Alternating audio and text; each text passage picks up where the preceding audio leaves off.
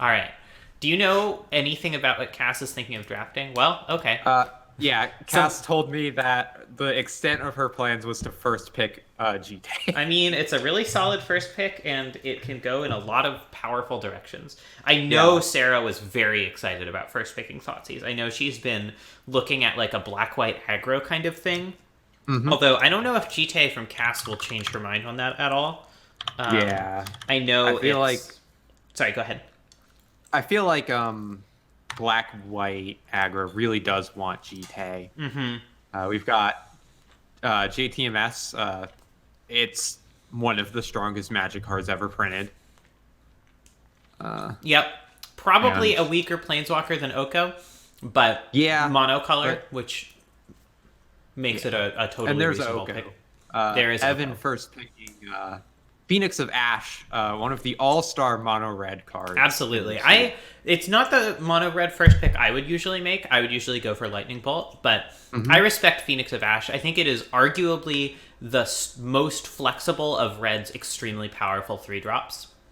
Hmm. It's Charles taking Once Upon a Time. another really powerful card Yeah. though. We have not historically seen Charles go super heavy into green, but I'm very Hmm. interested to see where this goes. Ketsi taking Smuggler's Copter. So we have 3 people who have pretty clearly signaled aggressive decks, although Evan could go more controlling. And Yeah. Sarah has told us she wants to go aggressive. So 3 aggressive, 3 green now, with Paul taking Birds of Paradise. Um, Mm. I'm wondering if this is just going to nudge Sarah into a much more sort of controlling black deck, given where everyone else is coming from. It's hard to say. Just like I don't remember what I was gonna say. There's another mana dork. Yeah, I'm usually not a huge fan of taking the Mana Dorks first pick because there Hmm. are so many and they're not totally but somewhat fungible. That said, I think being on the wheel and taking Bird's Noble Hierarch in particular, because those are the 2 that fix your mana the best, is Hmm. pretty justifiable. It really sets you up to be a good many color deck, potentially even a sort of Golos thing. Charles taking a fetch land second pick. That's not that's not the worst idea. We did see somebody draft mostly lands last month and then proceed to go what 3-1. I believe so. Maybe 4-0? Yeah, I think it was 3-1. But yeah. very Ketsu impressive regardless. taking Dark Confidant, which is like a good card, but it's one that I feel like has historically underperformed in Rotisserie. It certainly hasn't gone highly, and I think the decks that it's been in haven't performed well. I think there's Yeah. an argument to be made that people haven't really figured out how to draft black effectively, and that's certainly what Sarah and now Ketsi are clearly banking on, right? Both of them Yeah. are among the strongest drafters in this group, and if anyone can make black work, it's them. Yeah. Rob sniping Lightning Bolt and Evan moving into Black for Liliana black. the Last Hope, which I know is a card that Ketsi and Sarah both really want. Yeah. So this is going to be interesting. This is quite a fight now over black, which is the color that has historically been least drafted in Rotisserie. Yeah, definitely. It is weird to see, although to be fair, a lot of people have historically gone into black as a second color. Yeah, but usually like towards the middle or even end of the draft, not. Yeah, seeing these cards go so early is certainly interesting. It is quite surprising, I would say.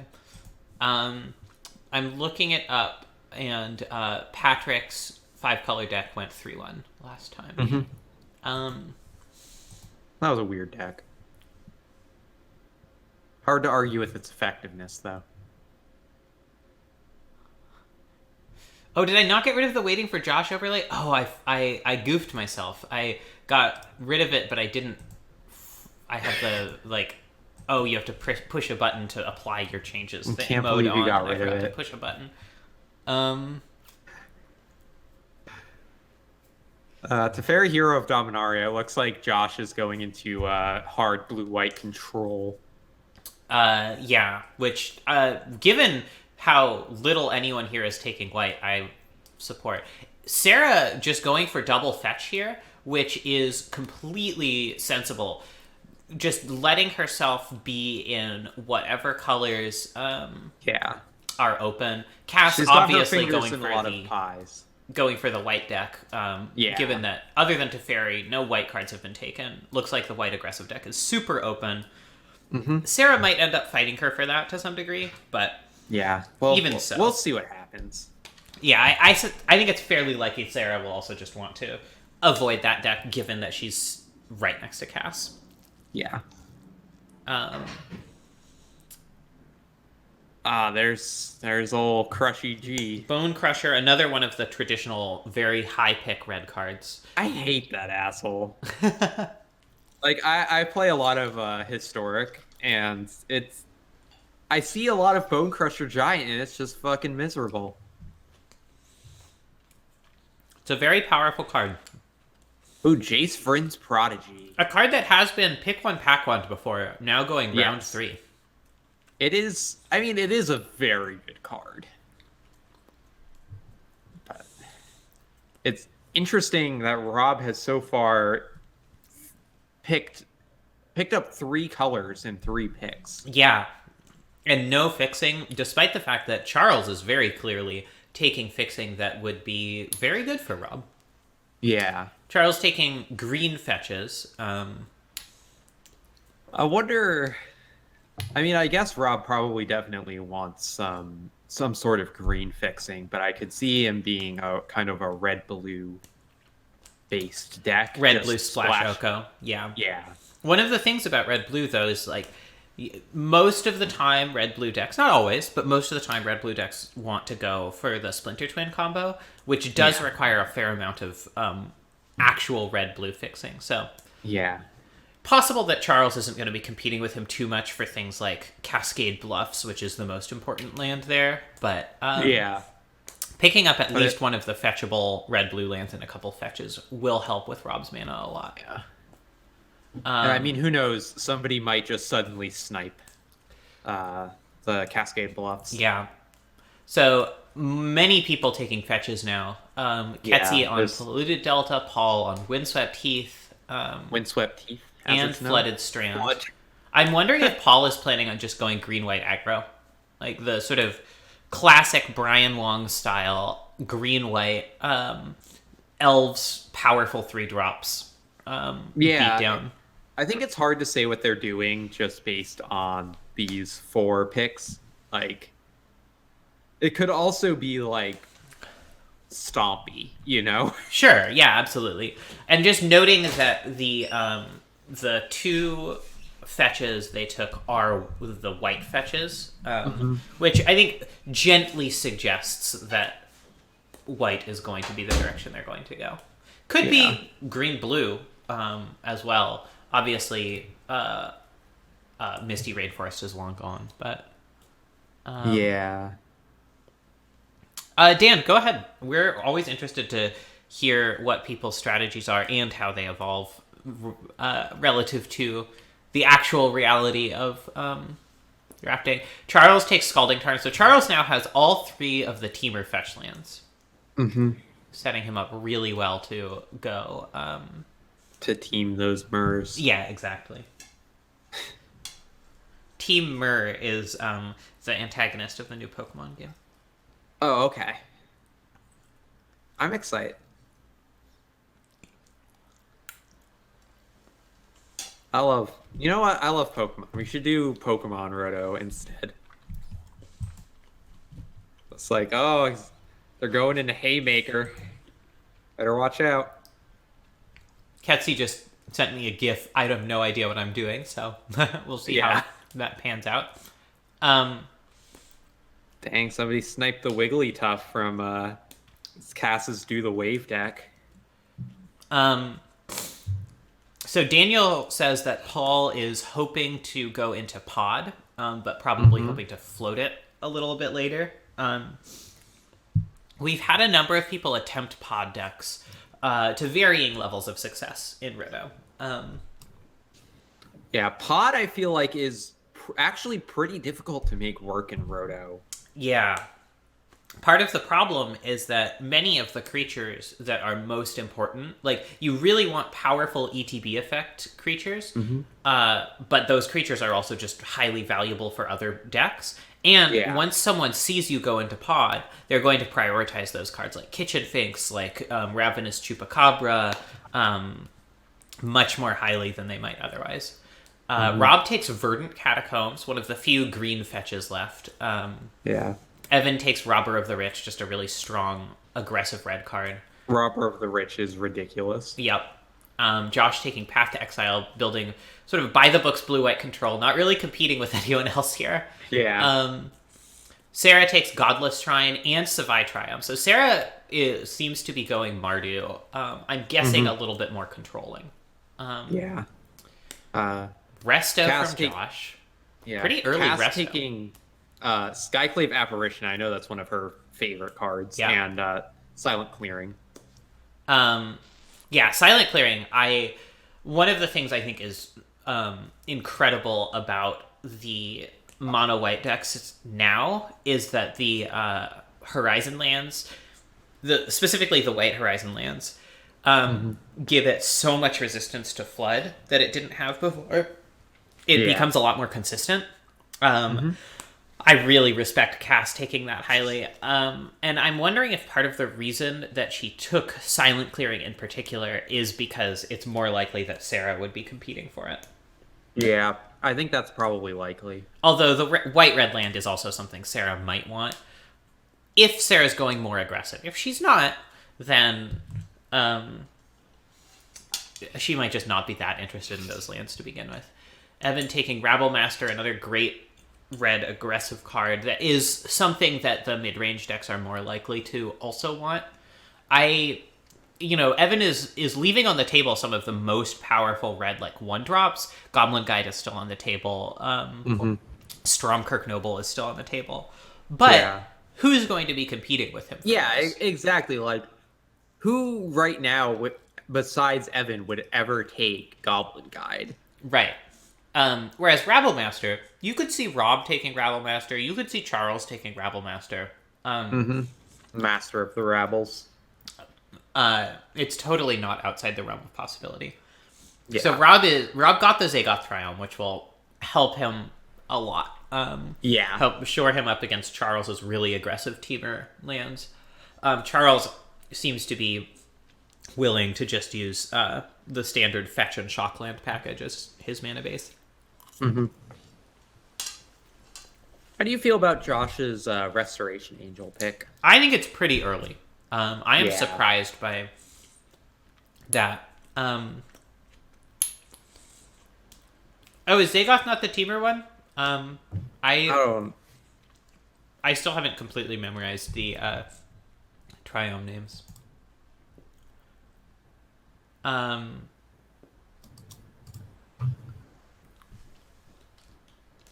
Prismatic Vista from Ketsi. Oh, it's Golos. Yeah, Golos seems like a totally reasonable place for Paul to go here after the start of Bird's Noble. With how aggressively everyone's taking lands, it might be a little bit difficult for him to pick stuff up. But that said, usually the way we see it is that most color pairs have at least a few of the less desirable lands left at the end that Paul can easily just scoop up. Yeah, it's possible, although Golos Pod is not an inconceivable way to go, Daniel. Golos is a nice thing to pod into and potentially to pod out of. It does have a good ETB effect, which is really what you're looking for. Ketsi on Rogrin Triome, which is the Jeskai, I believe. Is that right? Or is it the Abzan? I have no idea what any of the Triomes are, if we're being perfectly honest. All right, hold on. I'm looking them up. I should just do this before every roto, because I will fuck myself up. Rogrin is Jeskai. So, possible that Ketsi's just abandoning Dark Confidant here. Evan taking Blood Crypt before Sarah can. Rob taking a really late Hex Drinker. Hex Drinker is super powerful, and I'm surprised to see it going 6th pick. Yeah, Hex Drinker, I think, is one of the best probably in like the top 5 creatures in the queue. I would have to agree. It's just so hard to answer. Yeah. Evan taking Blood Crypt to make this black-red thing work out. Sarah taking Elspeth Conquers Death as her second spell of the draft. Taking it away from Josh, essentially. Mm-hmm. Yeah, Thalia, Guardian of Thraben. And there's that Sunbaked Canyon that I was talking about from Cass. Mm-hmm. I really, really like her taking those lands so highly. I think that's really smart. Yeah. Um, Can't play Magic without lands. It's the Inquisition of Kozilek. I think that kind of confirms that Sarah is going into a much more... that and Elspeth Conquers Death. Yeah, I'd say Elspeth... her going into control. Yeah.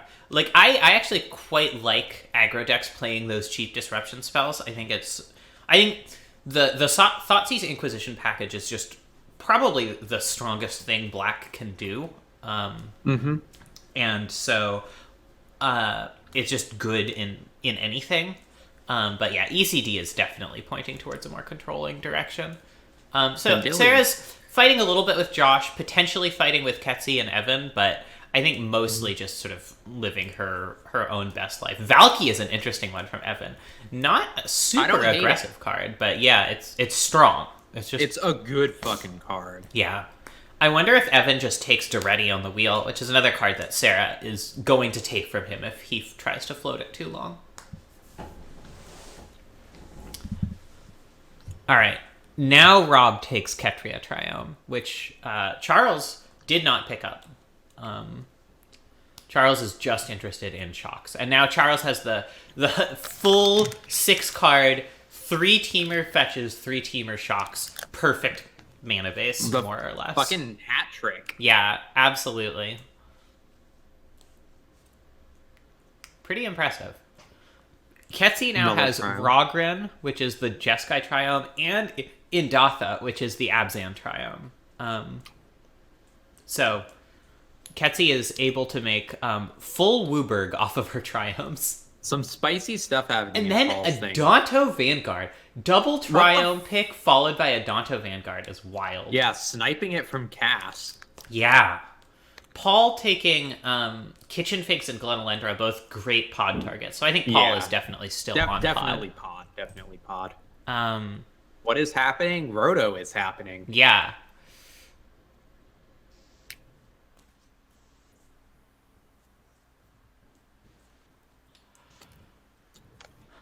Yeah, Daniel, this is, like, these are incredibly, people are respecting the land rush this time. A lot of the times there will be a couple people who will take lands and a couple people will just say, fuck it, I don't care. No one is saying, fuck it, I don't care here.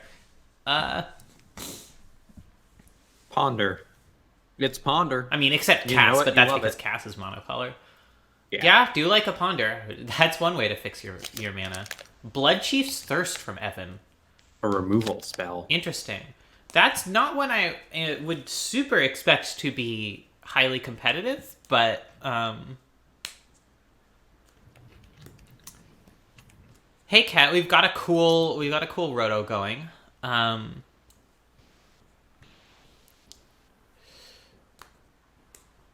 Josh going for I mean, I think it would be totally reasonable for either Paul or Cass to slam Lutri. Luris is what I was thinking of. Stupid fucking trio of cards. But yeah, Lutri going 8th is ridiculous, but I think a lot of people have been not super impressed with the raw power of Lutri. I'm still pretty high on it personally. I just think that the card advantage is so good. What has Lutri really done in Roto so far? Right? Yeah, I mean, there have been a few 4-0 decks with Lutri in them, but... Yeah, certainly. But, like, I feel like most people, when they take Lutri, they either forget about him, or they use him and end up copying, like, a not interesting spell. Yeah. You know? Like, nobody's really living the double extra turn dream or anything. I want to say I really like Sarah's pickups of Boros Signet Coalition Relic. I think Artifact Man is really powerful in controlling decks, especially tap out control decks. Mm-hmm. And it at this point, Sarah's mana is as close to perfect as you could really hope to get. Yeah. All of her, like both of her fetches, fetch all three colors. She's got really good artifact mana, and she is set up to just capitalize on all of the extremely powerful gold cards that are available, especially with now two very strong sort of high-end planeswalkers in black-white with what's her name? I want to say Kaya, but that's not it. Sorry? The new black-white planeswalker. Isn't it Kaya? Is it? Isn't that her name? Um, Yeah, Kaya the Inexorable, right? okay, sure, yeah. Evan taking again a really late Zealous Conscripts. That card's stock has been rising. I know Ketsy loves it. Charles took Birthing Pod. Charles just snipes Birthing Pod from Paul. The absolute soul read. Sees Paul taking Kitchen Finks Glenalendra and just knows. Just no. Wow, that is You can feel brutal. Paul's disappointment. Yeah, just Paul is just coming like off rewriting the his spreadsheet. strategy on this fly. Oh, rip. Yeah. Just fucking rip. Yeah, Ferns, no one is explicitly twin. I wouldn't be surprised if Rob was going that direction. Although, last time we had someone go like, oh no, Charles is twin. Charles is going twin pod. Kiki Teamer twin pod, I guess. Last time we had basically no one on twin. Even, despite there being a really good... Well, no, I guess that's not true. Patrick went on 5-color twin, which ended up being great. But someone, it might have even been Rob, went basically blue-red perfect twin shell and just decided not to draft it, which I thought was a little crazy, but... Yeah, so Ketsy is just like infinite colors aggro, I guess. I'm guessing that she's actually just trying to be black-white aggro, and she took the triomes as like fetchable black-white lands now that Godless Shrine is gone, which makes Sarah's Godless Shrine pick look absolutely brilliant. Yeah. Sarah grabbing Gideon Jura before Cass can. Evan taking a really early Murderous Red Cap. I don't hate it. It's a good card. I think it's a medium card, personally, but... Gideon Jura as Sarah's first Planeswalker is a little surprising. I would have expected her to go for, again, Duretti, given that she's fighting with Evan for Black-Red. But Yeah. maybe her thought is she could take Duretti after Cass's Wheel, whereas Gideon might be taken by Cass. I'm a little surprised she didn't go for Elspeth Knight Errant in that case, though. Yeah. Cass taking Council's Judgment is really smart. Oh, Kolagon's Command, another powerful black-red gold card. Cass taking Council's Judgment is really smart. That's one of the most valuable cards from her deck that is likely to be taken by Sarah or Josh. Yeah. Which this, Ferns?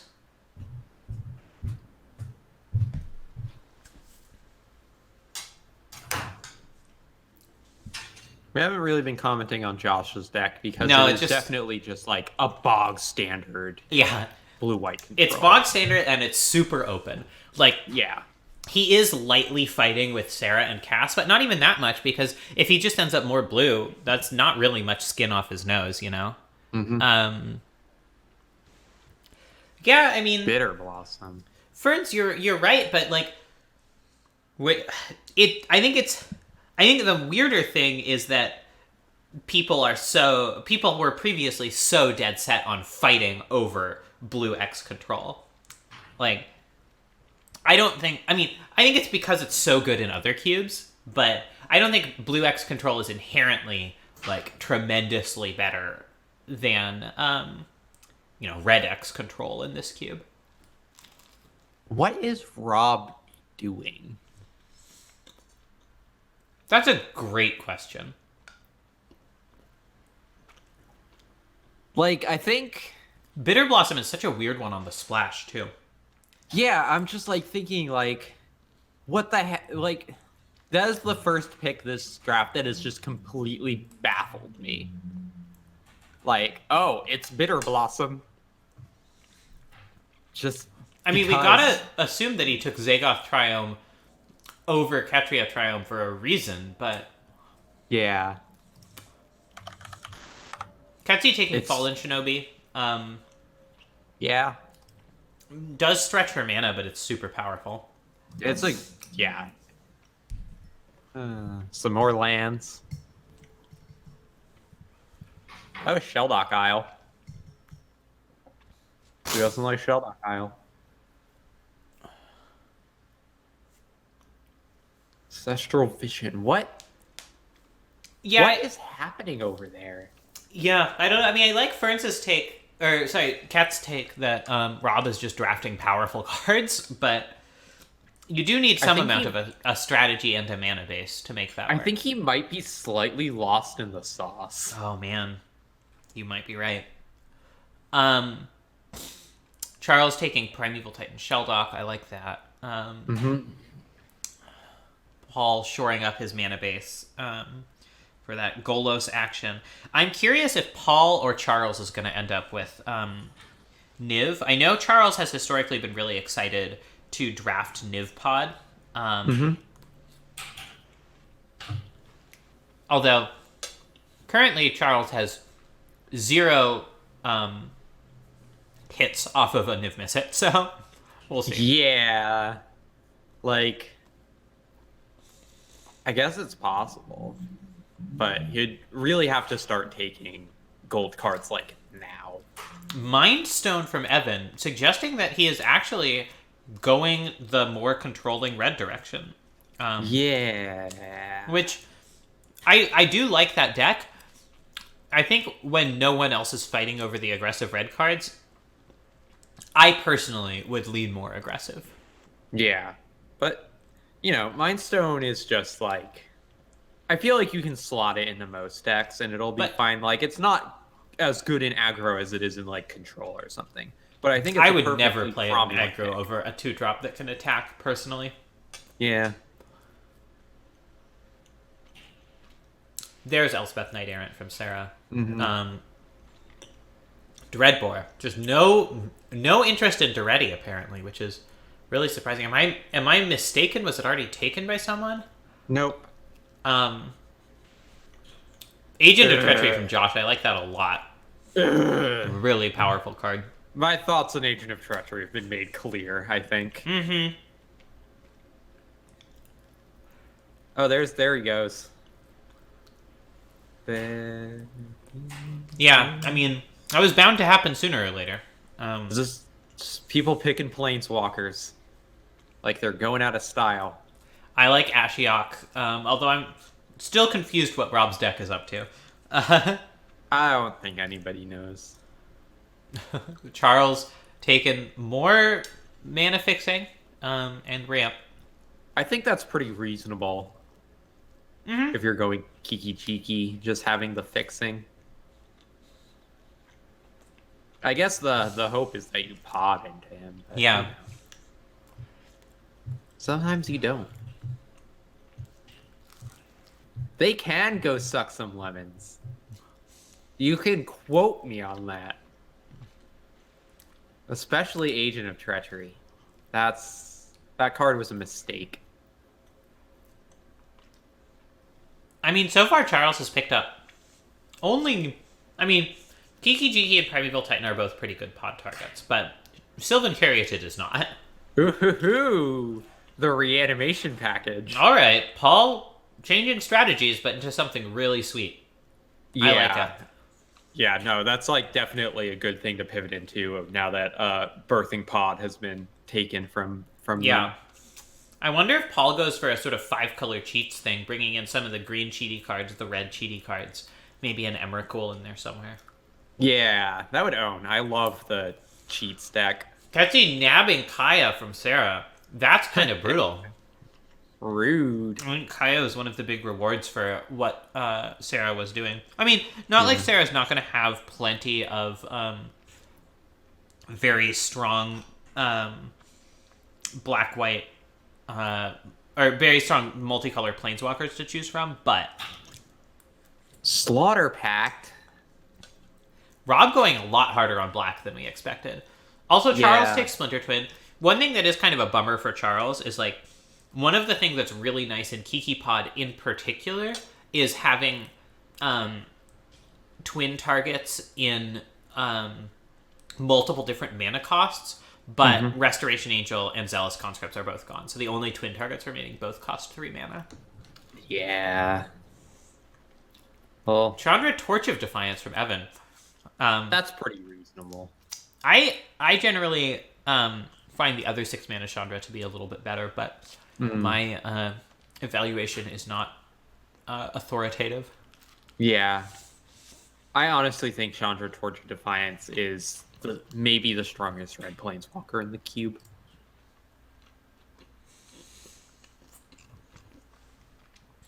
So I'm just wait, which one's Torch of Defiance? Torch of Defiance is, I think, a 4-drop. Oh yeah. It's like 2 red, and it has 4 things. All right, I mean that does make more sense for Evan's deck, so I can understand it. I was thinking of Flame Caller versus the other 6 mana one. Chandra Torch of Defiance is lower on the curve and just in general very good aggro card. Crystal Shard for Josh, which is very sick with Lutri, Click, Snapcaster Mage, and absolutely unbeatable if it comes down with Agent of Treachery and 8 mana. So I really like what Josh's deck is up to. Basically, uncontested. Obviously at some point he wants to pick up a few more of the cheap counter spells, although he has Remand and Mana Leak, so he's doing fine there. I like Starnheim Unleashed from Sarah. It's just a powerful one. Doomscar. Luminar Which makes Conspirant. sense. That's going to be great against Ketsi, Cass, probably Charles and Paul as well. Phyrexian Revoker.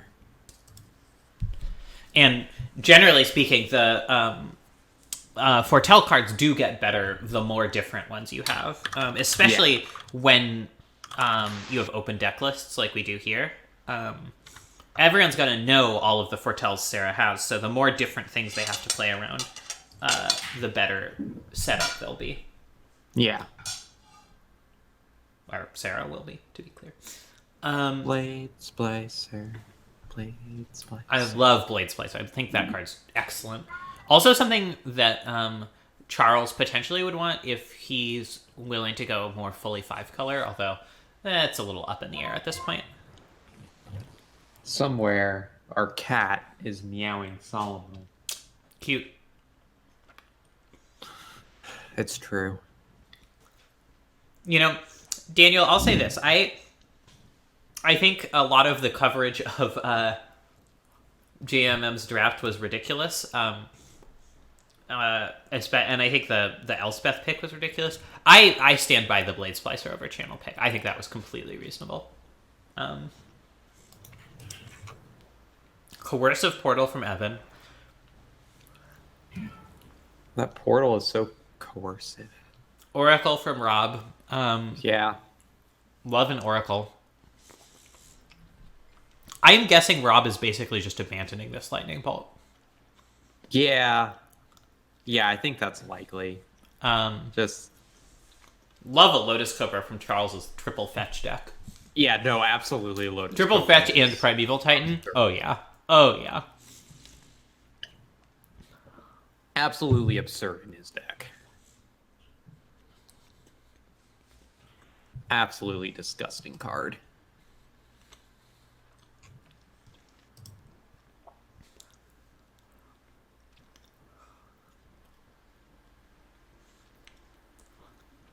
Ketsi has a lot of lands that can produce a lot of different colors. I guess she's just sort of going Esper aggro.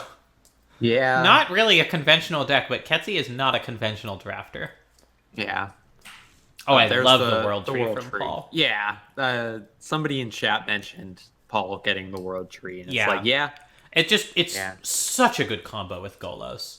yeah. I feel like the world tree is really what Golos needed to stand out in this cube. Mm-hmm. Oh, and there's the Fauna Shaman going to cheat some stuff out with Golos and Yeah, Fauna Shaman. Shaman. I'm kind of medium on a lot of the time, but once you've got like Unburial Rites Grizzlebrand in your deck, it gets a lot better.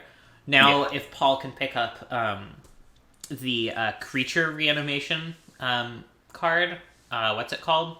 Makeshift mannequin. No, the one that is itself a creature. Oh, what's it called? Yeah, Null Priest of Null Oblivion Priest or of something. Oblivion. Then like Fauna Shaman is itself just a one card like Grizzlebrand combo basically. Mm-hmm.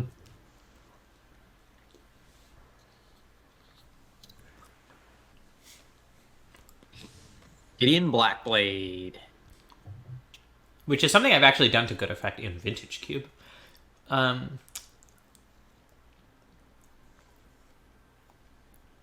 feel like Yeah. Cass has not been rating Planeswalkers as highly as she maybe should be. Yeah. I think Gideon Blackblade would have been very good in her deck. Yeah. I mean, she's been taking very strong cards, so I would probably have taken Blackblade over Ally of Zendikar personally, and maybe over Phyrexian Revoker, but I don't think she's given up that much quality equity in losing it.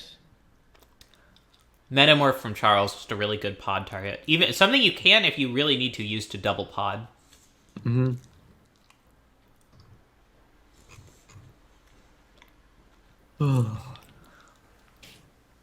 Pack Rat. I love that card. I always feel like people overrate Pack Rat a bit, but Do you take that pack, Rat?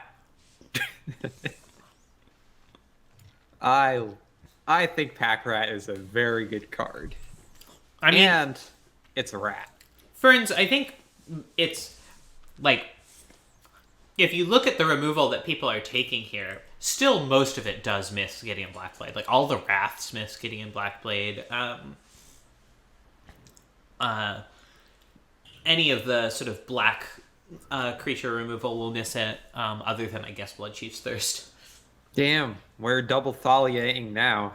Both of them are great. They're Chrome both Mox, I have been really unhappy with Chrome Mox and aggro decks. I don't like that pick very much personally, but No. Poison the Cup from Sarah. I think all of the Fortell cards that are in Sarah's color are just going up and up in value. Yeah. Because of their self-reinforcing effect. And Wormcoil Engine, just a great magic card. Also something that could go well with Reanimation. Sarah already has Elspeth Conquers Death, and could easily sort of go for a few other Reanimation spells to just have it be a part of what their deck is doing without being the whole strategy. Yeah. Evan picking up Karn Sign of Urza, which it's just like a free make all your land drops card, so Josh taking Fabled Passage as his second fixing land. Who needs lands when you got cards like these?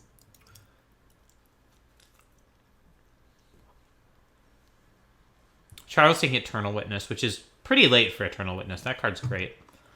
And so good with Birthing Pod. Charles is really just getting everything he could dream of here. Like, not having Kitchen Finks or Resto or Conscripts is annoying, but Hagra Mauling from Ketsi, a recent addition to the cube. That's the land that can also be a removal spell. Yeah. Blood for And bones. then the Eldest Reborn, also a recent addition to the cube. Yeah. We'll see how it performs. Pretty good if you can get a Grizzlebrand into your graveyard. Yeah, and same with Blood for Bones. Yeah, Paul clearly taking what he sees as the next two best reanimation spells here. Mm-hmm.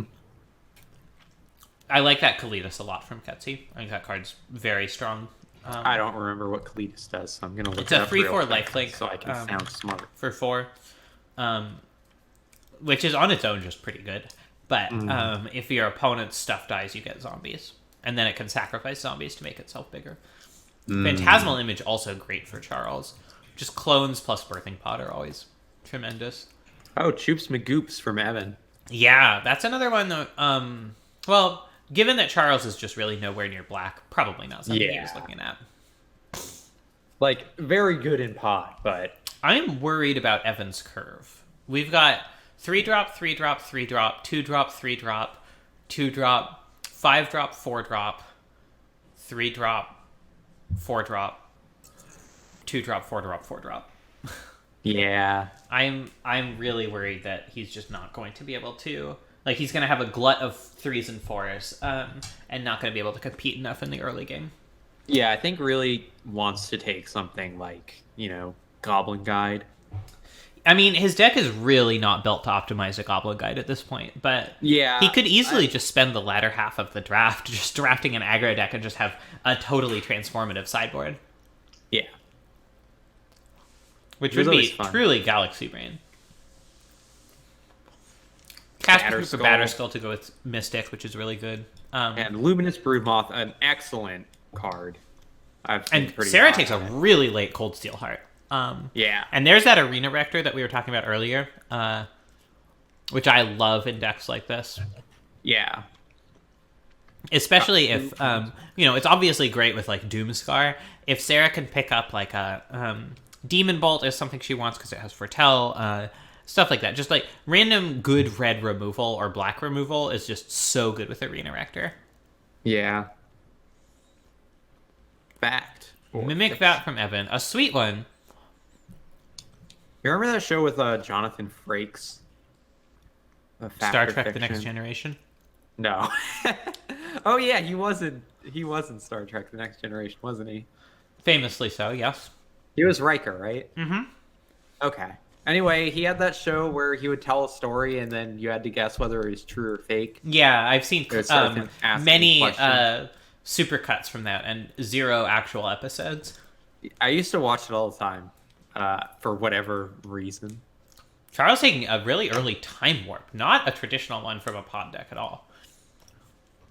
Yeah. I love Fetid Heath for Ketsy. It's just one of the best cards in these heavy black-white decks because the mana costs tend to be pretty hefty. It's something Sarah might want, but Sarah's mana is already so good that I think their focus on power spells at this point is really smart, especially after getting Cold Steel Heart. I think Fetid Heath is one of the most unpleasant card names to say. I kind of like it. Yeah, you like your Heaths fetid? Mm-hmm. I like my Heaths fetid and my hair's petted. All right, I'll keep that in mind. Mana Tithe! Love a Mana Tithe. Yeah.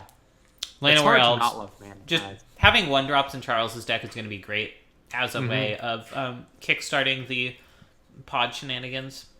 Especially with, like, Phantasmal Image just makes every 1-drop a lot better. Rob has taken both packs that are in the queue. What is going on over there? I don't know. I mean, I feel like Sultai stuff, I guess. Sultai object. But only taking one of the blue-black gold cards, despite the fact that blue-black has probably the strongest gold section in the cube. Yeah, like... And he's competing with Ketsy for them. And arguably Paul as well. Paul.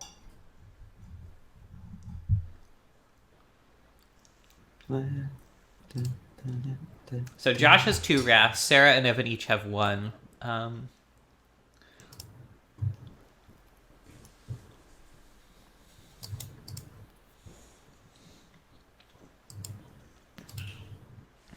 There's Elspeth's Son's Champion and Maul of the Skyclaves. Okay. Early Maul. Wait, this is break time. It's break time, y'all. Take 5-minute 5. break. Yeah. Yeah. All right. Yeah. Take a break. Theoretically, that Charming Prince pick was premature. I'm actually going to use this to grab myself another glass of water, but I will be back shortly. Please vamp in the meantime to entertain the stream. Do do do do do do do do do do do do do do do do. There's a girl from Ipanema. For my next trick, I'll need someone to pick a card from the cards in my hand. I don't have that. Do you want a 5 of spades?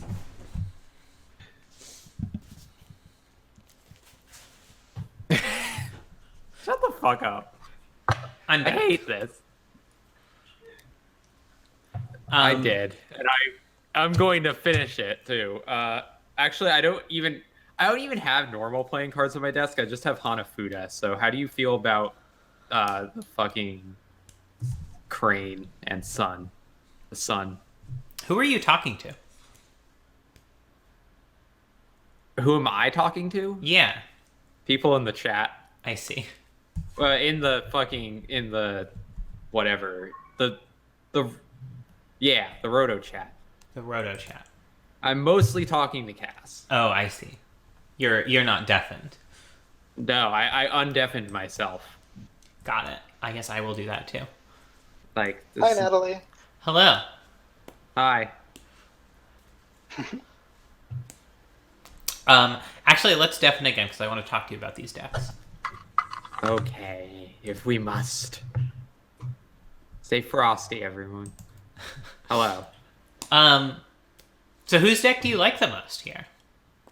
Oh, that's a hard question. I mean, I do like Paul's deck because that is definitely like one of my favorite archetypes in Cube. It's cool and it's sweet, that is for sure. Charles's deck, I think, is a solid birthing pot deck, and Yeah. I'm excited to see if it delivers. Yeah.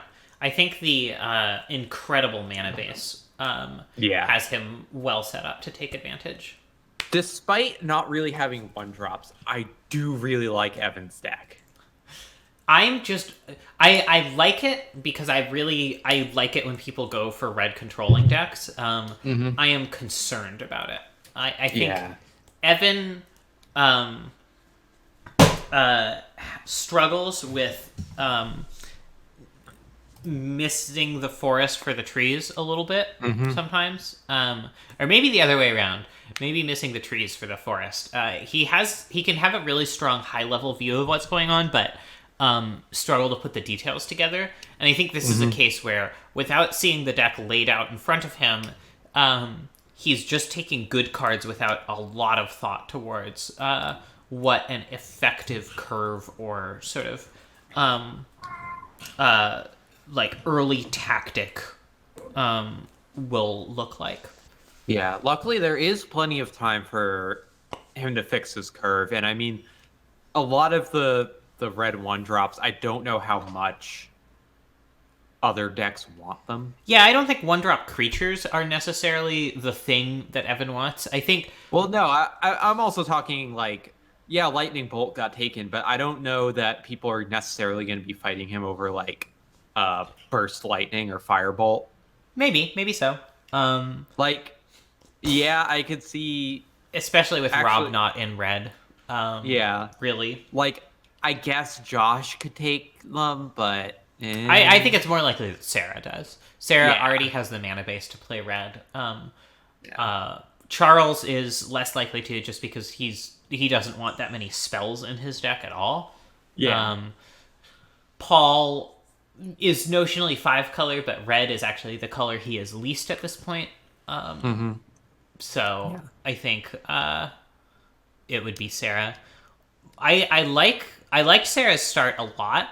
I think letting Kaya and Duretti go has pretty substantially decreased the sort of power ceiling of her deck. Yeah. Which is worrisome for me. That said, she still has a lot of really strong planeswalkers available. Not as many cheap planeswalkers, which is unfortunate. But certainly some pretty good options.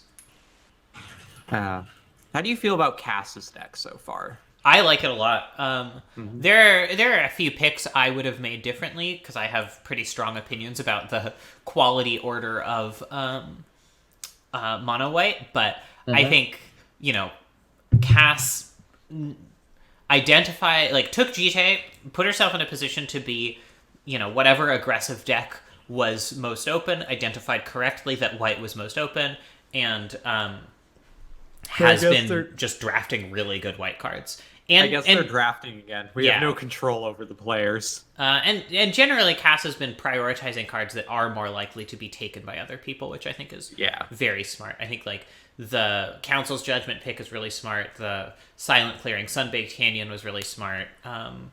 Going for Dismember pretty early was really smart. Yeah. All right. Sarah taking Chandra Awakened Inferno is what I think the best red planeswalker is. We'll have to agree to disagree. Yes, we will. Josh taking more fixing makes sense. Evan Doom Whisper, another powerful high drop. Reflecting Pool from Rob.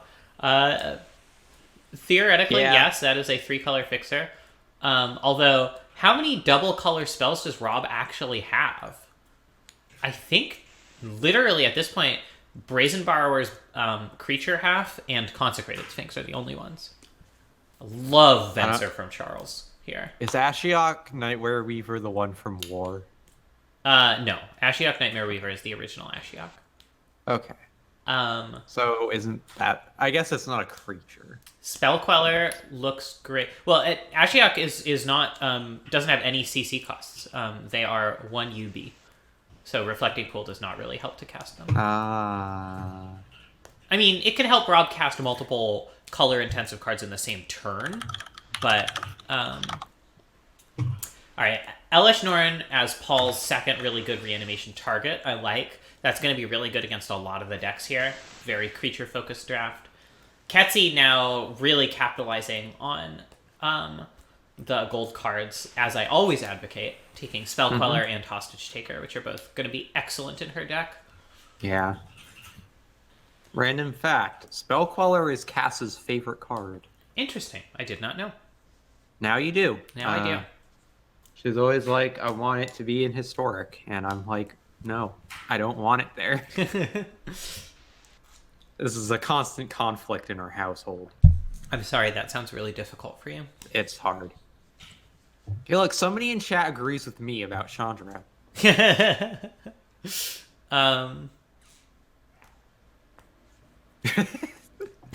I don't hate Spell Queller as much as I hate Agent of Treachery. Rob taking Curabest to Sea God. Now, there's a card that has been in the cube since Theros released, but only in the last month or so has been really being recognized as a highly powerful Magic card.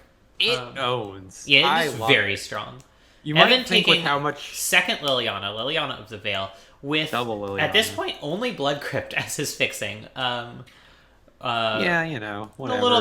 A little bit nerve-wracking, but... Everflowing Chalice from Josh. I believe that is the last 2-mana Mana Rock.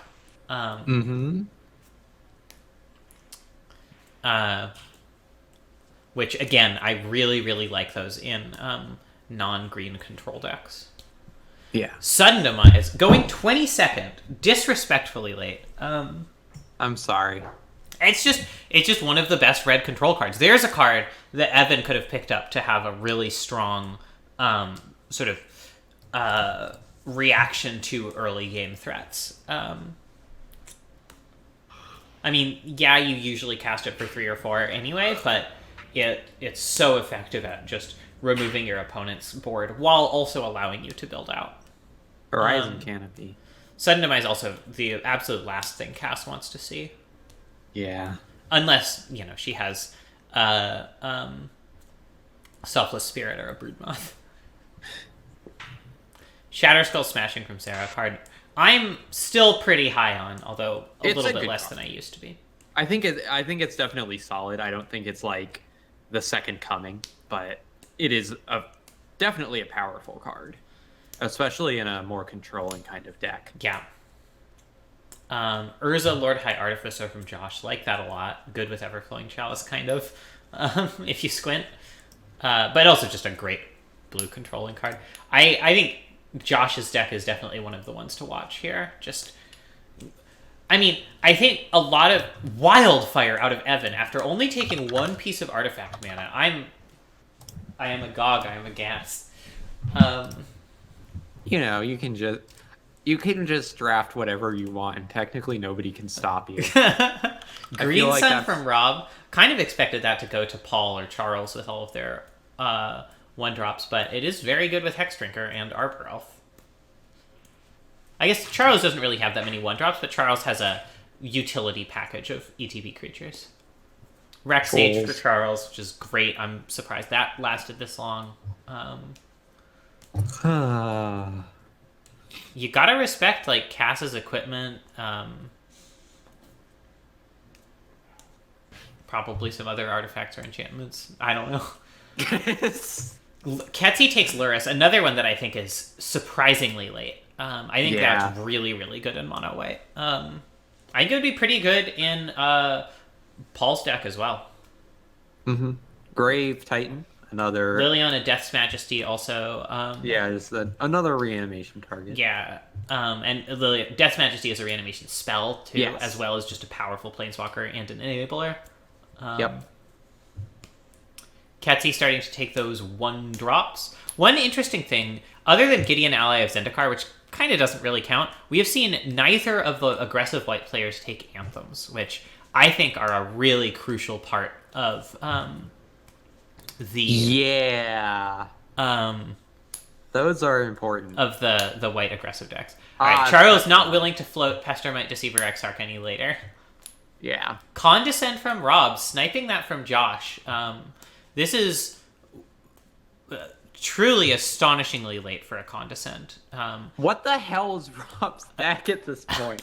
I think it's just like Sultai mid-range. Rob's deck is the sort of deck that I'd be pretty happy with if I ended up in a table draft, but I'm worried that it's not focused enough for a run-up. But we'll see. I mean, it has a lot of extremely powerful cards, right? Like Oko, Jace, Hexdrinker, all three of those are... even Bitter Blossom, I think, has been first picked at some point. Green Sun Zenith, I think, argue has... whether that's correct. Yeah, but, like, the power level is high. Agadeem's Awakening from Evan, with a deck that is not that creature-focused. I mean, it's a good card, and it's kind of free in a sense, but it's a surprising one in my book. Josh taking Force of Negation. Baby Gideon and Adorned Pouncer. Yep, like those. Yeah. Did you know that Adorned Pouncer wasn't in Amonkhet Remastered, but then they added it in Historic Anthology 4? I did not know that. That's really funny. It's really weird. Historic Anthology 4 was like a bunch of cards that just weren't in Amonkhet Remastered. Sarah just messaged me, what the fuck is Evan doing? Just completely fucking up my whole draft. Do I just pivot and go mono red? I assume that was in response to the Liliana of the Veil pick. Yeah. God, these commands are so cryptic. Yeah. So what I was saying about Josh's deck is that Evan taking Null Priest away from Paul, wow. Evan is on another plane of consciousness right now. One thing about Josh's deck is, like, a lot of people are doing really cool kind of experimental things.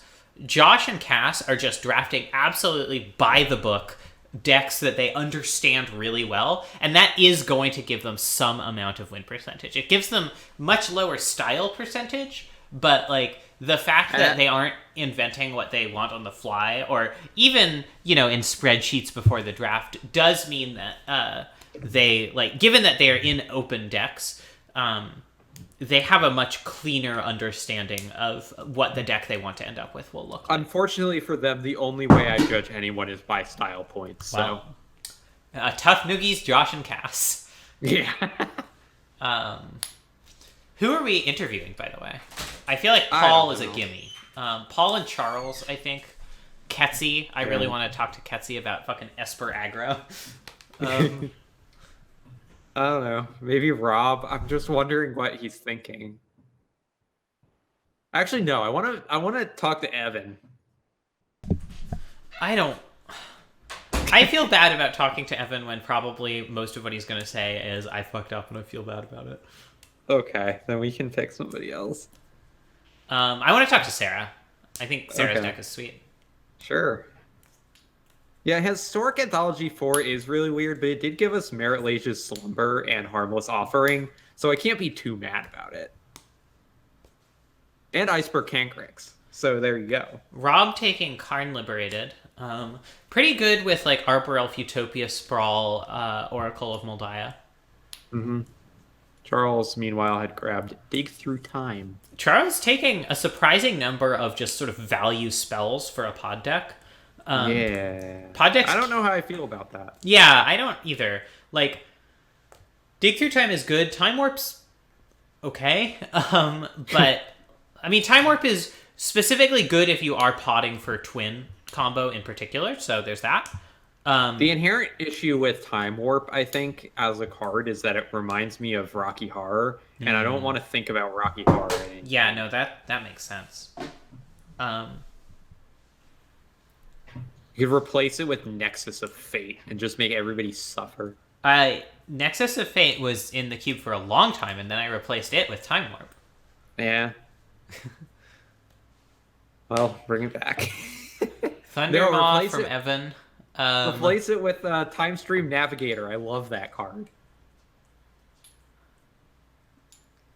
Yeah, Josh seems to have correctly identified that the blue-white lands were just not going to be highly competitive, and is just scooping them up in the latter half. Sarah is the one who did the fucking cell drag here. Fucking Sarah. She should know better. They should know Yeah. better.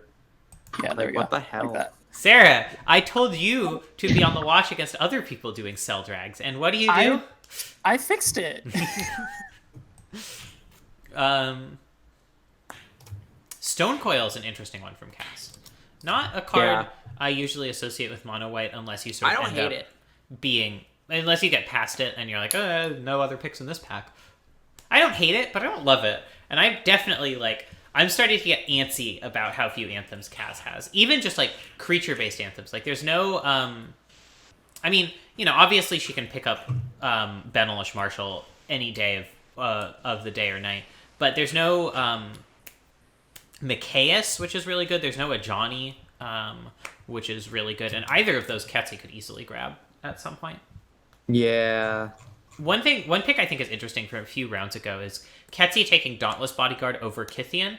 That is definitely an inverse of my expected order for 1-drop 2 words. Yeah, I honestly don't even think Dauntless... I feel like Dauntless Bodyguard is one of, the weaker low-end white creatures. I kind of agree.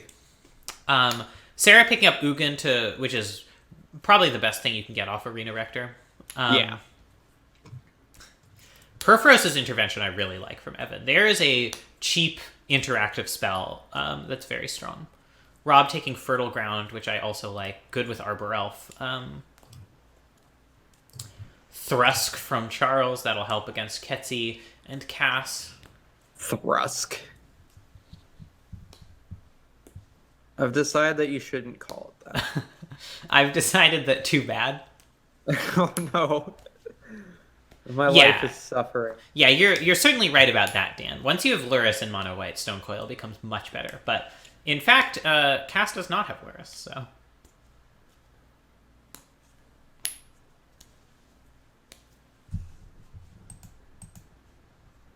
I don't know. I feel like Stone Coil is good because it gives you stuff to do with your mana in the late game.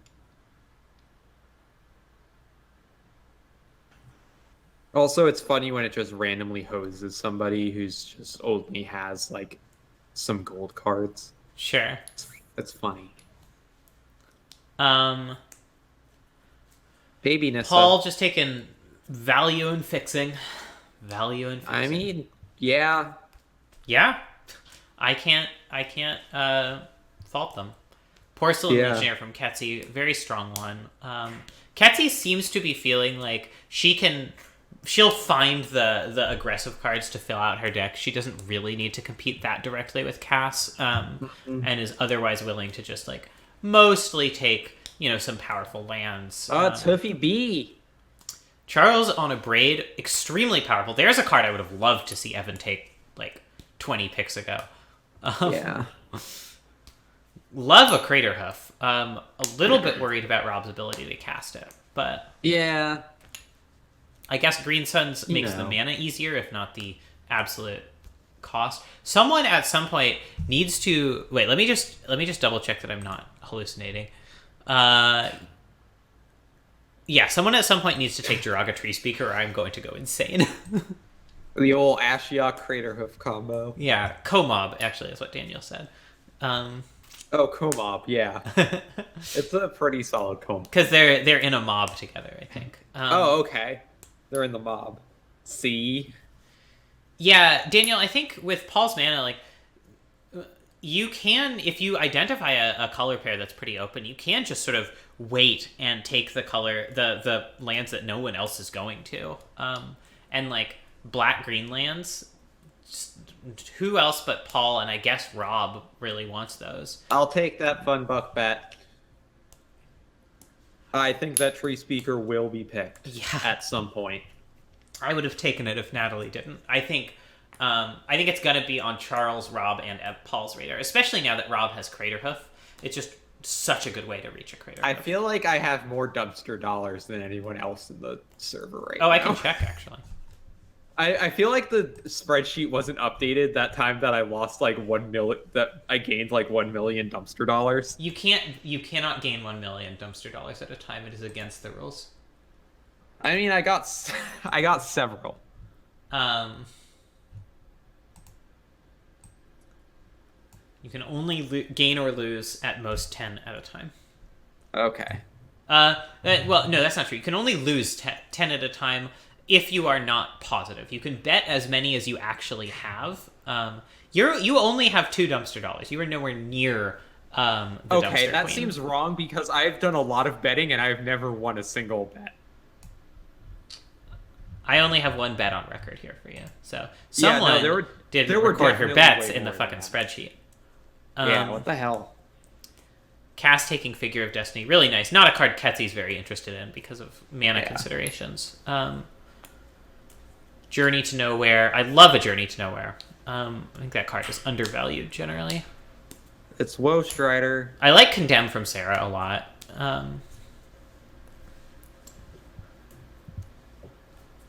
Josh taking Baral, despite shit-talking Baral in my, 7 counterspell deck at Table Draft this week. Whoa, Strider? I don't understand what role that serves in Evan's deck. I don't know. Makes a goat. Everybody does make a goat. Rob going for Avenger over Tree Speaker, which is a little bit buck wild, in my opinion. I like Thrun from Charles is basically a sideboard option against Josh and Sarah. And Evan, I suppose. Fiend Artisan seems great in Paul's deck. Sort of a way to make up the lost equity from these ETB creatures and sort of persist creatures that they lost with Pod getting taken. Chromatic Lantern, I actually don't know about. I feel like Paul's fixing is going to be good enough without the Lantern. Yeah. Evan is always just vibing Ferns. Paul's deck at this point is solid enough that, I think taking Chromatic Lantern, even if it doesn't do that much for their deck, is still, a defensible choice. It takes up a spell slot, not a land slot. So yeah, I feel like you usually end up cutting it in decks that are that have good enough fixing otherwise. Yeah. I really like Thief of Sanity from Ketsy here, by the way. That's something that I honestly think Rob probably should have taken a while ago. Yeah, Thief of Sanity is just a really good card. Fire Prophecy I love from Evan. That I think is a really, really smart pick. A win con from Josh. Yeah. I mean, Josh has other people's win cons with Agent of Treachery. Agent of Treachery, yeah, so. Yeah. Mutavault.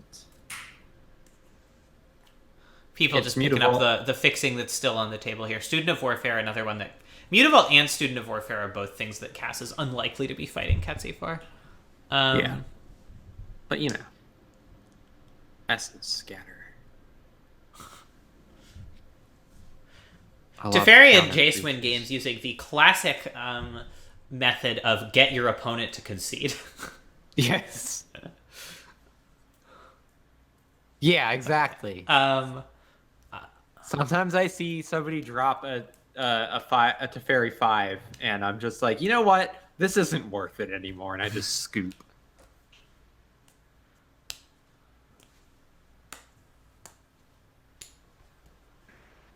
Kessig Wolf run.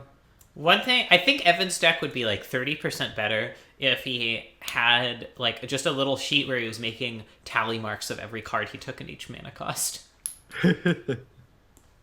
Cassic Wolf Run is so sick with Primeval Titan. I really like that in Charles's deck. And it's just creatures. Really it's good with creatures. Yeah.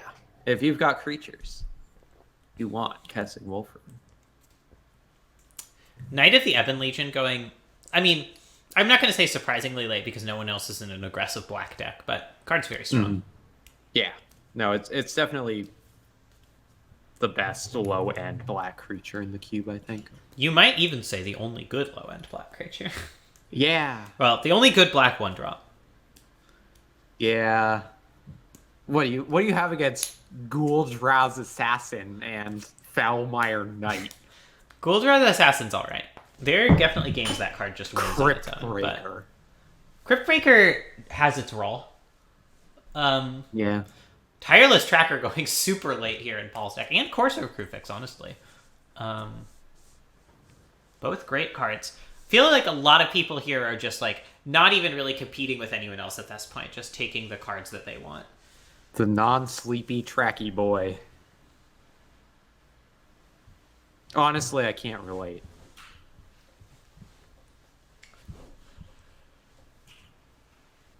Maybe I should add a tab that's just like deck stats for each person where you can see your curve and your I don't know, color balance. Boreal Druid. I could do it. It is totally feasible. I'll have to add snow mana. Boreal Druid over Jiraga Tree Speaker is... You're so... What was the card last time that you were freaking out about? I don't even remember. There's a new card every time. Maybe it was Agent. It might have... Yeah, it was Agent. It was Agent of Treachery. Yeah.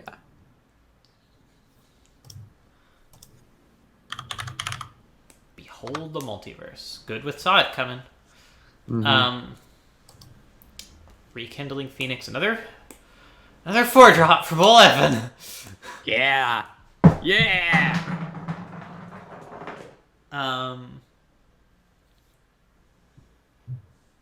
Swift Response. Etern Archive. I play that in my historic deck. Good way to cast Ugin. I guess it's on theme to cast it with Ugin. Yeah. Yeah, I'm wondering if like Charles, Evan, and Paul are all just like... Sorry, Charles, Rob, and Paul are all just like sitting there assuming someone else took Jiraga Tree Speaker. Yeah, Historic Monument is is my main deck. Although recently I've been playing some Snow Control, Mono Blue. It's bad. Don't play it, but I have been playing it. But my primary deck, if I actually want to increase in rankings, is a colorless ramp deck.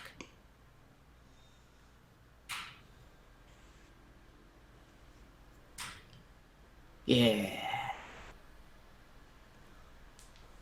Yeah, we don't need no colors. I feel like Cass is scraping the bottom of the barrel at this point a little bit.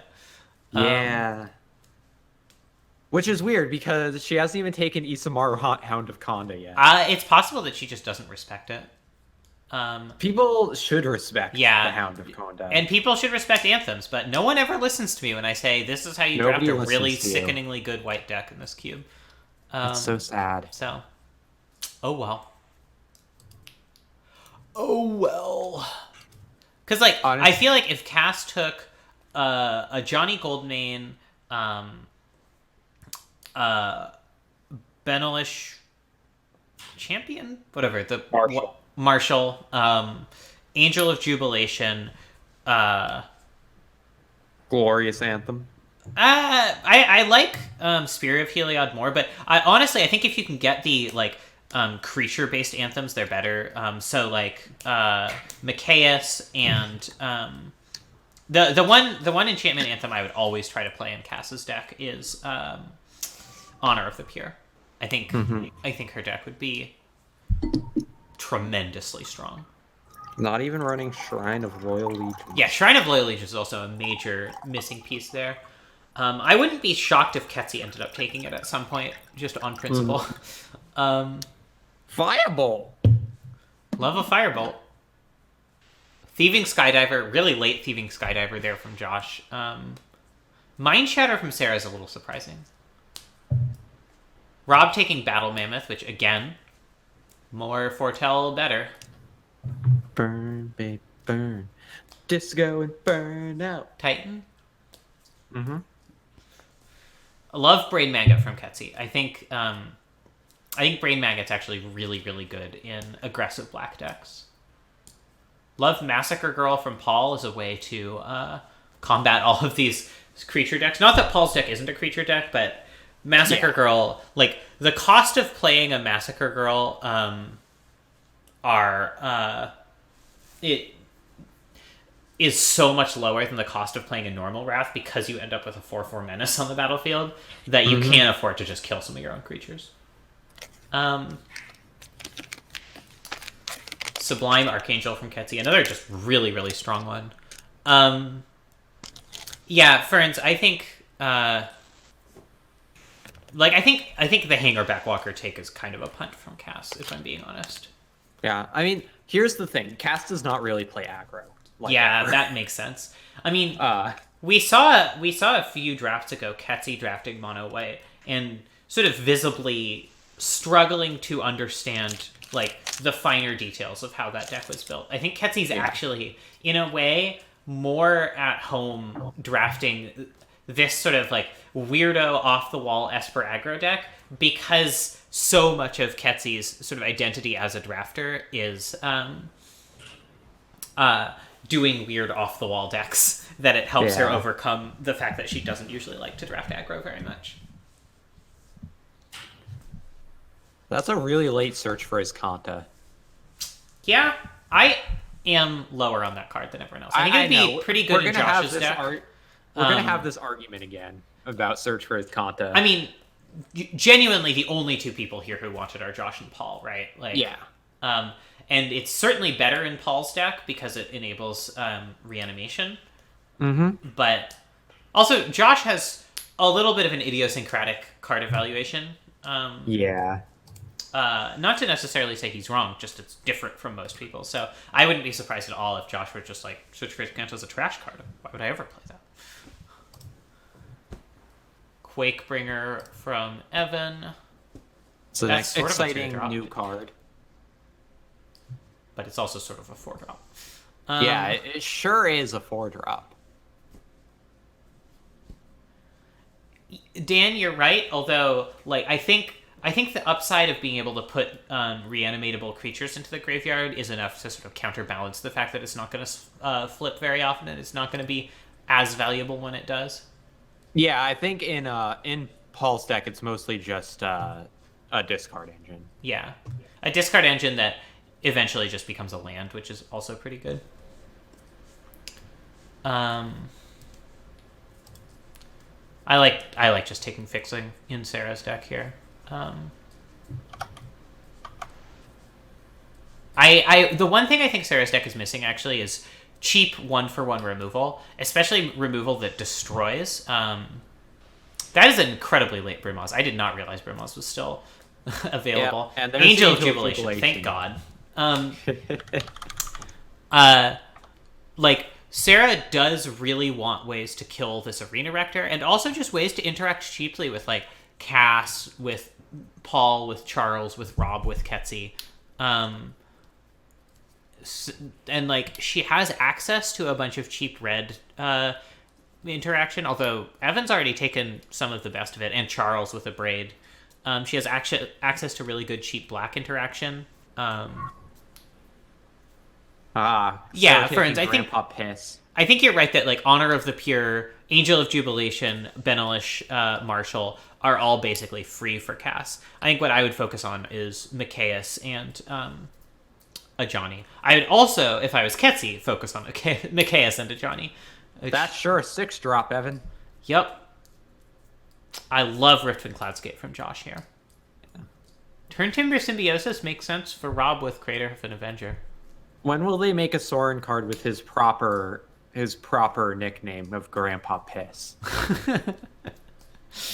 Wait till the next unset. Oh, thank God. I'll ask tomorrow about it, I mean, they made an unset whose entire theme was just, haha, isn't it funny if we say ass? So let's have one where it's the same thing but piss. Yeah.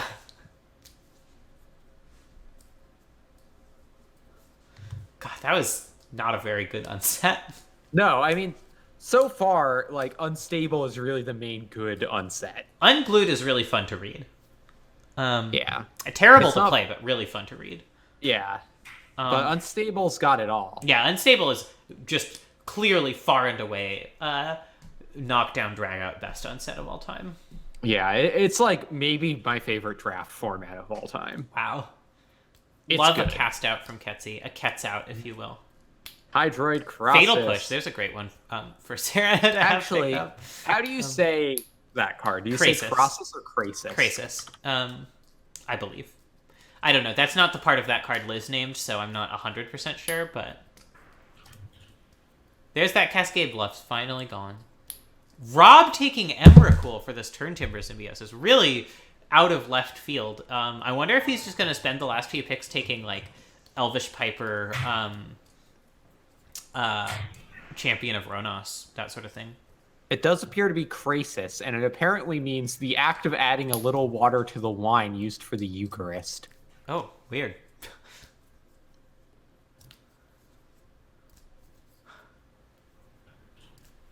Dan, none of those are really cards you want to use to kill like an aggressive, like a 1-drop on turn 2, though.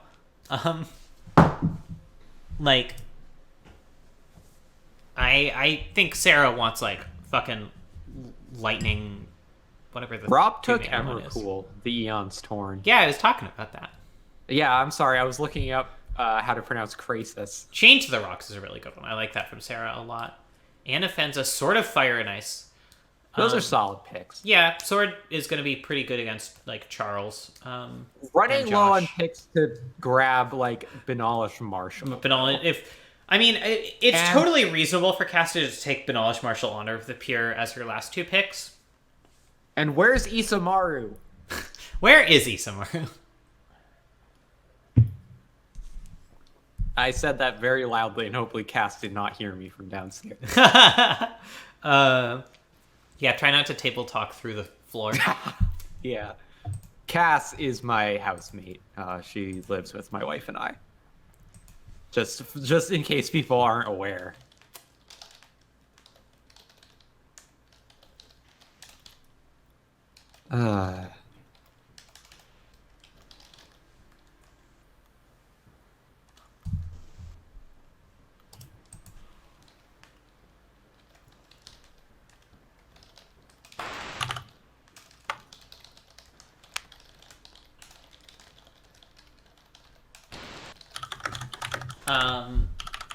All right, Mind Control from Josh. I really like that. I think that's an underrated card.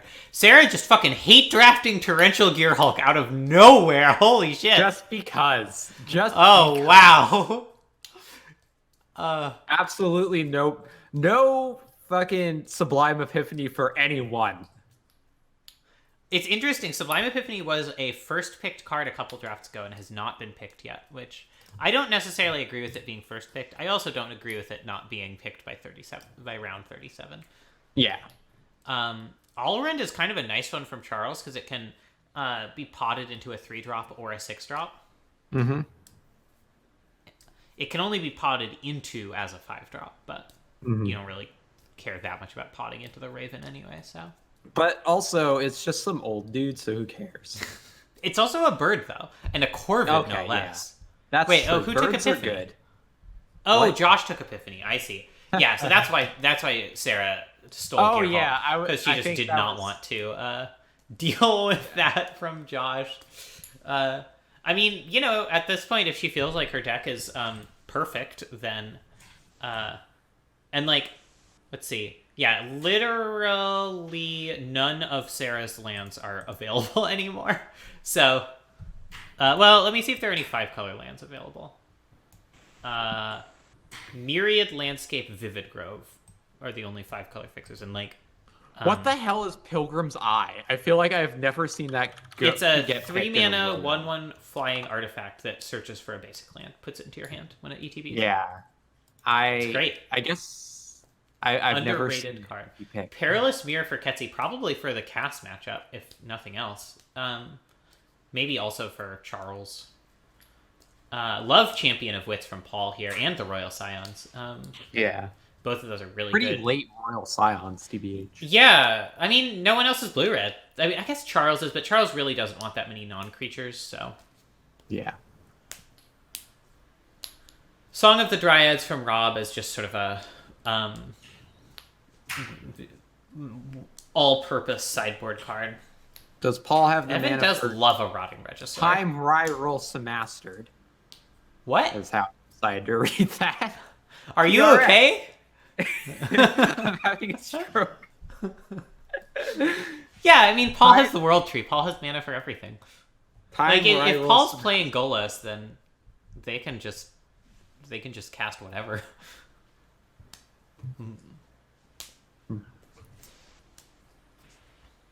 Shrine of Royal Legion. There it is. There's There it Benalish is. Marshall. And there I would, we go. at this point, I would bet $Funbucks that the last card cast takes is Honor of the Pure. Yeah. I will bet you $3 that it'll be Isamaru, Hound of Khan. Oh, I will take that bet.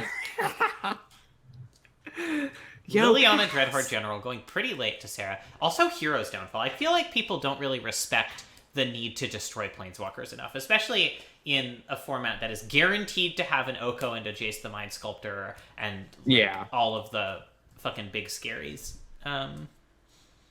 So Yeah, no, I think Planeswalker removal is extremely important in yeah, Cube. I think I don't think either Oblivion Ring or other Oblivion Ring have been taken, and I think that's probably a mistake. Oblivion Ring and Oblivion Ring 2, the sequel. Yes, exactly. You understand. I don't know what you're talking about. Banishing Light. Yeah, they're okay, yeah. Really late Vivian, too. Sarah is probably spitting mad about that. Well, maybe they should have taken it. I mean, I think the real thing Sarah is spitting mad about is Evan not going red aggro, but...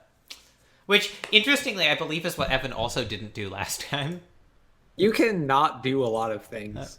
Every well, time I you mean- draft, there are a lot of things you aren't doing, and I feel like that's important to note. That I don't know is what I'm true. talking about. Oh, there's a I guess squirrel. Evan wasn't drafting. No, Evan was drafting. Yeah, I guess it wasn't last time. But there was a recent time when Evan started off taking a bunch of powerful red cards and then just didn't. go Castle red. Lock Twain. Vivid Grove is perfect in Paul's deck. Winding Winding Way is also like Paul's deck is what that card is built for. So, or what that card is in the cube for. I am putting up the team randomizer now. No Ulamog from Paul. Disappointing.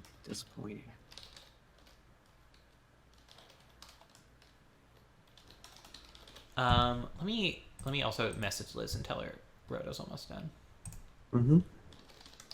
I briefly thought you were talking about my Liz and not No. yours. The Liz who's married to Natalie. Yeah, That's who I yeah, mean. exactly. Yeah. Sorry. Are you okay? Yep, everything's fine. Okay. Probably not the first Ferns, I'm disappointed to say. All right, the teams are going to be Rob, Paul, Sarah, Charles versus Cass, Ketsi, Evan, Josh. Why would you ever play Goblin Guide? It gives your opponent card advantage. Good point. Why? And certainly, why would you ever play Stromkirk Noble? It gives you +1/+1 advantage. Exactly. I'm glad you understand. All right. Are there any like really spicy last picks here? Not really. Ketsi taking Furia's Retribution, which I know is a card she's had her eye on as just being fun and good, but I would. Sarah's gonna take spicy. Approach. That would be really funny. I will admit. Just as a callback to Ketsi taking Approach last pick so many rotos ago. Damn. 40th pick Narset. I mean, I don't think Narset's actually great here. Very few people are trying to do like anything card draw related. People fucking hate drawing cards. Oblivion Ring. All right, let's see who wins. I like Oblivion Ring from Sarah. I think that's pretty smart. Yes! Wow! Yes! This is because you shouted it too loud. All right, I owe you. Loud. How many? You said 2 fun bucks, 3 fun bucks? I said 5. 5 fun bucks. I said All right, 5. I owe you 5 fun bucks. You're positive now. Hell yes. Back in the black. Thank you, Dan, for your data mining information. All right. Slabs, what's your problem? I'm sorry for shouting. Yeah. All ramp. right. I was excited. Friends and Romans and country folks. Oh yeah, nobody took Draga Tree Speaker, so I also lost 2 5 bucks. The teams are Rob, Paul, Sarah, Charles versus Cass, Ketsi, Evan, Josh. We would like... I mentioned the people who are going to get interviews in the Cube channel. The first one of you to send me a screenshot of your deck can come hang out and interview with us. Okay, I'm sending it to you right this second. Cool. Natalie and I are going to hang out and should have called table. Okay. What's up? Welcome. Congratulations on finishing another roto, or the draft portion.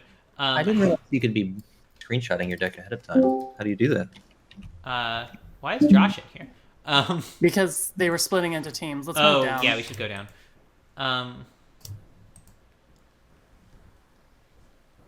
Hello. Hello.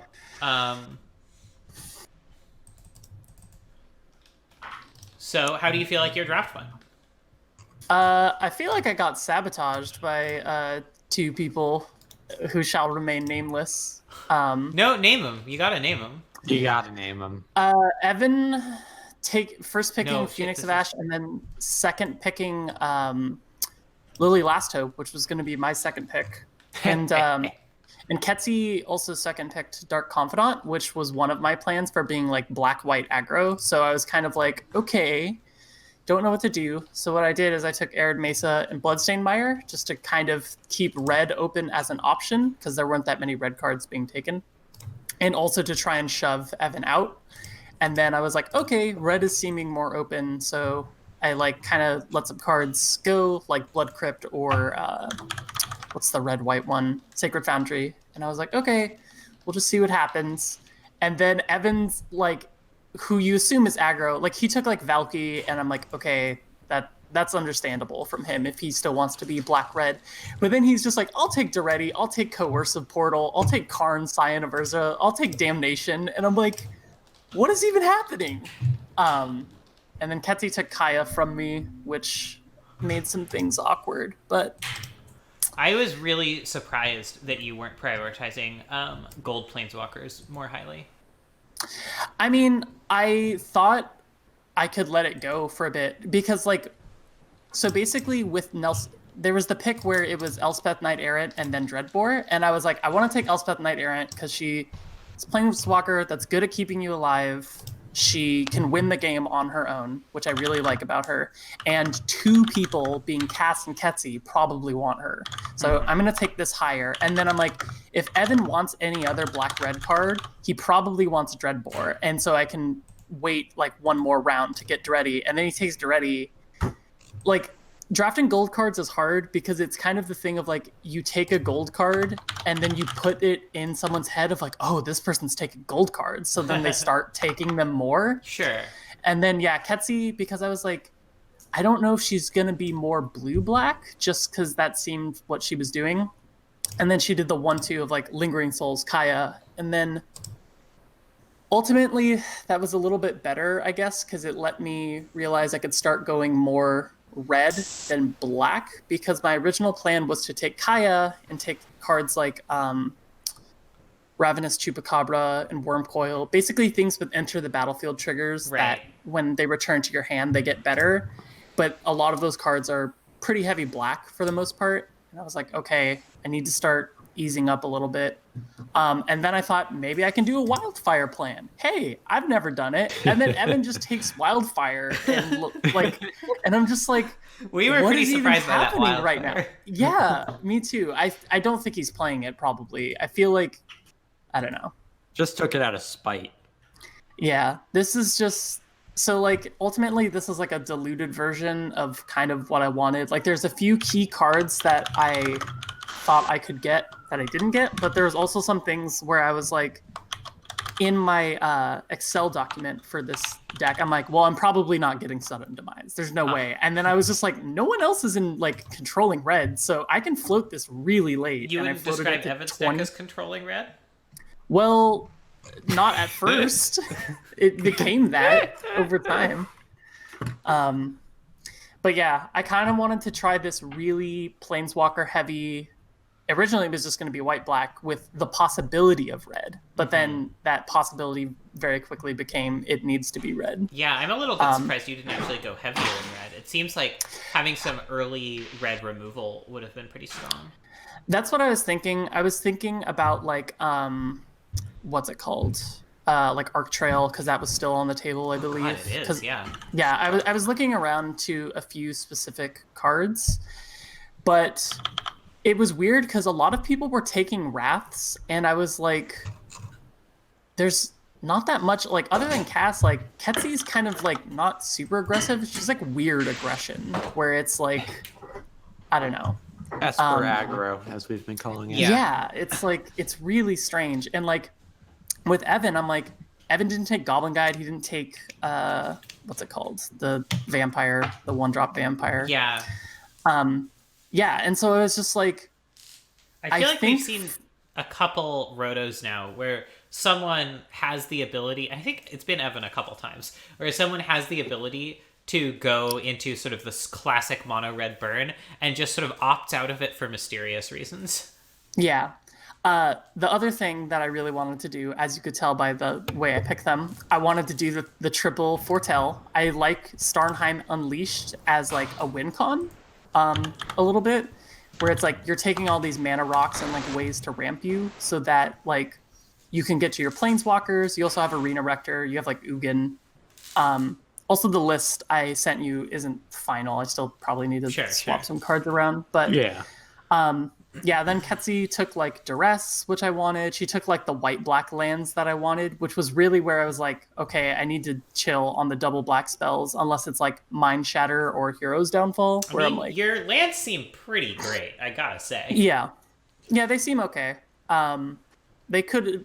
I would like a little bit more, but yeah. Whatever. I was a little surprised you didn't go for any of the red foretells. Oh yeah, there's Demon Bolt. I forgot about that. Demon Bolt and the Giant. The Quakebringer? Yeah. Quakebringer was something I didn't want as much, but yeah, Demon Bolt I definitely could have put on my radar, especially because it can go to Planeswalkers. Mm-hmm. But my theory is generally that every foretell card makes every other foretell card in your deck noticeably better. So also, man, so happy Josh is not on my team, because I was just like, he's the deck I'm the most worried about getting matched up against, because like he can just like 1-for-1 me with counters, and he can like outdraw me if I can't stick a planeswalker, or he can just like remove a planeswalker. Doesn't that mean you'd rather he be on your team? Well, yeah, but I'm saying with like I took Torrential Gearhulk just to hate draft. Yeah, you did really hate draft him.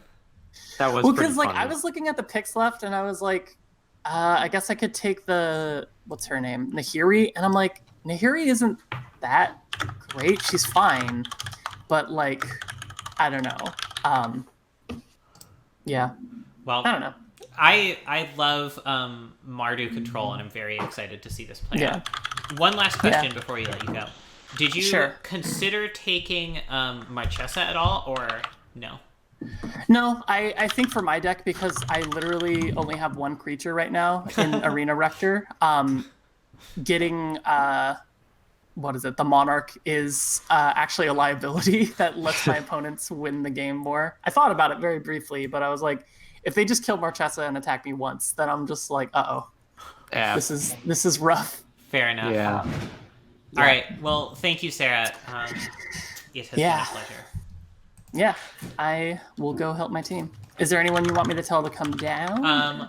We'll grab someone from the other team first, but make sure Rob has posted a deck screenshot, please. Not Rob, okay. Paul. Paul, okay. Hello. Hi. Let me bring up your deck list on the old screeno. I will send you an updated one, as I have already done most of my... Sure. How do you feel like your draft went? Oh man, that was a roller coaster. I felt confident with my Smuggler's Copter pick. There was a brief moment where I thought Oko might come to me, but then I was like, no, there's no way. But like when it didn't get taken in the first 4, I was just like, what are people doing here? But yeah, so then there was Smuggler's Copter, and then Paul took Bird's Noble Hierarch, and I was like, okay, there's like 3 green people around me, because I was thinking of going Hexdrinker. And I was like, I fought against green people around me last time. I'll do something different. So that's when I took Dark Confidant. And then Sarah took, and I was thinking I might go Mardu. I knew I wanted to go white because I wanted Lingering Soul, Smuggler's Copter, and I was thinking I'd get red for like K Command and Ready. Mm-hmm. And Sarah took Arid Mason, Bloodstained Mire, and I was like, oh god. So she went into Mardu, and then like Josh and Charles and Rob or whoever are in blue green. And I'm just like, I have to like pick somebody to fight like immediately, right? Like I usually get to wait a while before anyone starts fighting with me. Right. Yeah. So then I took Polluted Delta Marshflots. I thought about taking Verdant Catacomb over Delta to play green for Hexdrinker, but I was like, there's no way Hexdrinker comes back to me by that point. Which it didn't. If I'm looking at I can't. No, I guess it would have come back. I didn't know if it would come back, so I went blue because then I was like, I can play Fallen Shinobi with these cards. Yeah. So you ended up in a kind of like Esper aggro place, which is, let's say, unusual. How do you? Exciting though. Yeah, but definitely super exciting. How good do you feel about where your deck ended up? I feel a lot better than I did in like the first 15 picks, because like a lot of cards that I really wanted got taken, like Selfless Spirit. I took the Adanto Vanguard, and then I was like, okay, that clued Captain to take, Selfless Spirit, and I wish I'd taken Adanto Vanguard Selfless Spirit in my like fake wheel instead of the Triumph. Yeah. And also the Rogren Triumph. It was like I had taken that one with the idea of that I could fetch it with the Delta to get white, and it would have red for K Command if I ended up going that way. But then I could have known that like Sarah had already claimed Mardu at that point and just not kind of gone there a little bit earlier. So you would have just valued lands a little bit less?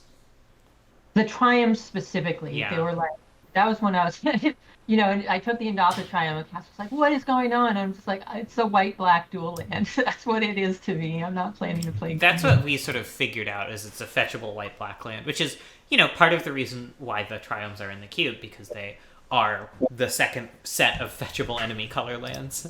Right, and Sarah had taken the other one, so, and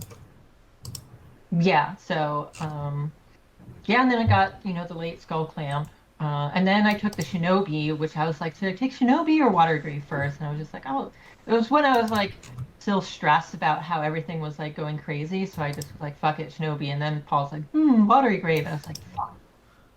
because I Your really would. your mana does look like it's pretty good. You have a lot of ETB tapped lands, but otherwise, Yeah. The ETB tap lands is the is the problem. That's where my deck's gonna stumble. And that's why I went a little lighter on the 1-drops. I wanted to prioritize them higher. Um, I got the ones I really wanted, except for Giver of Runes, but it was sort of like as soon as I took Usher the Fallen, then Cast took Giver of Runes, and I was like, all right, well, that's that. But I felt like I wanted Usher more, just because that card can just win a game for you. I have one particular pick question. Okay. Dauntless Bodyguard over Kythian Hero of Ekros. That's a very surprising value inversion from where my intuition is at. Can you explain that? Yeah, so mainly the reason is because I like Dauntless Bodyguard with Luris. Luris is particularly hard to keep alive. Yeah. And so if you can play Luris and then immediately play Dauntless or cast it from your graveyard Dauntless, that's why I prioritize that one higher. That makes total sense. Yeah. Yeah, so that's why. And I still was thinking about taking Kythian, but I was a little skeptical of my ability to actually go wide at that point. Because I was still fighting over so many things, and I didn't know if I was thinking I might get Blade Splicer, then Blade Splicer got taken. Well, Blade Splicer had already gotten taken by that point. So, I mean, I took the Windburst Kites anyway. You know, it's a land. Right. I know Cat wanted it. It's a little, like, kind of wish we could have, traded some cards. But... Oh, yeah, because you and Cass ended up on the same team, huh? Yeah. I'm kind of excited if I ever get to pull off a Sublime Archangel with double strike on Furge's Retribution. It seems like extreme dreamland, but both cards with Sublime in their name were taken the same pick. They were both taken 34th. Wild. That's my contribution to this interview. Did you ever consider taking an Anthem effect, like an Ajani Goldmane or a Mikaeus, something like that that's not too hard on your mana? Yeah, so Mikaeus, I didn't want Mikaeus because I wanted an Anthem that would be better against board wipes, And I thought about... I was looking at him because I was like, I have, a little Natalie in my head going, you need anthems. You've got, Lingering Souls and Usher the Fallen, etc. And then I was looking at Spear of Heliod and Glorious Anthem, and I was looking at the double white and feeling scared of that, given my mana at the time didn't seem as good. And I was thinking maybe I'll take... I had a Dictate of Heliod in my list, and I ended up not taking it. And I thought also about Drana, kind of in that spot. Oh, yeah. Yeah. So I did think about it, and I just... It was difficult. It was just very hard to... Particularly with as many blue fixing lands as I took, it just was... I just didn't have that many picks to spend. Yeah, that is fair. I can see you have, 3 cards in your sideboard right now? Yeah, I have to make 2 more cuts from that. But yeah, I have a lot of cards. I took a lot of lands. I think I have 12 lands, 13 lands. I mean, it does seem like a regrettable necessity if you're going to go 3-color aggro. Mm-hmm. Yeah. Yeah, I mean, there's part of me that's like, maybe I might just cut Literal Core just because it'll be difficult. But I was like, that's such a good Shinobi enabler. It is a good Shinobi enabler. Yeah. You really did get hooked up with your gold cards. Were you surprised to get as many of them as you did? Yeah, well, I mean, initially I was like, oh, I'll just splash Fallen Shinobi. And then I was, in the middle of the draft, I was like, I just really don't have a lot of, cards that, drastically change the board state. And so then I was like, ooh, Hostage Taker. I wanted something that interacted with, the big things that my opponent was going to do, right? And so I saw Hostage Taker was still there, and Rob was in those colors, but then wasn't taking... He had taken Ashiok and just not taken anything after that. So I took Hostage Taker, and then I took Thieves of Sanity. I kept thinking I was going to take it, and then I had to take something else. Yeah, and then the Spell Queller, I was just late on. I was like, because Josh had talked... I don't know, there was some chat discussion about fighting, and I was like, oh, nobody's fighting Josh for cards, and I was like, Spell Queller goes perfect in my deck. Spell Queller does seem great here. Yeah. Yeah, yeah, and I think it's pretty good with Kaya. Obviously, good with Skull Clamp because you can just like quell them and then Clamp. clamp it. And like, okay, I dare you to get your card back. And then it's a flash enabler for Shinobi because I didn't take the Brazen Power or Click. They're hard, very hard to cast. Right, But right. flash flying, and then Josh took Archangel Lavison. I was like, oh, that was And another one. Josh also took Blink Angel, whose name I forget, really early.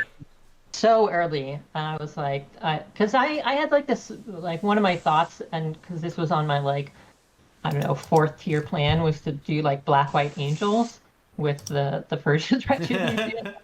Because there's a lot of good angels, and you can just kind of jam them in a Black White deck, except for the triple white one. But yeah. So I'm happy with where it ended up. I don't really know if it's going to be good. We'll find out. I'm very excited to watch you play. Thanks. It's going to be All so right. difficult. Ugh. We will let you go. Good luck. All right, thank you.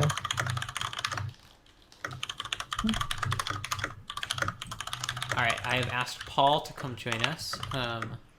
Okay. This is... Let me...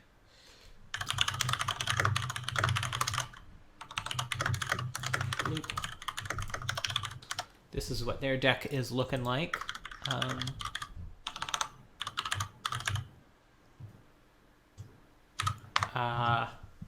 In theory, I have asked Paul to join us. Here, I can pop into the table and ask for real. Paul. Play decks. Hey, Paul, Yeah. can you come join us for an interview? Oh, sure. Thank you. Yeah, absolutely. So, Hello. how do you feel like your draft went? Off the rails for a while. Daniel Unexpectedly. did mention to us at the beginning in chat that you were aiming for Birthing Pod. I was. So that's why I started off by drafting Birds of Paradise and a bunch of lands, and why I picked the Persist creatures early. Mhm. And then I slowly watched all of my combo pieces being taken away. So around pick 10, I started asking myself, what can I be doing instead? And I realized that no one had been drafting any of the reanimation targets or any of the reanimator cards. And I was like, I can fit black into my deck and just pick up that combo angle instead. So that was pretty exciting. Looking at the cards that I've assembled, it's not as redundant as I would like, so I think the deck is going to do a lot of different things in different games, but it looks better than I expected. Yeah, no, your deck ended up, I think, looking really good.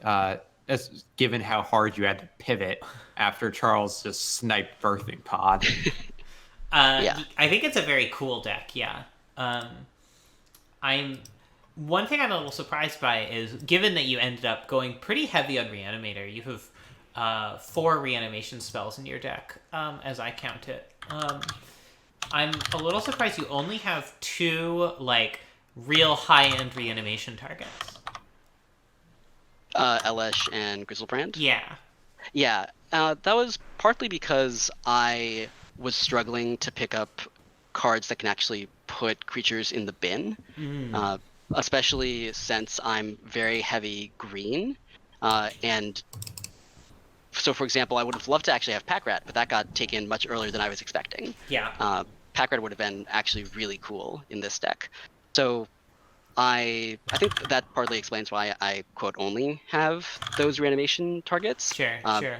And I like having Grave Titan, for example, because that one feels much more castable than Grizzlebrand, for example. Definitely. Kind of a bummer you didn't end up having Wormcoil as well, sort of the twin castable 6-drop reanimation target. Yeah, absolutely. Mm-hmm. Did you give any thought to putting in any of the green cheetah creature out from your hand sorts of spells? I actually did consider picking up Tooth and Nail, and I have a good number of mana dorks. I figured that if I am in a situation where that's on the table, I might be able to just hard cash Elesh Norn or something instead. Having the redundancy of Tooth and Nail actually searching up the creatures or just putting them into play for my hand obviously would be a big benefit. I'm not entirely sure where I would have picked them, but I guess I can definitely see a couple of picks, like maybe Chart of Course or Chromatic Lantern, that could have turned into that instead. What about like something on the lower end, like Champion of Ronos or Elvish Piper?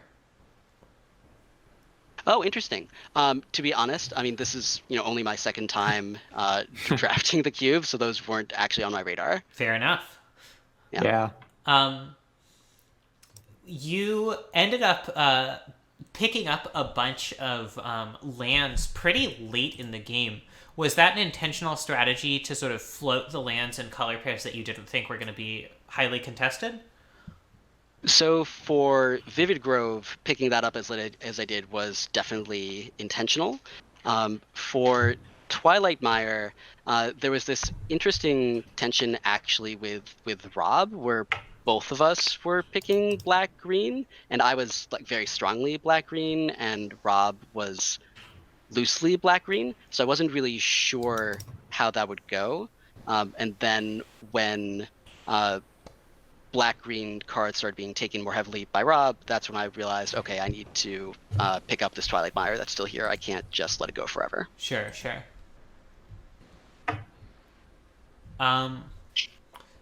Natalie or chat, do you all have any questions for Paul? I don't think so. Paul's deck ended up being extremely cohesive. So, yeah, I would say for someone whose initial plan got completely sniped, you definitely ended up with a very focused deck which has a strategy and is really going for it. It does feel like getting sniped was kind of the theme of this Roto this month. Absolutely. I mean, I'll even say that Restoration Angel was like sniped from me really early, right? And that was when I started realizing, oh, maybe this isn't all going to come together like I expected. It was a shockingly early Restoration Angel. You're not the first person to comment on that. Yeah. Yeah, thanks. It was really fun to draft, and I'm excited to see how the matches go. So Me thanks. too. All right, can you send Charles in? And sure. Good luck with your drafting. Thanks a lot. Ganba. Playing. Thanks. All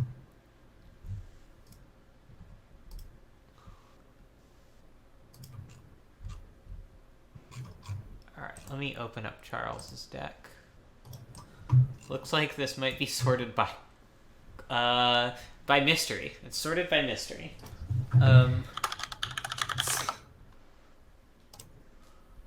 Sorted by mystery, huh? Throughout history. Yeah.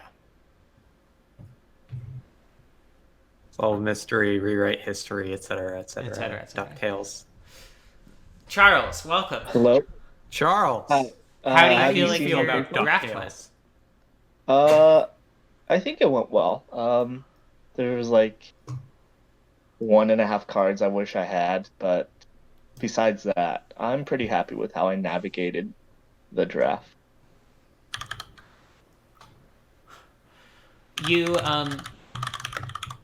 certainly threw Paul for a loop with your birthing pod pick. Do you want to talk about what led you to take it there? Yeah, my lands said that I should be in Rug, so one of the decks that I do like in Rug that didn't seem to be contested would be a birthing pod with a Rug Exarch strategy. Sure. And I figured you can't play pod without pod, so that is true. I just take the most important cards, and then the other parts are they're very interchangeable.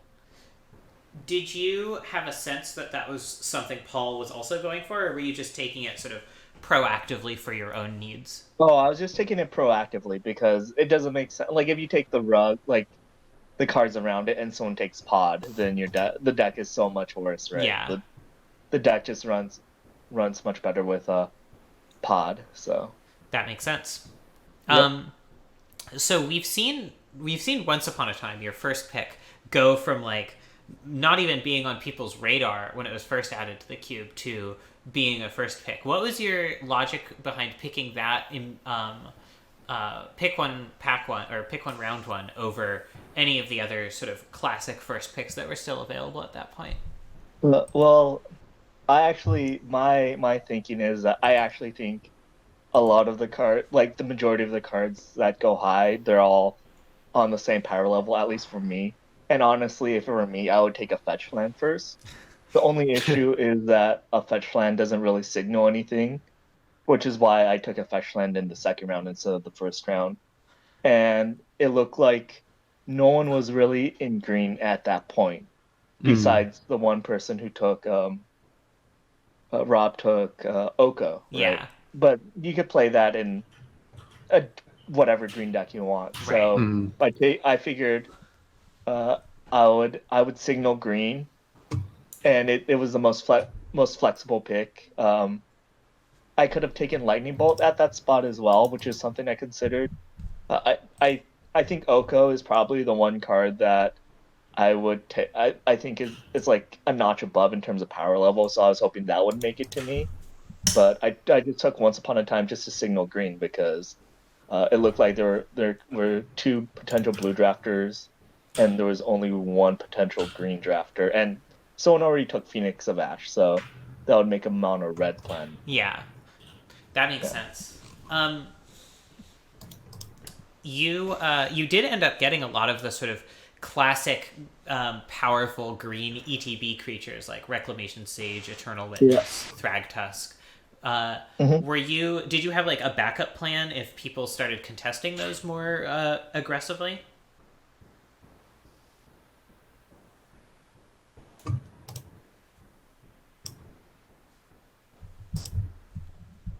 Charles, are you still there? Hello? If you're talking, we can't hear you.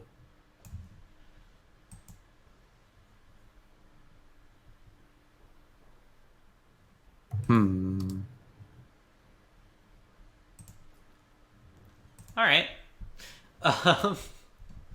Well, thanks to Charles, wherever he is, lost in that series of tubes. Lost in the sauce.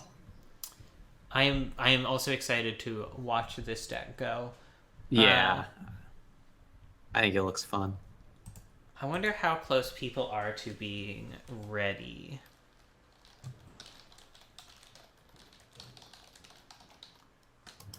I don't want to just start an interview and then immediately pop off to watch someone draft, but...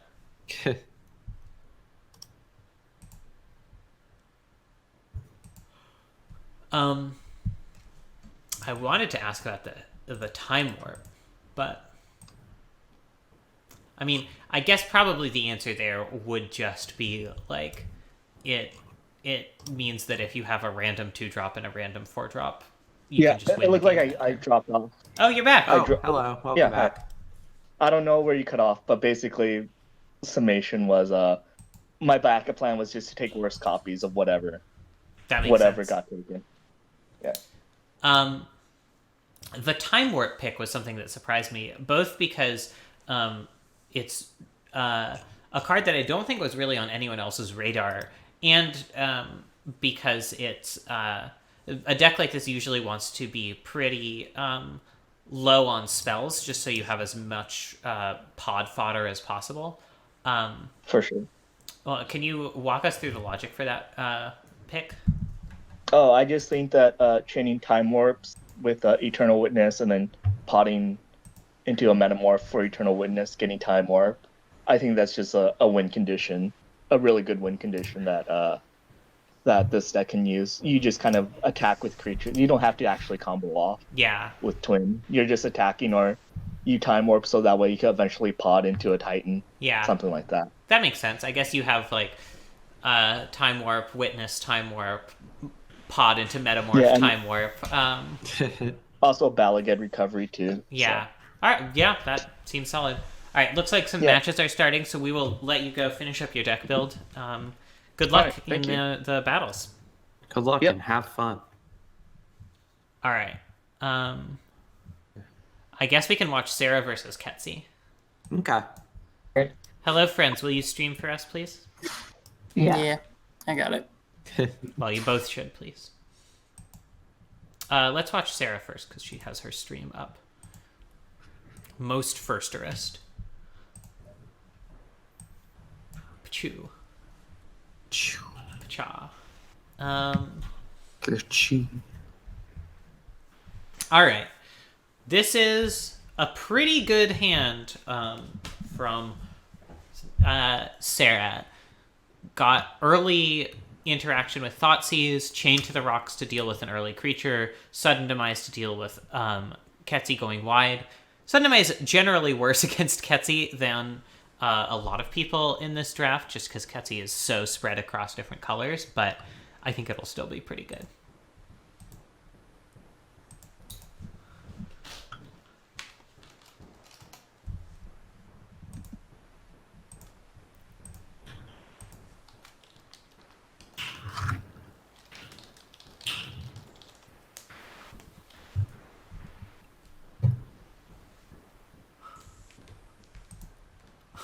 Ketsi posting her opening hand in the public cube channel, which I thoughtfully deleted for her.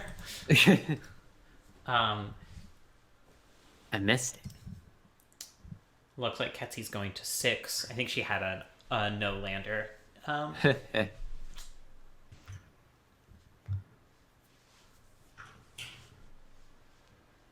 We'll see if she can keep her 6.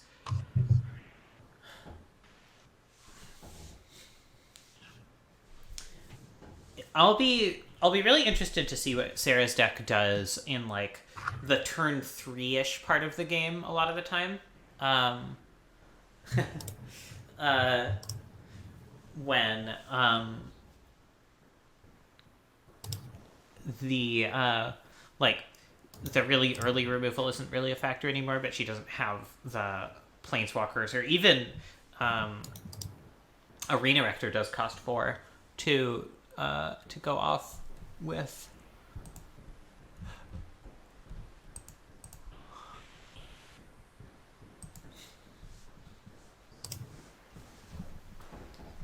Classic Marsh Flats versus Godless Shrine start. It is funny to me that black and specifically black-white have been kind of the underdogs of the Rotos, and yet there are 2 people who drafted them. 2 of the best drafters in the cube, in fact. All right. Sarah taking Smuggler's Copter, which is very sensible. It's a super strong card. Ketsi, pretty likely to snap off a Duress at some point. Turn 2 is fairly likely here. I think Ketsi wants to wait on the Duress until she can...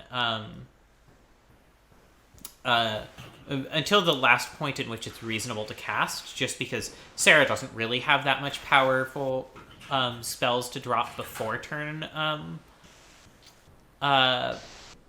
4. But on the other hand, Ketsi is going to really want to cast this Thief of Sanity next turn if she can find the lands for it. Yeah. Which motivates a Duress turn 2. Mm-hmm. Taking Sudden Demise over Elspeth Knight Errant is really interesting. Oh, okay. Sorry. I wonder what that suggests that Ketsi drew here.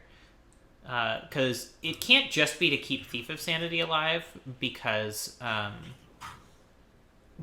the Thief of Sanity will just get chained to the rocks. But it's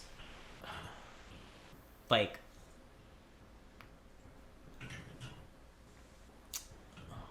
Yeah, I don't know.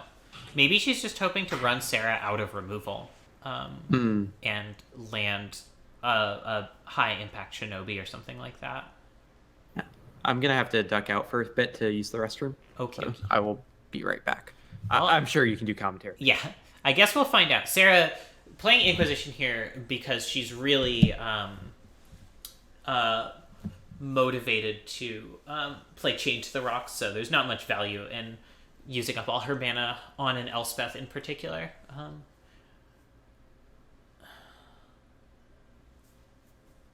Like, you just can't let the Thief of Sanity hit if you can avoid it. It's too powerful. That card does stick around forever, and Sarah has a lot of like mid-range bangers that Ketsi would be very, very happy to cast from their deck.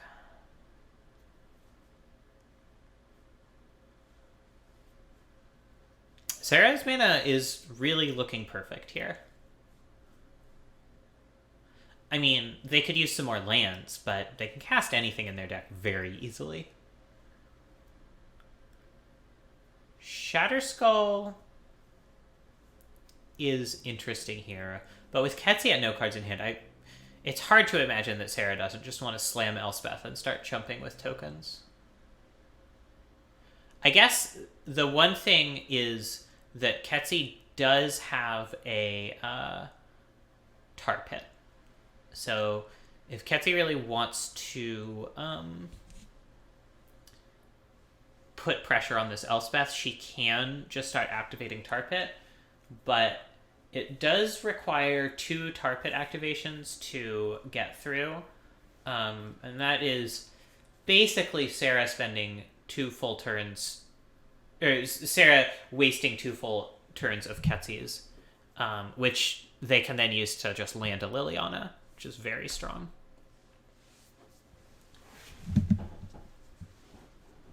And if Sarah ever draws an instant speed removal spell, then all of that work will be for more or less not.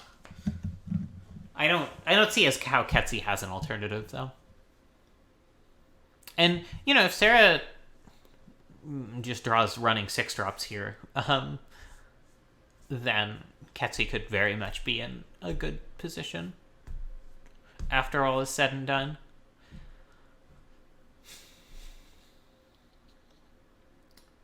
There's just no reason not to attack with Knight of the Ebon Legion, I think.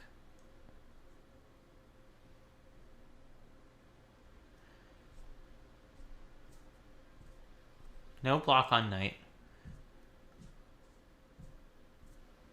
Well, Murderous Cut was a terrific draw here for Sarah. Oh, this means that Ketsi can't actually attack with both Knight and Tar Pit now. Because Sarah could just double block the Knight and trade with it.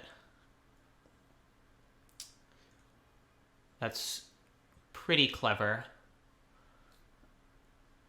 I mean, I don't know what the last card in Ketsi's hand is, but if I'm her, I almost certainly just feel obligated to go for it with Tar Pit, which is then going to get punished really badly by this Murderous Cut. So, ripperoonie.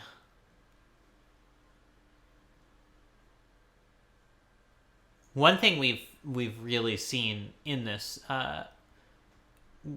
game so far is just how valuable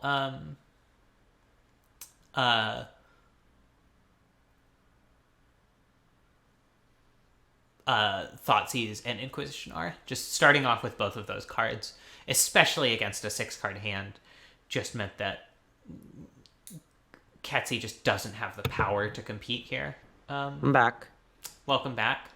Thank you. Sarah is pretty clearly winning this game at this point. Yeah. Ketsi had a shot to kill Elspeth with Tar Pit, but Sarah drew the Murderous Cut to put a stop to that. I don't see Ketsi coming back from Elspeth plus Liliana. Yeah, it's really hard to imagine. Sarah gets to just draw 2 cards here and kill the Knight. And crash in for 1 whole damage. 1 entire damage. Look, 1 is bigger than 0. That is very true, Natalie. Thanks, Natalie. And if Sarah really wants to start putting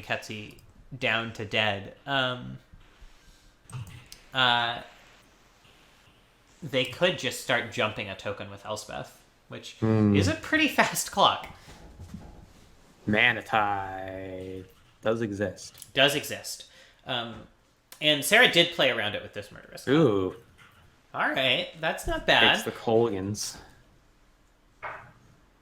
But Sarah has enough ways to kill this brain maggot that I don't think it... Yeah, just not going to last for very long. No. Just impossible to tap with a fucking Boros Signet.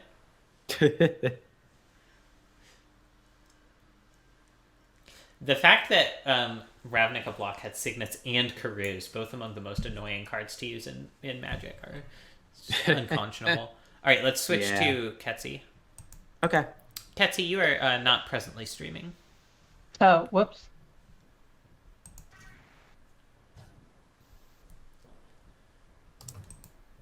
That was a thorough drubbing, we might say. Yeah. But... and one of the downsides of... Ketsi didn't even play Furious Retribution. That's a little sad. One of the downsides of Ketsi's extremely heavy land color requirements is she doesn't really have a lot by way of sideboard options.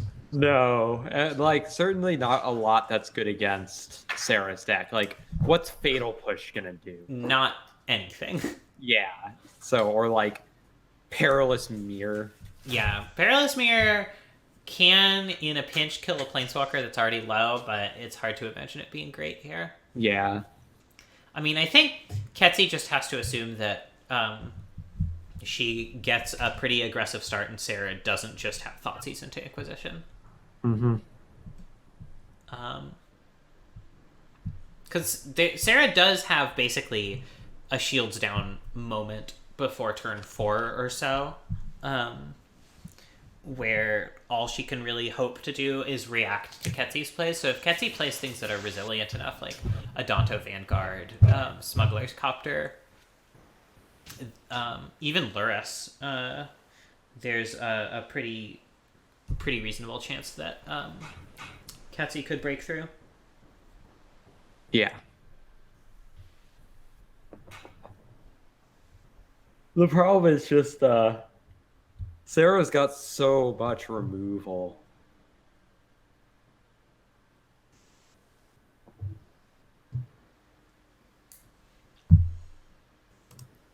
You briefly vanished. Sorry, I'm just helping a friend get congratulating a friend for getting a vaccine appointment that Liz and I didn't realize they were eligible for. Nice. Yeah. In Washington State, we went from like almost no one is eligible to like half the state is eligible overnight. But the eligibility requirements are so arcane that a lot of people don't realize they're eligible. So it's weird. This is a tremendous hand for Ketsi. This is the sort of hand that could very much compete with Sarah's. This is very good. If Sarah has an early disruption spell, it's priced into taking Brain Maggot. And if Ketsi can land a Luris, then that is not even an issue. And yeah, now Ketsi gets to hit with the first disruption, which really, really changes the shape of the game. Yeah. This is a tricky Brain Maggot. Yeah. So Ketsi has a question here. Does she try to attack Sarah's mana, or does she try to attack Sarah's disruption? Yeah. Condemn at least can't hit Brain Maggot if Ketsi doesn't let it.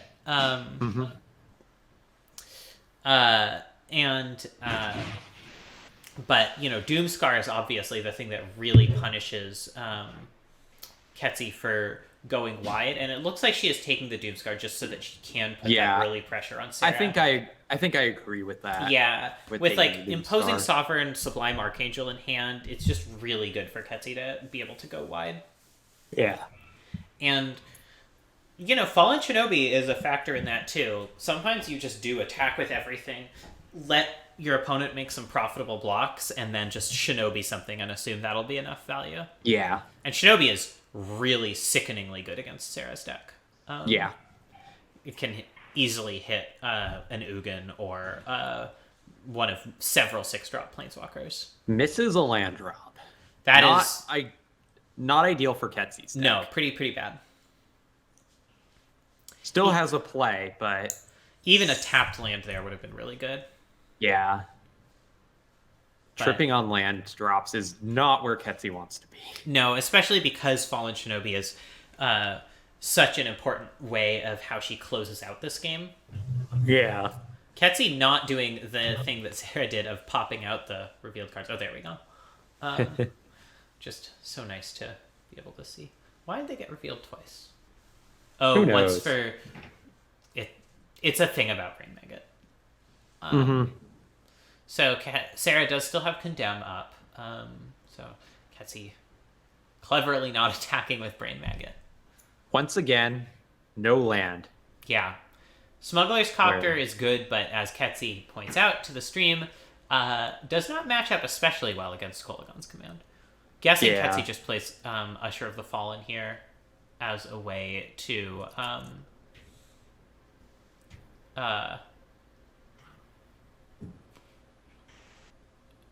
No, Ketsy just doesn't play anything.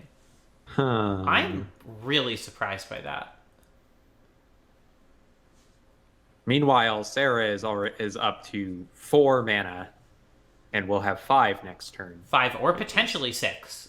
It's very possible that Sarah could just slam Sorin next turn. Arena Rector makes it much harder for Ketsy to just attack in willy-nilly. Yeah. That does represent an Ugin. Alright, Ketsy does finally hit her land, which is good. Unfortunately, it is a tap land. Yeah, that is not as good.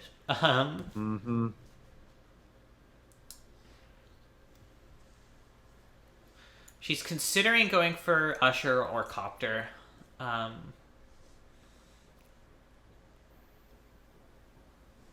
I like the Usher there. I don't think there's a lot of downside in playing it. Even if it's just a way to get Shinobi through, potentially, if she can draw an untapped island next turn. Whether it's worth trying to Shinobi through Rector is unclear, but Ketsy does need some big swings to get back into this game at this point. Yeah, I mean, I think Ketsy needs to get out, like, Sublime Archangel and Shinobi with that, just because Arena Rector can't block the Archangel. Or I guess, like, the Smuggler's Copter, but that's just going to eat a K command. Yeah. I wonder if Ketsy was just supposed to play Smuggler's Copter just to keep Sarah off of Sorin here. Yeah. Or force Sarah to play Sorin anyway, and then have a shot to Copter into Shinobi.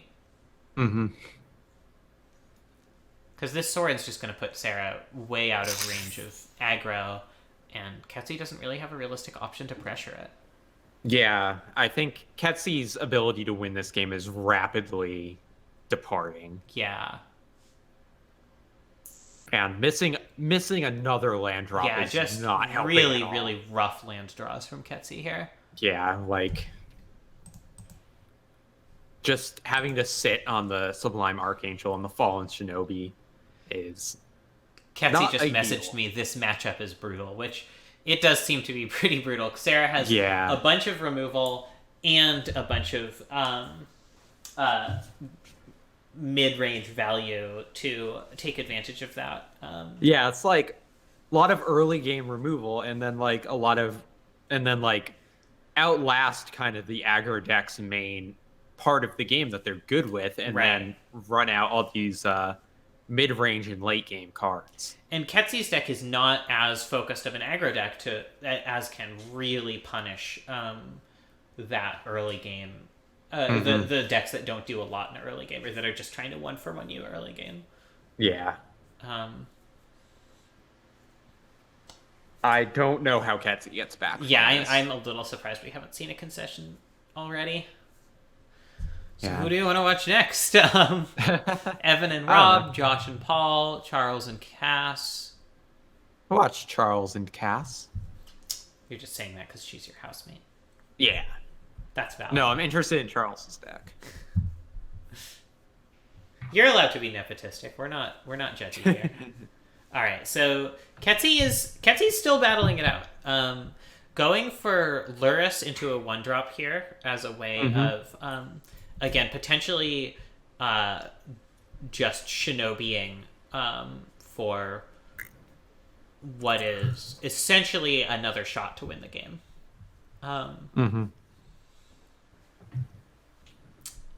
One of these can be killed by Chandra without Chandra dying. Actually, both of these can be killed by both of Sarah's Planeswalkers if she chooses to do that without either Planeswalker dying. And Sarah does also have Kolaghan's Command. Oh god, Sudden Demise was just absolutely... Like, revealing Sudden Demise here is absolutely just the cruelest thing. God.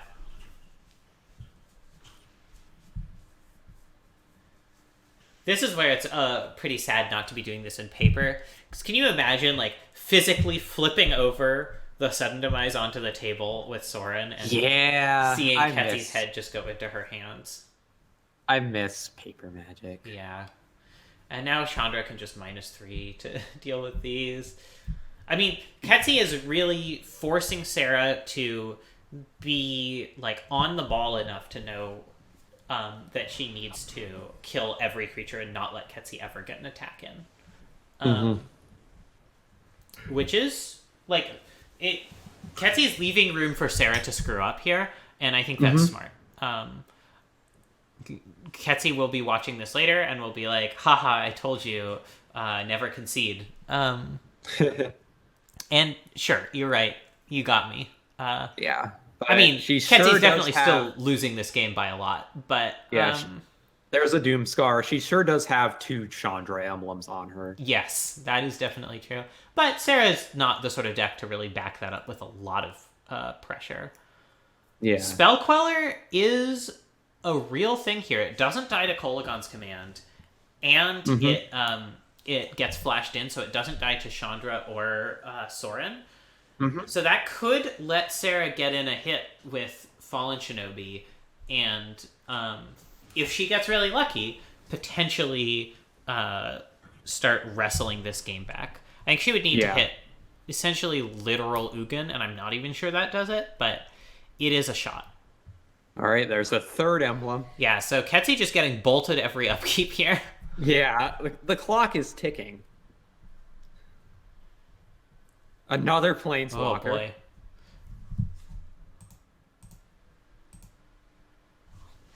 Drains her for 3. Ketsy... Oh, yeah, okay.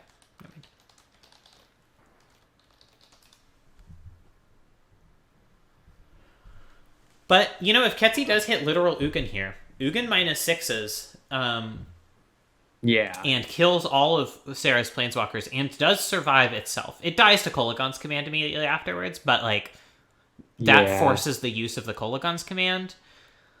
I don't know. The world's most obvious ninjutsu. Yeah. It's hard to imagine Ketsy outracing the emblems at that point. Yeah. But, you know, if she hits something else really good off of the Shinobi as well as Ugin, well, okay, that's not Nope. it. That, as they say, ain't it. Yeah. Like, it's not bad. It's just like it's not gonna matter. Just taking 3 damage or 6 damage because of, or 3 damage every turn, 3 damage Probably again 4 on some now other off Chandra. turns. Like, oh yeah. So I think this is basically over. yeah, if Sarah can hit something that costs 2 or more off of Soren, then Ketsy's dead on board. And if not, oh no, sorry, Ajani doesn't have another Helix in him, so No, not yet. Sarah needs to hit something that costs 5 or more to really do it, but Which is not inconceivable. no, and you know this Shinobi's not going to get another attack in ever, so this is sad.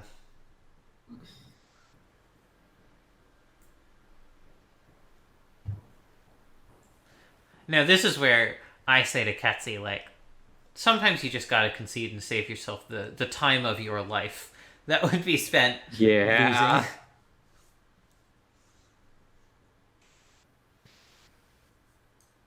We'll have to take 4 damage every upkeep.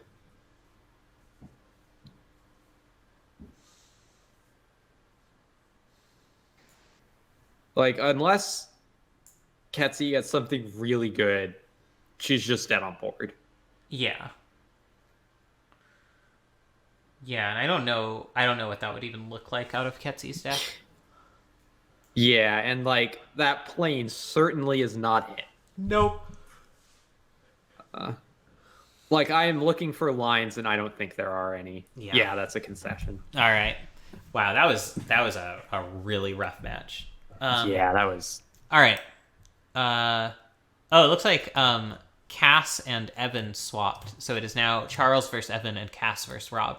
You want to see Charles's deck still? Yeah, sure. A lot. Hey, can y'all stream for us, please?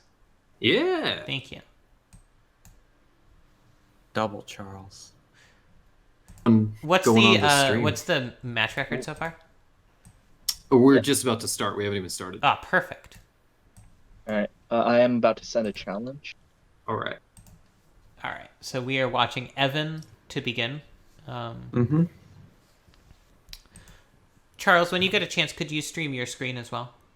Yeah, absolutely. All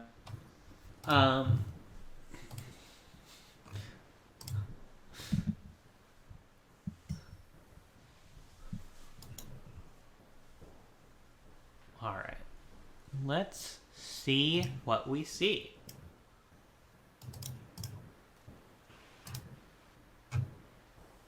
While we're waiting, I'm going to go grab a glass of water. All right. Hey there, chat. How's it going?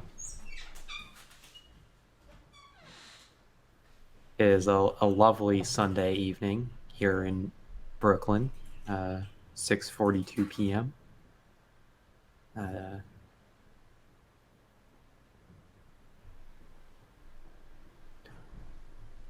It's a nice sunset happening.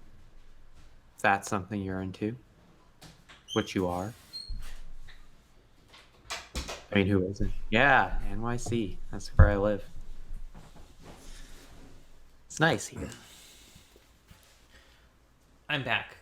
Do we know Welcome what's back. taken so long? Nope. And as recursion. Yeah, as ways to get stuff like out of the graveyard. And I have 2 cards that escape too. Yeah. I think Charles is just drilling Evan on what his deck is.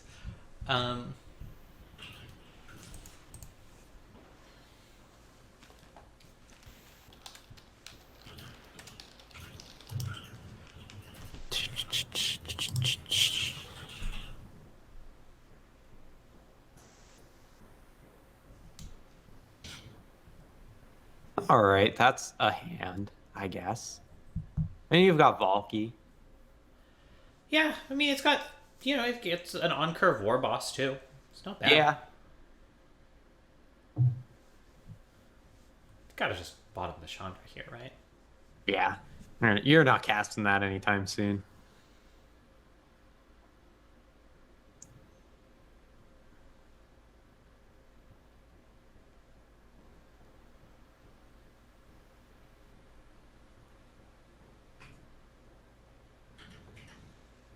Good old tap land.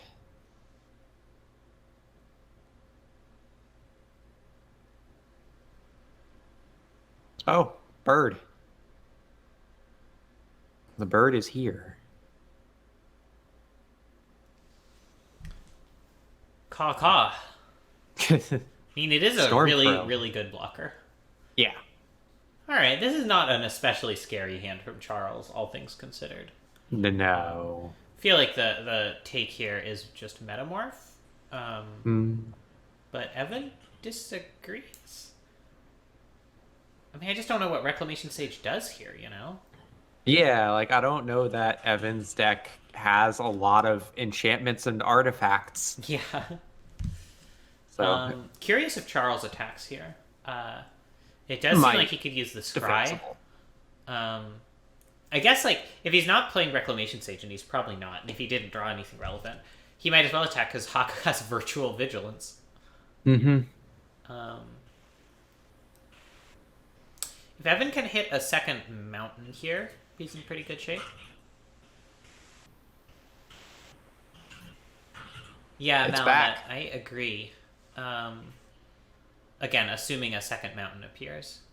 Evan, as I recall, does not have especially good fixing, so it's Yeah. a little bit rough to have so many double color spells. Yeah, let's see. I mean, there's also the aristocrat though. Evan has Blood Crypt.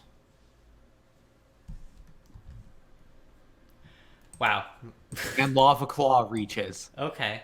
That's it. Lava Claw, which doesn't help off the top here. No. So Blood Crypt or Basic Mountain is really what he's after. Wonder if Evan is willing to just trade Rabblemaster for a Raven. Mm. You know, Haka having Virtual Vigilance is being more valuable than I had anticipated. I'll say that.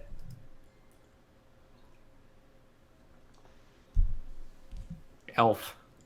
All right, so Charles's hand, as far as we know, is Oh, never punished.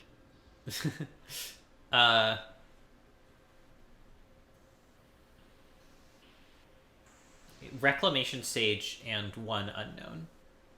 Mm-hmm. All right, well, Evan gets to start cracking in with Rabblemaster here, which is pretty good.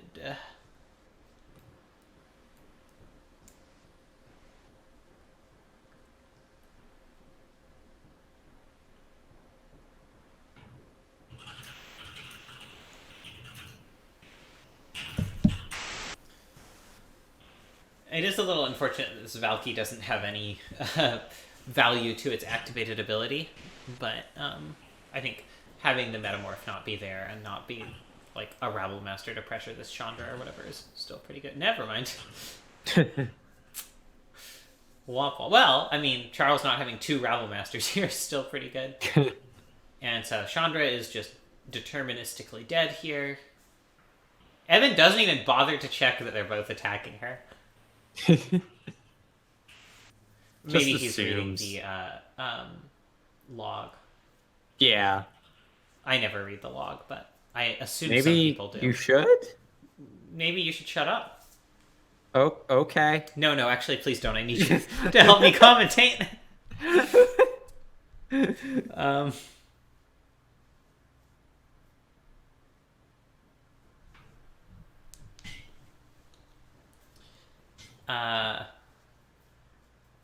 Wonder if Evan offers the Rebel trade here. Probably also an argument to be made for making a war boss and just crashing in with Rabblemaster and basically forcing a trade at that point because it's going to be 4 power and going up. Mm-hmm. I guess, sorry, it would have been 5 power, but now it is 4 power, and it is going up. So this is basically forcing a trade. Yeah. Bubble dooble dooble doo. Dooble dooble dooble doo. And these goblin tokens are making the aristocrat pretty invincible at this point. So I'm ordering myself dinner because it's almost 7 p.m. over here on the best coast. And as the rhyme says.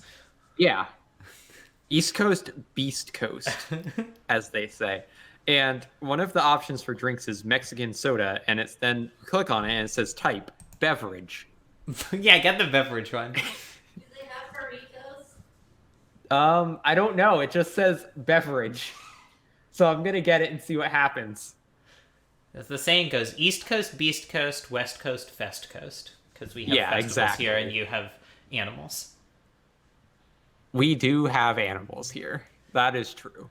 Well, it seems and you like know what? Evan is pretty animals. handily winning this game. Yeah. Even though, like, I feel like Charles just didn't really find any of his what's it called? Good cards. Cards, yeah. That's the one. Yeah, cards.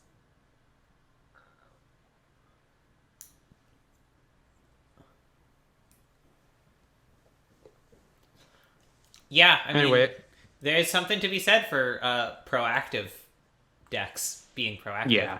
Liliana here, I'm not sure I like it over Firebolt, honestly. Evan's mana is really rough, and I think just taking out Charles's mana dorks early is going to be more valuable, personally. That's my opinion. Oh, we should swap over to Charles, though. Charles. Charles taking out the Raven, despite it being theoretically a pretty good blocker. Yeah, I don't probably like... putting in Thragtusk instead, I guess. Although it would be a little surprising if Thrags weren't main. I'm a little surprised to see Thrun out when Evan's deck is kind of just creatures that want to attack and removal. Yeah, I only glanced at Evan's build, James, but if Mind Stone was indeed not in there, that is pretty surprising, given how much of his curve is just 4.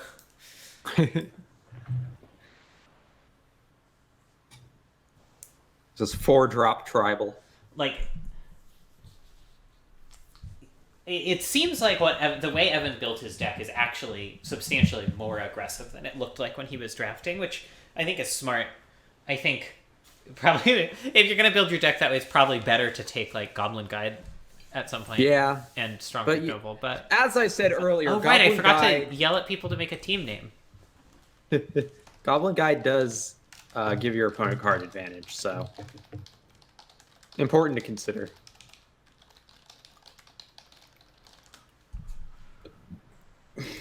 That is true. Compelling point. If anyone is curious as to what I ordered for dinner, it is a chicken Parmesan hero and some garlic naan. Heroic. Spell Slate seems ordered... pretty good here. Yeah. And then I also ordered the mysterious Mexican soda beverage. I've had beverage before. I'm having beverage right now, actually. Nice.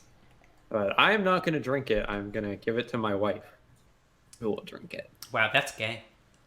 It is, yeah. I mean, as a woman who is married to a woman, I am quite gay, I would say. That's a mood. That is a mood. Nice. Especially, you know, it's really good and gay, being named Natalie and being married to somebody named Elizabeth. That is extremely gay. That's about the gayest thing you can do, I think, scientifically. That's the gayest and best thing you can do.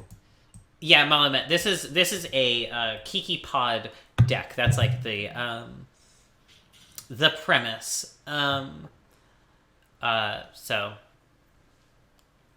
off to maybe a better start this time. Yeah. Also, Charles has all three, has the full hat trick of Teamer Fetches, Teamer Shocks. So his mana is pretty good, and then a few other fixing lands beside, plus.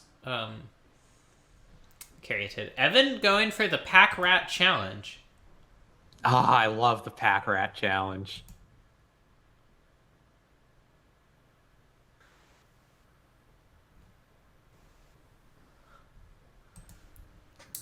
Eternal Witness, grabbing once.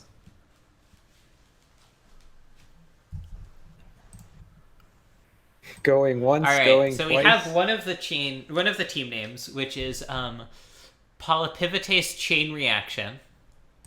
Yeah? Yeah, that is the team with Rob, Paul, Charles, and Sarah. Other team has a couple suggestions.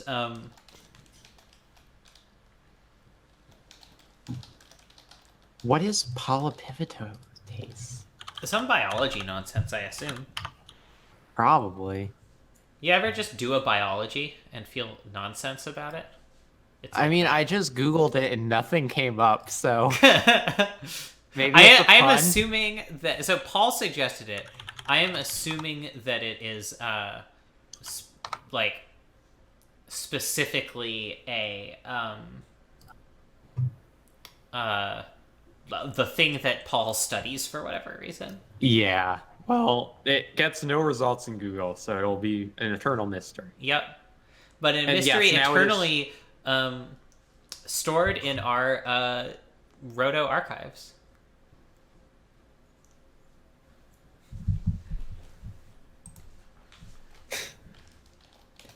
I'd like to point out, as Evan did in Discord, that He did bolt himself by accident on turn 1. That's pretty unfortunate. Paul is a software engineer at YouTube. Oh, Paul's a coworker of mine, apparently. Fucking weird. That is fucking weird. Fucking So we have software engineers. Polypivotase Team Reaction versus Team Vibe. Yeah. Vibe.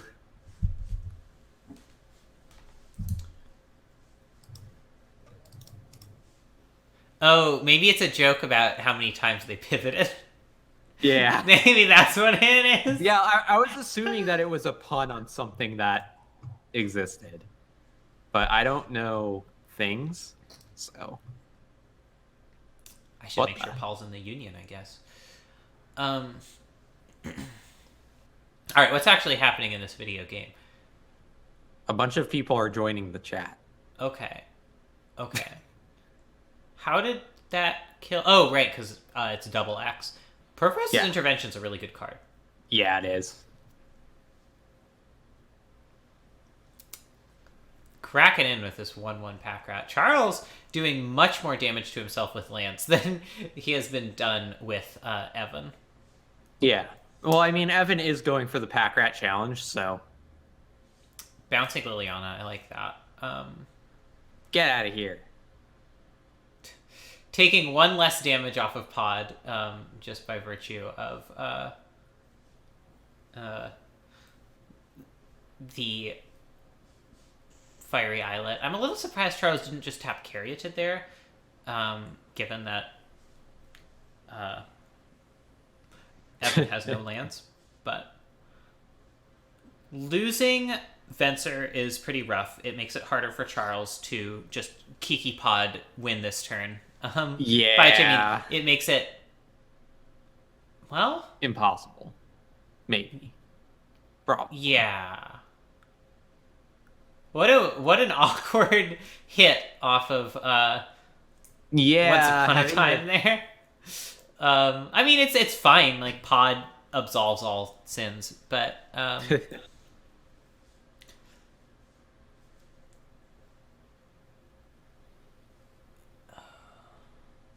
a little surprised Charles didn't just go for the valueless Rex Sage to, again, try to get the pod going. Yeah, because that would also be a win next turn. Mm-hmm. So that's tap Pod, sack Rex Sage for some 4-drop. Exarch untap Pod. Tap Pod, sacrifice 4-drop for a Kiki Jiki. Mm-hmm. Yeah, that would also have worked, Kat.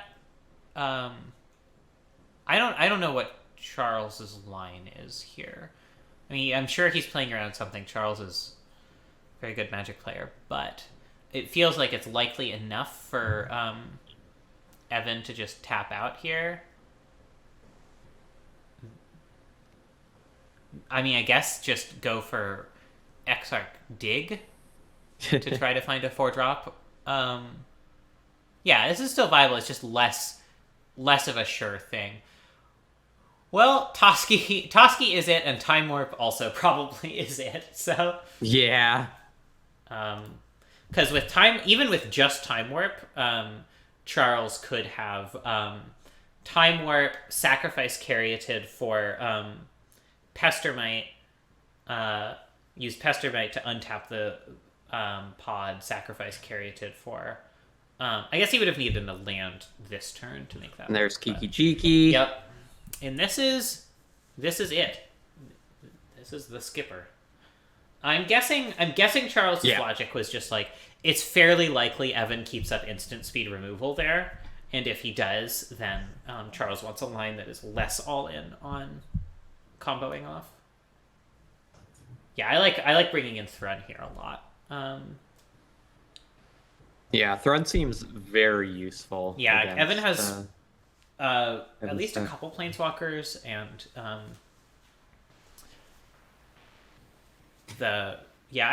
I'm a little surprised even to see Spell Pierce still in the sideboard, given how much removal and planeswalker stuff Evan is doing. But I guess For the more aggressive creatures, it could just be too slow. Yeah, I too think irrelevant. that I think that Spell Pierce is dead in too many situations for it to be a good card to bring in. I can definitely see that. Yeah.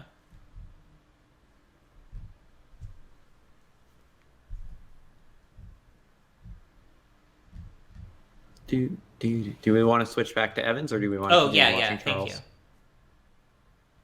I mean, I don't care. What happened to Evan? Why is Evan not even in this channel anymore?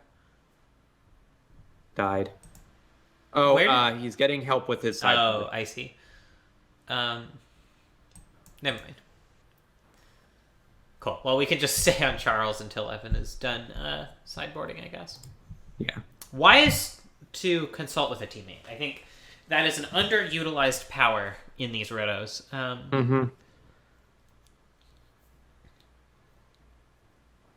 You are allowed to consult with teammates for deck building, sideboarding, and mulligan advice, as well as for what cards you've seen from other people. Although that's a little bit less relevant with open pool lists.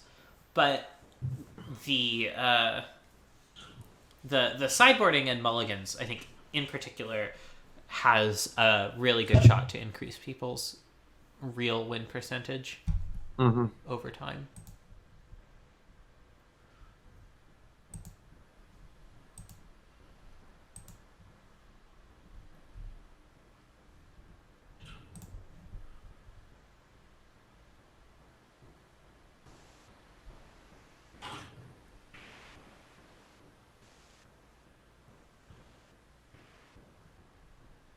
Yeah, it kind of fucks this deck.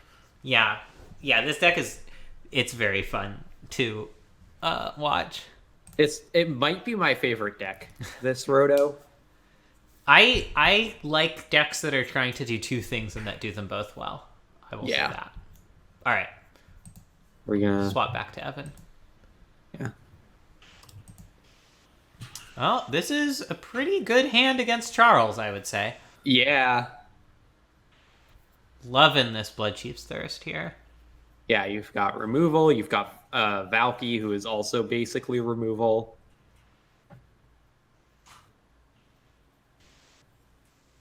You've got the Rabble Master himself.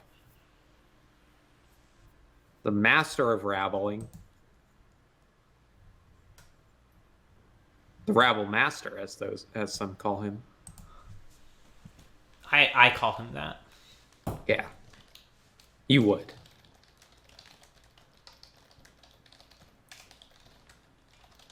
It's time for Valky. Oh hoo hoo.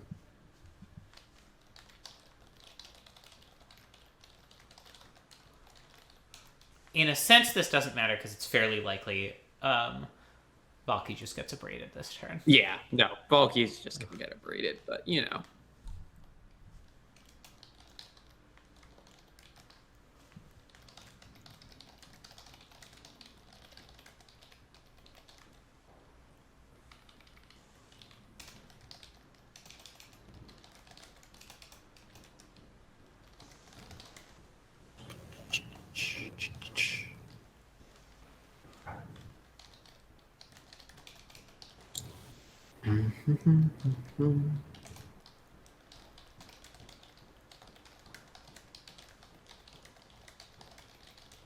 Gonna run out the rabbly boy.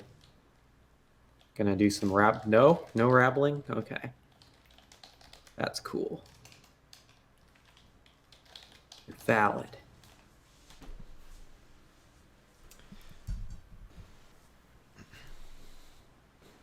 Probably. Actually, this was a bit of a clever pick from Evan. I feel like Charles was supposed to abrade this turn, or sorry, abrade on Charles's turn, because now Evan can just did not, but Evan could have just made the Valky into a 1/4 and just had it survive. Well, I thought that was why Evan was holding up the mana there instead of attacking with the Rabble Master token. I guess it was so that Charles didn't know to braid the Rabble Master, but Yeah. I feel like neither of them played that turn sequence really, really on point. That's okay. We're all friends here. What's some misplayed magic between bros?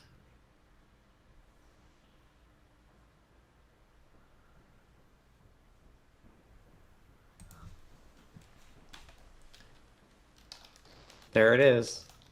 The Exarch.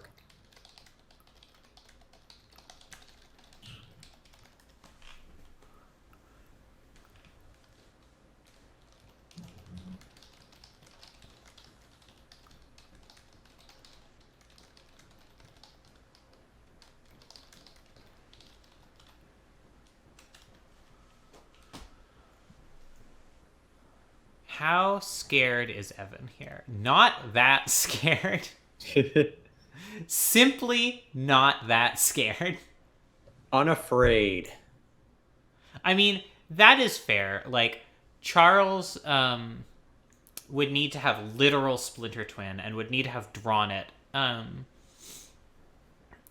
as the one additional card, or one of the two new cards in his hand. So I think it's totally reasonable for Evan to just go for pressure there. And now he has Collective Brutality and Bloodchief's Thirst to really make it impossible for Charles to combo off. Although I think at this point playing Falconwrath Aristocrat would be a pretty big mistake. Yeah.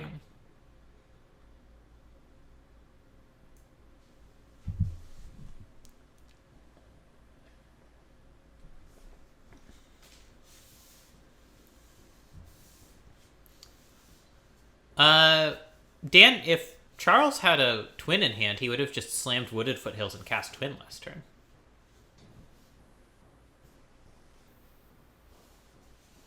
Or did you send that earlier? I don't know. Yeah, I don't love that Aristocrat, but what you gonna do? Get it bounced, I guess. I guess so.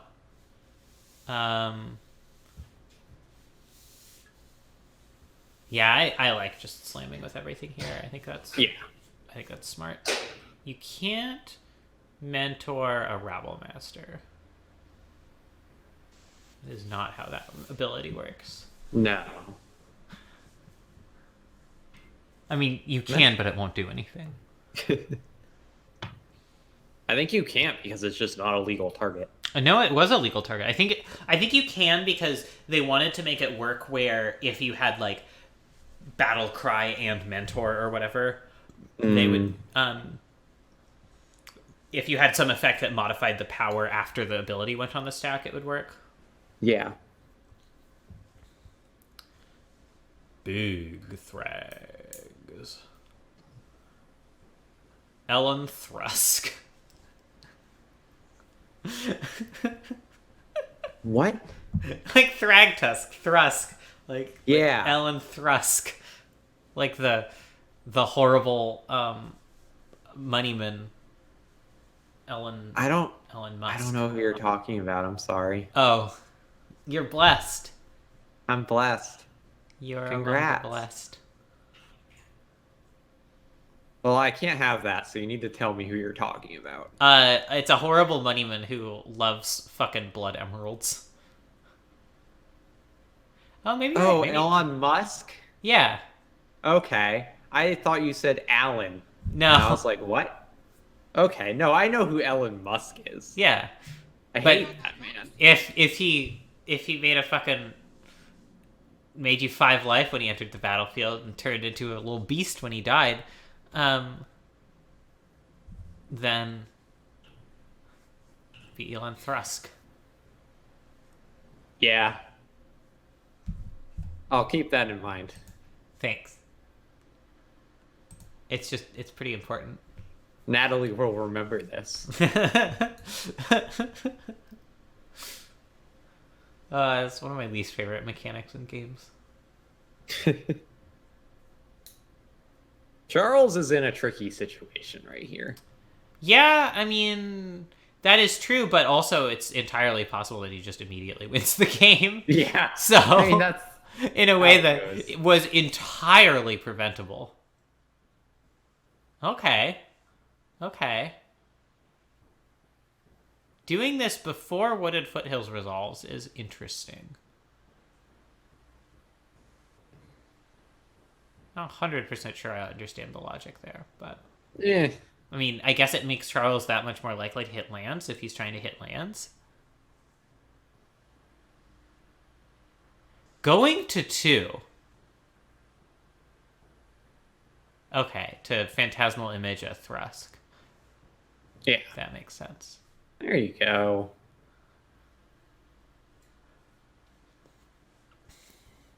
That's how you do it.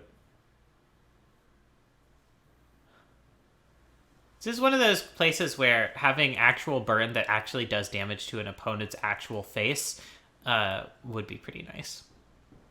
Alright, if Evan doesn't fucking Blood Chief's Thirst this Deceiver Exarch, I am going to lose my entire mind. Ketsy says this is game if Evan activates the manland, but I don't think that's true.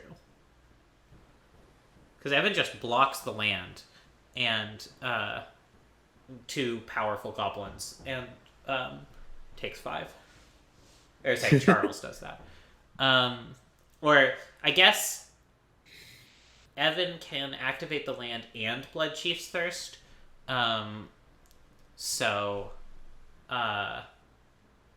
Oh, maybe that is lethal?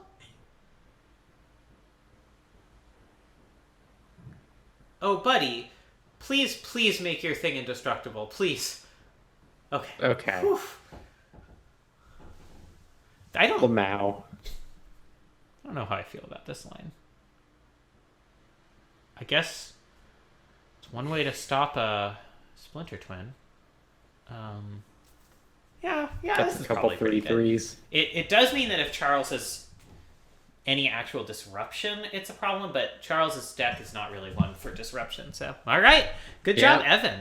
I'm impressed with that win. Fucking wildfire though. Yeah. God damn. Style points. Wow.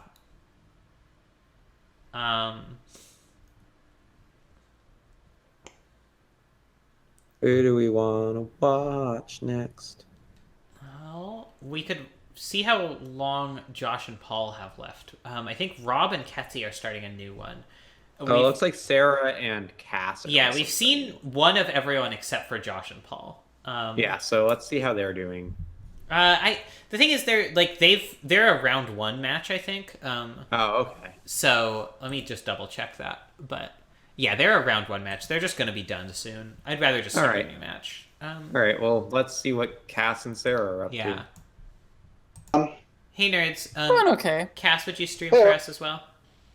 I will attempt to stream. All right. Yeah, I was gonna say. I don't know if you said your laptop.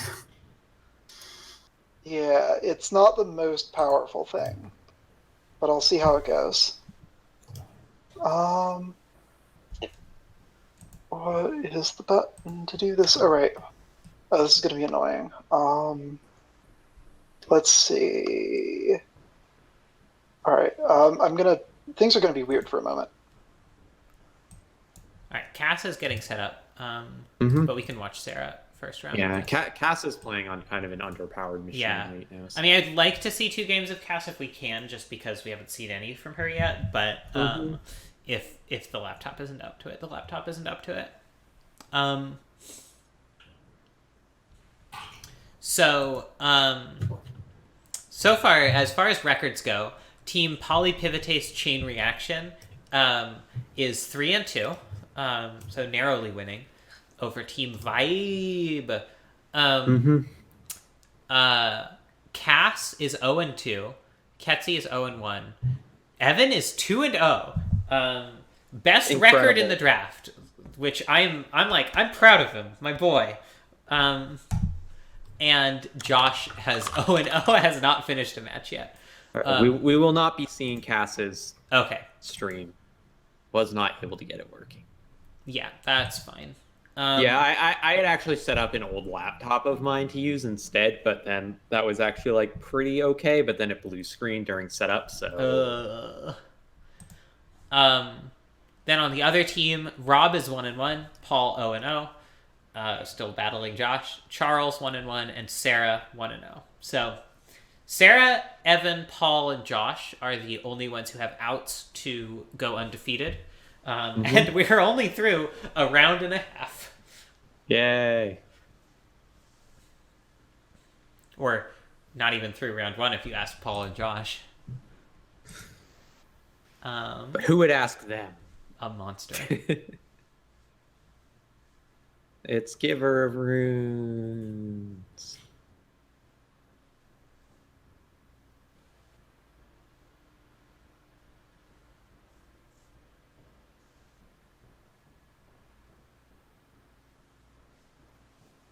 Groons. Yeah, as they call her. Yeah, Ketzi ran through the math, and Evan did actually have the win the turn before if he'd attacked with the Lava Claw. But oh well, still got there. All right, this is looking pretty fucking great for Cass so far. Yeah. In another world, I would have maybe advocated for Sarah playing the Shatterskull untapped to leave up Condemn, but Giver of Runes and Thalia both have something to say about that. Yeah. Yeah, and I mean, even a Wrath isn't necessarily going to do it that easily for Sarah here. If she can top deck a Swamp, then she can poison Giver's Cup and then condemn. Well, no, condemning Thalia won't work because, again, of the Thalia attacks. There's another Thalia. Not the Swamp they want to draw. Yeah, it's... So, next turn, if Sarah top decks an untapped land, they can kill Giver, kill one of the Thalias, and maybe get back in this if Cass doesn't have a really strong play here. But yeah, that's a really strong play. Oh boy.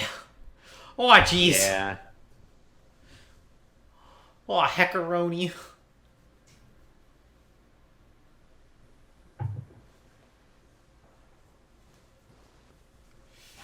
Cass feeling a little bit bummed going 0-2 against Rob, but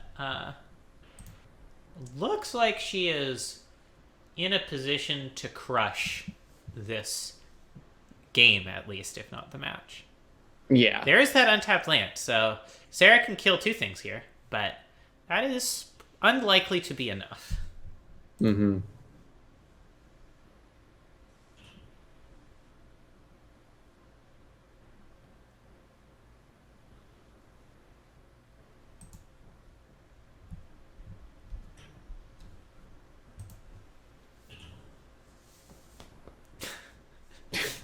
Yeah. Sarah running the concede line here, which does make sense. Making it fairly obvious to Cass that the foretold card is not in fact Doomscar. Not that, I mean, Sarah might be able to survive the next turn and then Doomscar on 6 land. Or no, I guess the Doomscar would be castable there because it foretells for 3. Ugh, what a powerful magic card. Jesus Christ. Alright, Sarah, looking at more anti-aggro things deciding to... Sarah is not main decking Ugin the Spirit Dragon. Wow. Weird. That is weird. With Cold Steel Heart, Boros Signet, Coalition Relic, she definitely has the ramp to make it a castable thing, and then of course it's the best thing you can possibly... Arena Rector. Yes, thank you. You're welcome.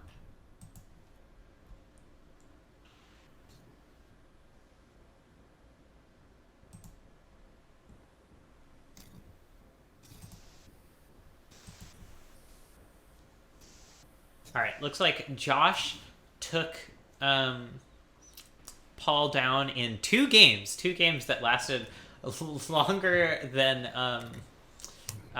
2 matches for Rob, Cass, Evan, and Charles. Yeah, I mean, Josh was playing Control, so that's just kind of what I Yeah, that is how it do be sometimes. It really do. Some people think that not be how it is, but it do. It do. All right, this Doomscar, you just can't ever mulligan a hand with Doomscar in Sarah's deck, I think. Yeah. Especially not in this match. Yeah, sorry, against Cass in particular. Against Josh, you could probably mulligan a hand with Doomscar.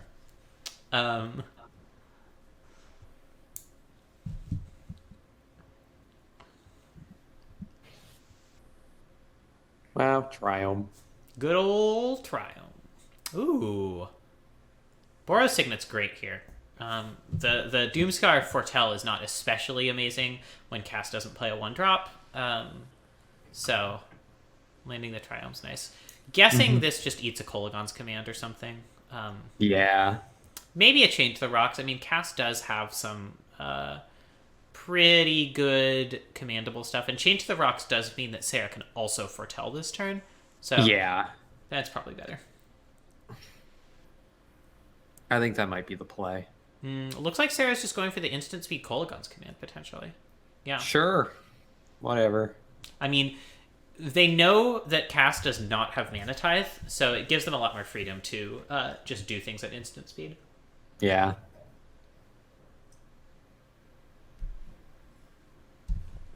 Mana Tithe, Mana Tithe.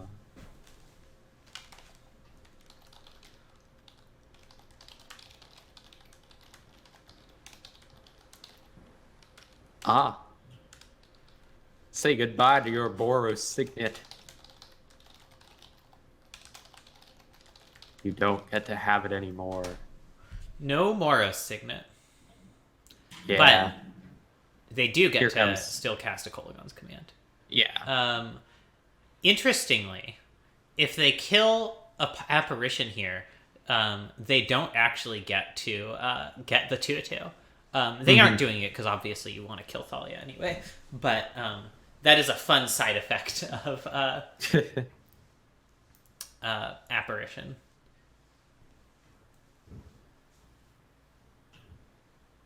So Josh said that was a, quote, insane match where I had to Lutri my own Wrath of God to wipe the board with Glenalendra Archmage's Persist trigger on the stack. Powerful magic. That is really powerful magic, yeah. All right, Sarah foretells something. Cass has no way of knowing whether this is Poison the Cup, Doomscar, or Starnheim Unleashed. Although Starnheim Unleashed is in fact not in Sarah's deck anymore. Yeah, I would probably just assume it was Doomscar. Yeah, I would always assume it was Doomscar if I was Cass, yeah.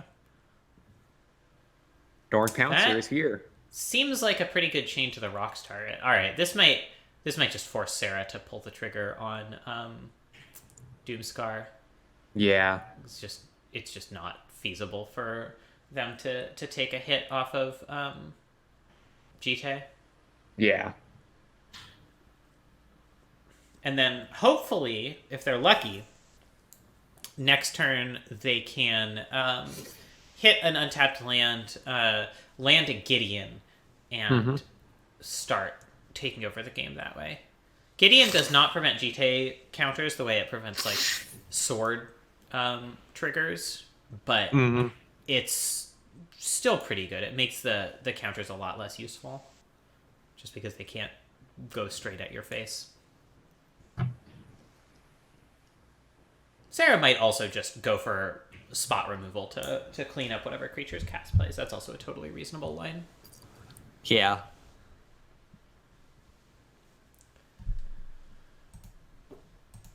In fact, might be a better line, now that I think about it. Sarah can no longer tap Sulphurous Springs for red or black mana. They could just wait and condemn the Angel. Force Cass to spend mana on the equip. No, it looks like gonna Chain to the Rocks. Yeah. The Angel. And now this is definitely looking like it's in Sarah's favor. Yeah, this seems like Sarah's game. I'm guessing if Cass had 2 cheap creatures, she would have played it. Played them both last turn. But Runs out Guru Runes. Ooh. Luminarch. Okay. I mean, this is certainly putting pressure on Sarah's removal, but in practice, Sarah does in fact have enough removal to deal with both of these next turn. Mm-hmm. Ooh. Untapped land. Yeah. I suspect Sarah's just going to go for the removal here. Partly because that saves them some life, and partly because it puts Cass on such a back foot in terms of actually winning the game. Mm-hmm. Sarah even has an attack with this illusion token, which they choose not to take, interestingly. I'm not 100%. Doesn't want to get GT'd. Although I guess. But it wasn't. GT wasn't anyway, equipped. So. Luminarch Aspirant was a 1/1. Mm-hmm. Adorned Pouncer's good. Maybe they were just assuming that Cass was going to flashback Adorned Pouncer, and or they were leaving the illusion back to prevent exactly the attack that Cass just chose not to make. Mm-hmm. Well, more removal. Yep. Foretelling Poison the Cup here because even though it does cost 1 more net mana, it also means that Sarah gets Scry off of it, which is pretty good at this point in the game. Sarah would really love to hit this Grim Nemesis. If Sarah can resolve Grim Nemesis and kill Cass's last creature, whatever that ends up being, that might just be enough to prompt a concession. I really love that Moto doesn't tell you what card is being foretold. Yeah, even when it's your own foretold card. You can hover over it to see, but you do actually have to hover over it. It's so weird. Yeah, especially because clearly they are aware that you could just not do that because Arena does the opposite. Yeah.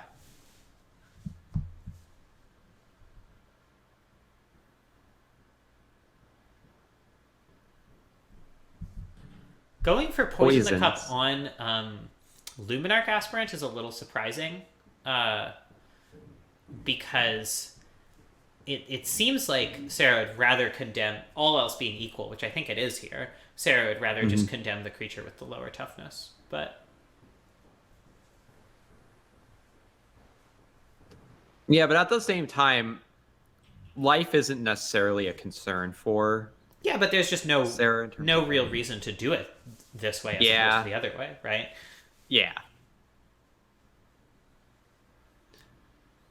Like, there's no mana time to play around or whatever. Yeah. Ooh, is this going to kill Chain to the Rocks? Yeah, it is going to kill Chain to the Rocks. That's kind of spicy. Nice. All right. Gonna make some snow mana. Better watch out. You better not cry. Sarah had 2 scries and a draw to hit a land and did not. Yeah. So Cass is, at the end of it all, going to get some counters on this GT, which will make this Angel of Jubilation a lot harder to kill. Yeah. Or will make whatever GT is attached to a lot harder to kill.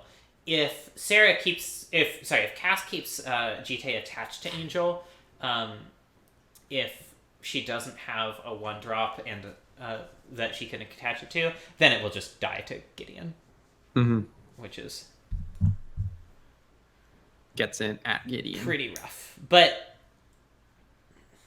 I guess, yeah, even if she plays a 1-drop, plays like Kithian, moves the GT, it's still There's just a dead land. to Sorin if Sarah draws a land, which they did.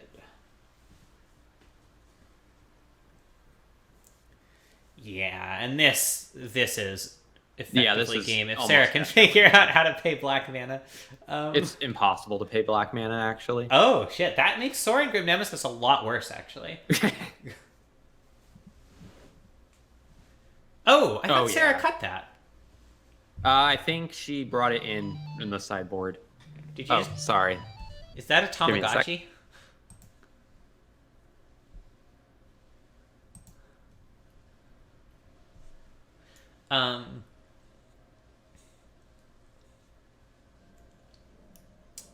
All right.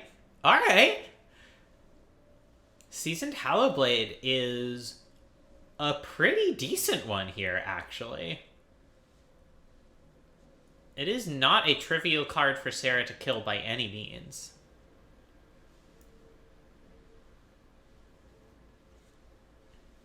We have still got ourselves a game.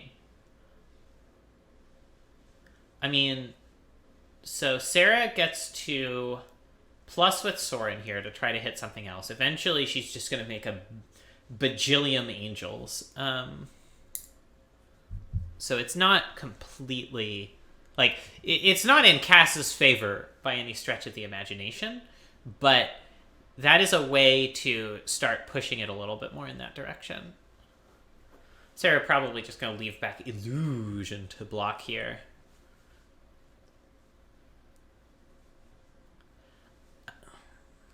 I'm guessing... They're considering not plussing Gideon? I don't understand what the logic of that would... Of, like, zeroing here would be. Basically just makes Cass discard a card to put 2 counters on GTA, which I don't think is net good.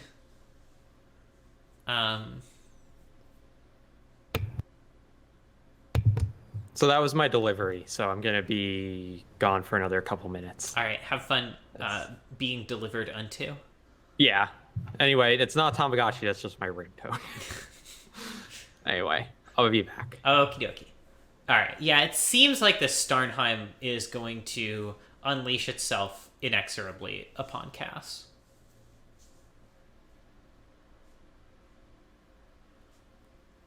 Silent Clearing looking incredible here.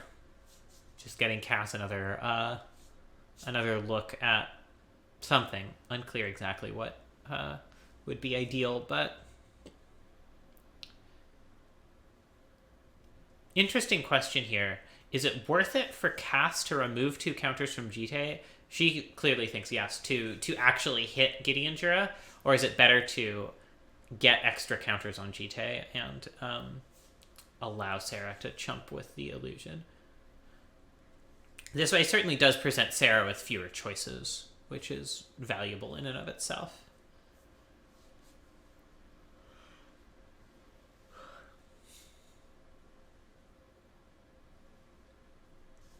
Sarah's also not too far away from just ultimating Soren Grim Nemesis. Ooh.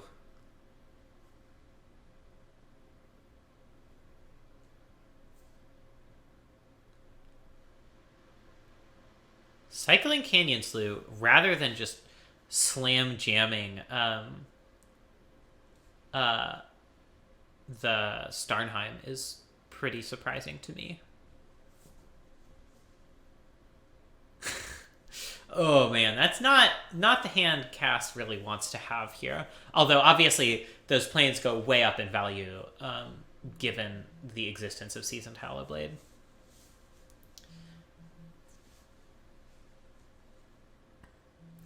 For Sarah though, I'm a little bit surprised that she didn't just make, let's see,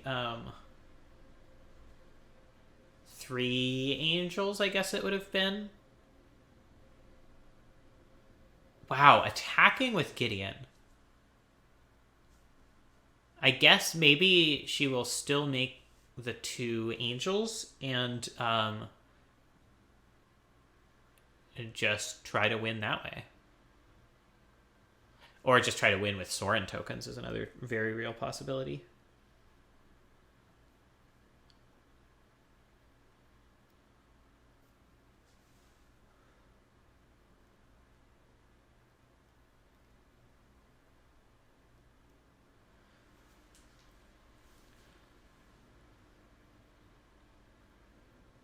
Sarah pointing at Oblivion Ring here. I guess telling us that they think that is their out. So with 1 attack of Hallowblade, no matter where it goes, Cass can only kill 1 angel this turn.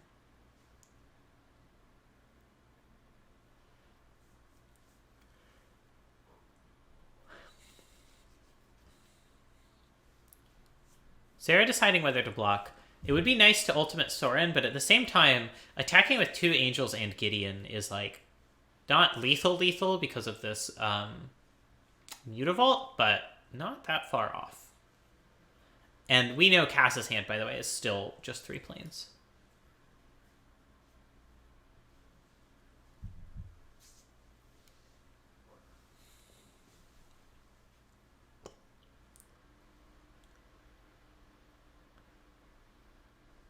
And it is entirely possible if Soren pluses into, well, I guess it's actually far away from lethal because GT gains life, but Sarah drawing an instant speed removal spell here is actually extremely good for them, because it means 2 things. One is it means that they could just use it to kill or to stop an attack from Hallowblade and remove a bunch of counters from GT, or prevent GT from getting counters, prevent Soren from taking damage.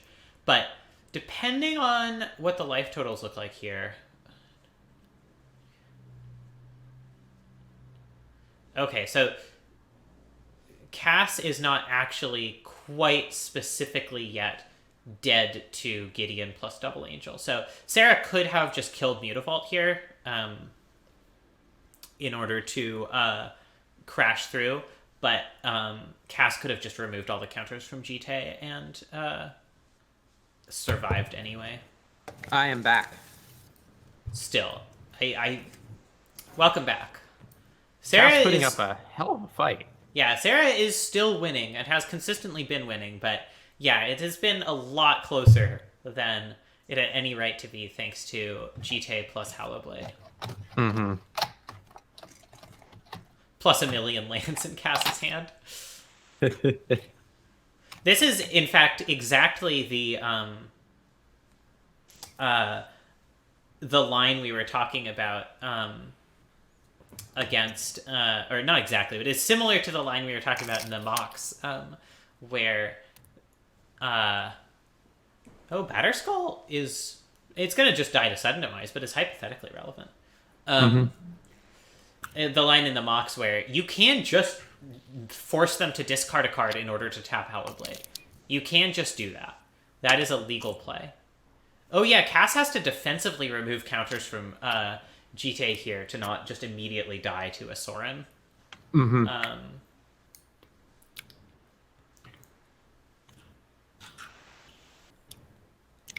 So Sarah has 2 choices here. She could do the boring win and attack with 2 Angels, or she could do the style win and play Arena Rector, kill it with sudden demise, find a Johnny Vengeance and a Johnny Vengeance for lethal.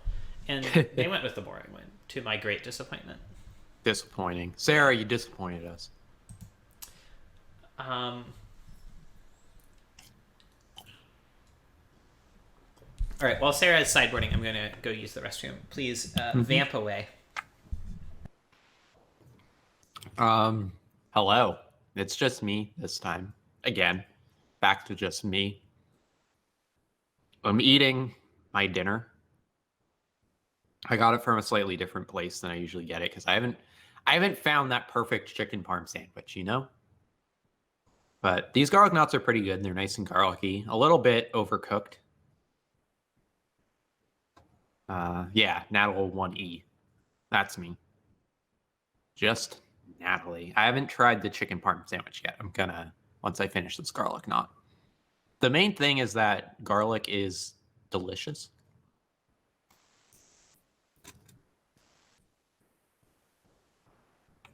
So write that down.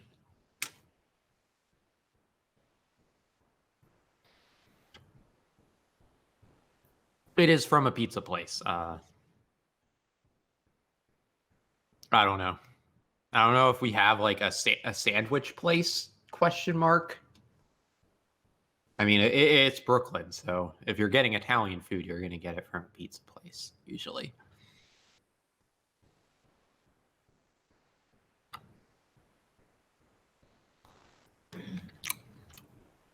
Also, I ordered it on the app Slice, which is an app for pizza places specifically. But it's a pretty good app. It's better than like Seamless or DoorDash or Caviar or whatever.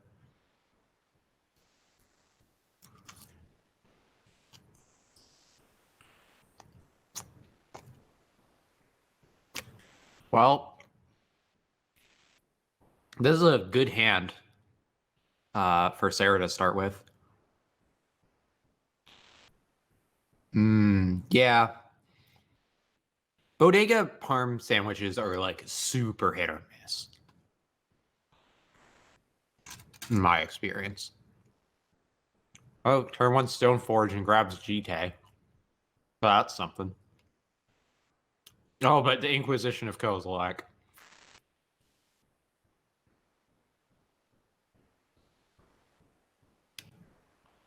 No, I'm not sure necessarily what they take. I mean, yeah, GT is probably the correct choice, but you know.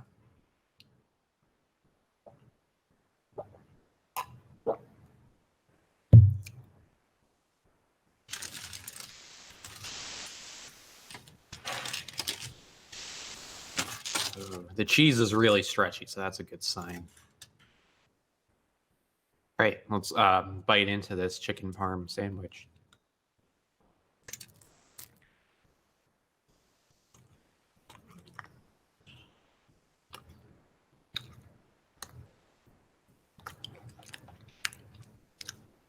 The cheese is really good. The bread is also solid. I didn't get that much of the chicken in that bite because it slid away as chicken parm sandwiches are wont to do. But it's a solid chicken parm. Meanwhile, Cass has played Batterskull. And now there's Selfless Spirit, but Sarah does have a foretold Doom Scar, which is not ideal for Cass, I would say.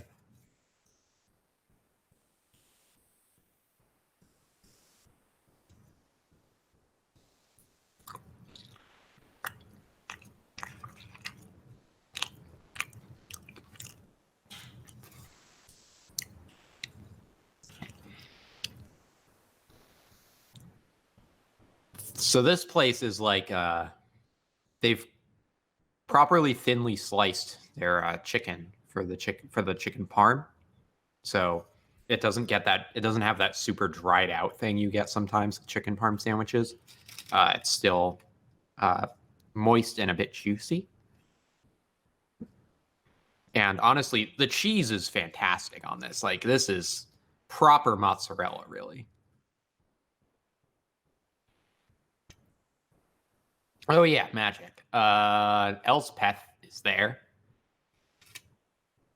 You know, Elspeth doing Elspeth things. Elspeth is one of my favorite magic characters.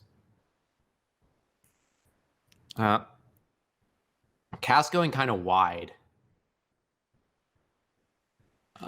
Probably going to get Doomscarred next turn, but can get in for a decent amount of damage this turn, I think. So, can hit pretty freaking hard with this germ.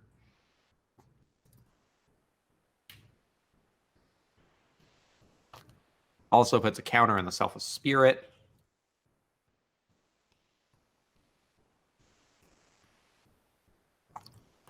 That's true. Sarah's not in a great situation right now, I think. I think you're right in that the Selfless Spirit definitely makes Doomscar a bit worse.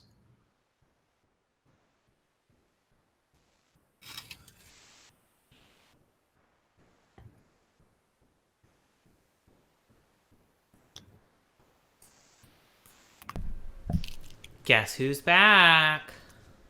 I guess Natalie. You're correct. Generally speaking, it's a very good guess with this stream. Mm-hmm.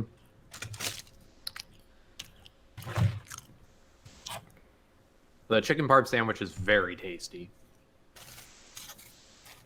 Also, Cass is kind of crushing it right now. Wow, yeah, this is looking rough for Sarah. Yeah. Although Sarah does have a Doom Scar foretold, and Selfless Spirit is now gone. Okay. So they could very easily get back in it. Yeah, but they are gonna go to or I guess, did Gideon plus this turn? I assume so. Cass I have cleverly no idea. piling a counter on Kithian, who can survive a Doomscar. I guess Gideon didn't plus. Yeah, no, because they had to destroy the Selfless Spirit. Oh, gotcha.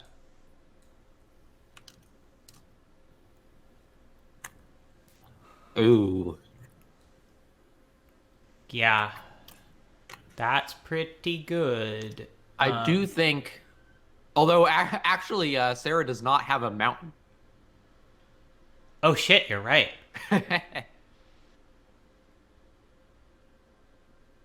Yeah, I wonder if they're trying to figure out how...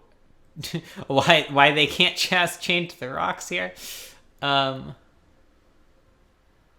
Make Kithian indestructible here. And then Kithian can at least carry a maul. Yeah. And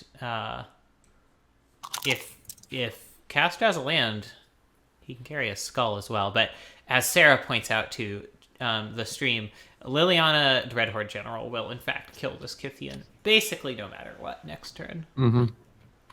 But, you know, if he crashes in for 7 or whatever, that's... Okay. Oh, interesting. No Thalia there, which does mean that, well, Sarah did not draw the untapped black, so... Wompers.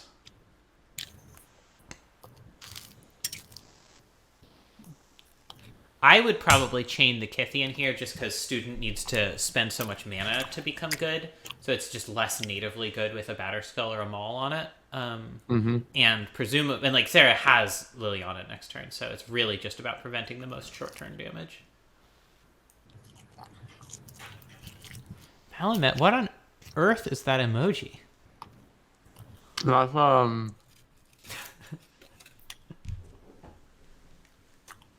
Oh, bouncing Batterskull.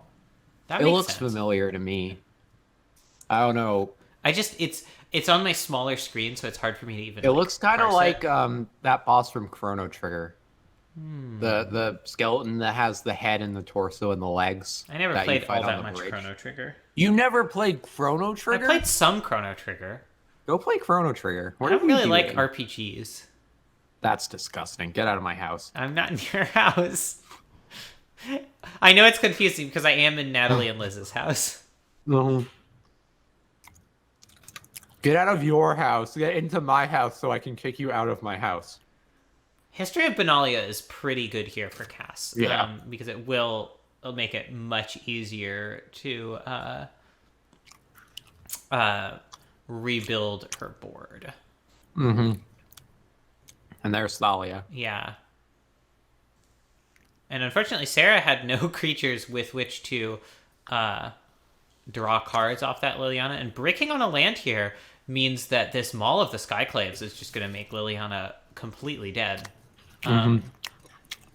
Actually, Maul not even necessary here because of the Thalia making the zombie ETB tapped.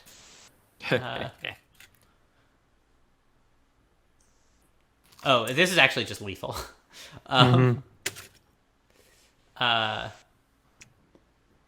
Sarah turning off auto yields to psych Cass into thinking that they have something.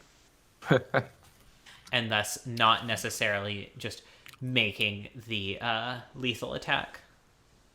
Giving Sarah another chance to... Oof. That's even worse than equipping Maul. But it is... Wow. Sarah does not even wait to see if Cass attacks Liliana. Oh, and Condemn next up. But that was just not enough stuff after the Condemn. Oh, yeah, that's where I know it from. Level 5 death from Final Fantasy V. Okay. All right, that's that match. Level 5 death is so stupid.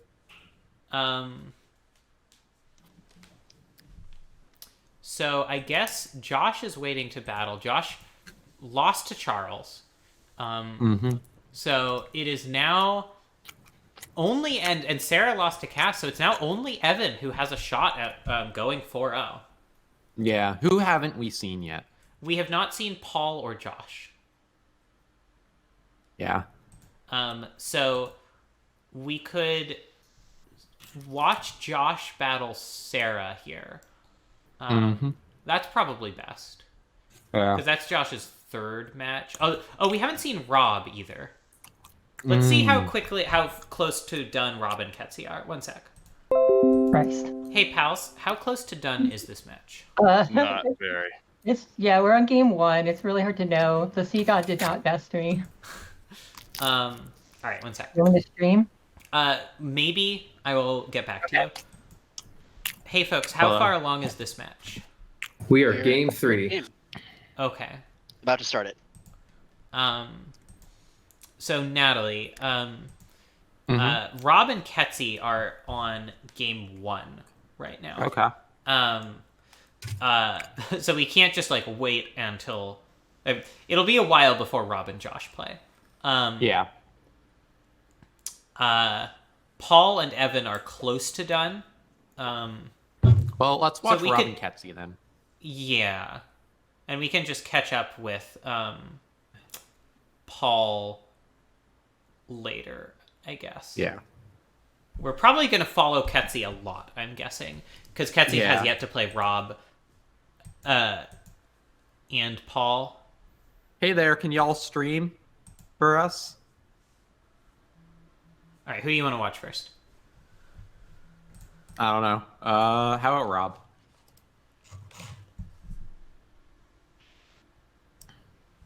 Cool.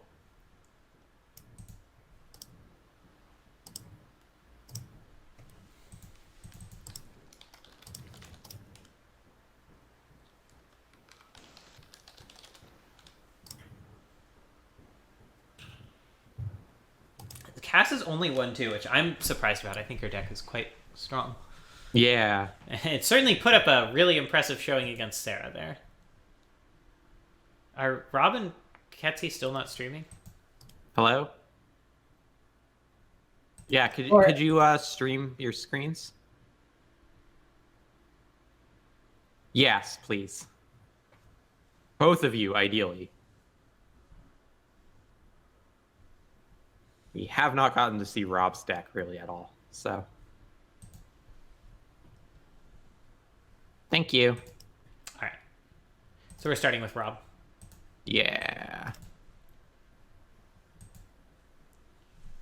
What a board state. Oh. Yeah, this is a board state, all right. Very wide board state. Hey, Rob, can I ask that you make your hand a little bit smaller so that the cards on the battlefield are a little bigger? I can try. Thank you. That's perfect.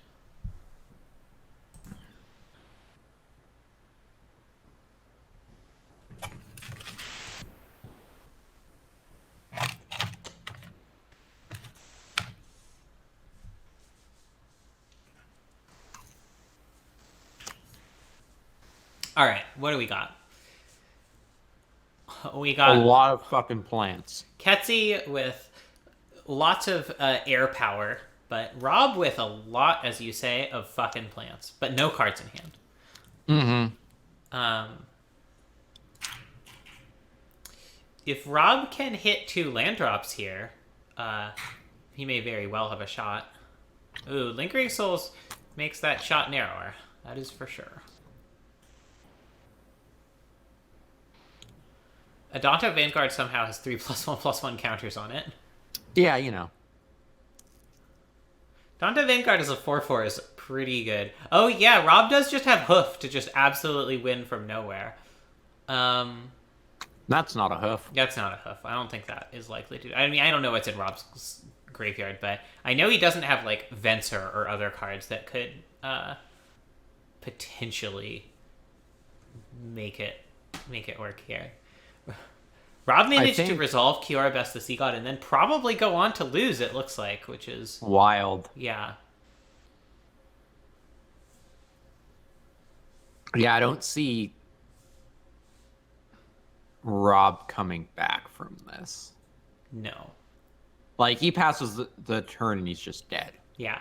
He's dead to Smuggler's Copter, he's dead to Spirits, he's dead to 1 Spirit plus Thief of Sanity. Mm-hmm. All right, let's stick with Rob just because we haven't seen his deck as much. Yep. Sounds good. Not playing Amra, cool. Which is Destruction. justifiable given that he only has one way of putting it onto the battlefield.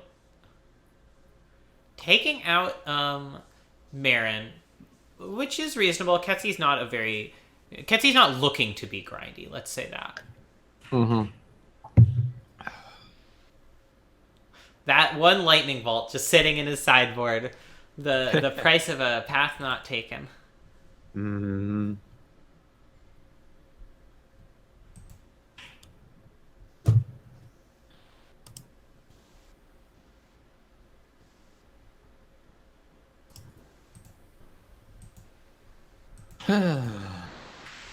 The teams right now, by the way, are 4-4, so it's possible we could see a finals match. Oh no.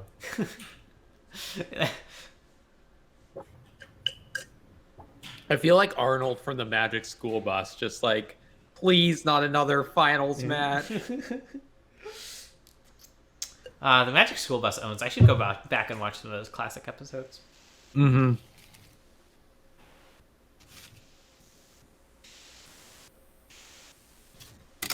All right. Miss Frizzle is a LGBT icon. Absolutely true. I mean, I basically married a Miss Frizzle equivalent, so. Nice. Yeah, Liz is great. Yeah, Liz is great. I know about Liz. Have I talked to you about the value of marrying Liz's, by the way? Yeah.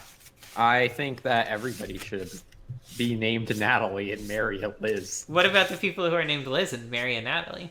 Oh, that's also valid.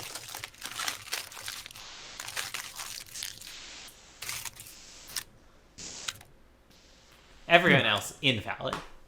Yeah. Oof. I don't know how I feel about this Pact of Negation. I don't think Ketsy's deck is, like, going big enough to make that really good. Yeah, I don't know how I feel about Pact of Negation in this deck overall. I also don't know how I feel about sideboard Condescend, although I guess it... Like, if you're playing Ancestral Vision, you should have enough early blue to probably be able to play Condescend main. That's what I think.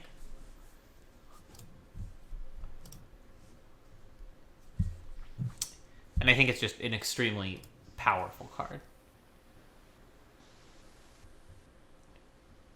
Last minute took out Big Mammoth.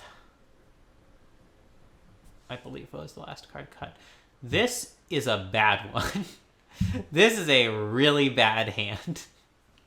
You're right. It sucks.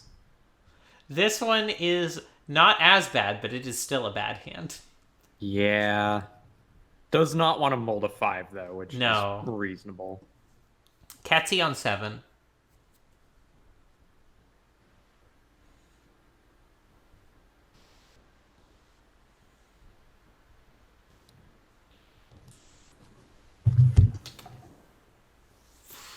What is Rob hoping to draw here? I mean, mana acceleration would be great. Imagine if this Pact of Negation were a Condescend. Oh boy. How much removal does he have? I don't know that he has a lot. What happened to me? Rob. Yeah, I'm taking a look through his list here. I don't see removal, except Slaughter Pact. Yeah, there's a Slaughter Pact, which is only middling against Ketsy's deck. There's an Assassin's Trophy. Oh, I didn't even see the Assassin's Trophy. And there's like... That's pretty good. Yeah, that's about it. Song of the Dryads. Yeah.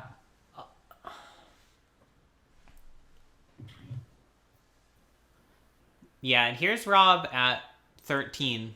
Ketsy does not make her third land drop, though, which definitely does give Rob a chance to just overpower her with mid-range threats. As we've seen in the past, it's very bad for Ketsy's deck when she stumbles on lands. Yeah. You don't really want to be in the position where you're encouraged to make an 18-land aggro deck, but it is conceivable that that's where Ketsy's at. Yeah. Ugh. Cycles cast out to try to hit a land, which means that she probably won't be playing another spell this turn. Does hit a land, though it is a tap land. Yeah. This is it's looking pretty good for Rob. I will say. And now this Pact of Negation is actually looking pretty good. Yeah. As a way of just allowing Rob to keep tapping out for incredible threats and never being at super high risk. Ooh. Hex Drinker off the top is a little bit awkward. Because now Ketsy will know what the manifested Hex Drinker is, and Rob doesn't have a chance to give it protection from instants. Or just make it big enough that sorcery speed removal doesn't get rid of it. But Ketsy's deck also not super heavy on removal, so... Nor is it, like, great if she just has to take a turn to kill a manifest.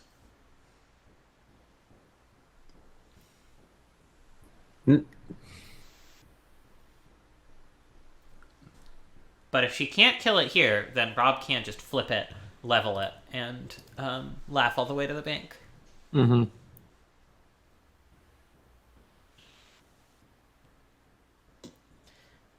I'm gonna go out on a limb here and guess that we're gonna make it to game 3. Yeah. Ooh. Alright, there's one humongous threat down, unless Rob goes for the Pact of Negation, which is pretty plausible here. Pact of Negation also does mean that Ketsy doesn't get the Murderous Rider itself later on. Yeah, so, Pact's it, which I like that. Entirely reasonable. Yeah.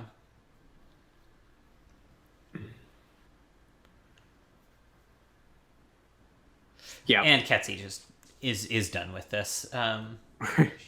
Just too far behind to really mount a comeback. Yeah. That stumbling on the third land drop was... For several turns, yeah. Yeah. She's not going to be happy about this one. It's not a very fun way to lose. No. If you gotta lose.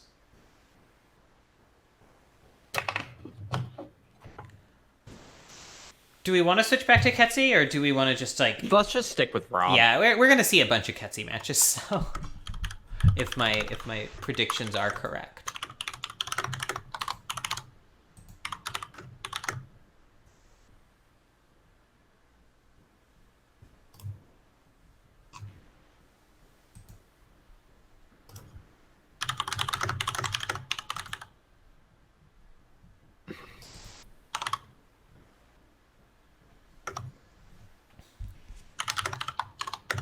Cass and Charles are pretty close to just closing up shop and going home. I think Cass is actually playing her last match now. Yeah. No, she's still waiting for Evan and Paul. Oh, okay. All right, what do we got? This is what I like from an opening hand in Paul's deck. Multiple 2-drops, acceleration, Green Sun as sort of a catch-all. On the other hand, Ketsy also is doing some real stuff.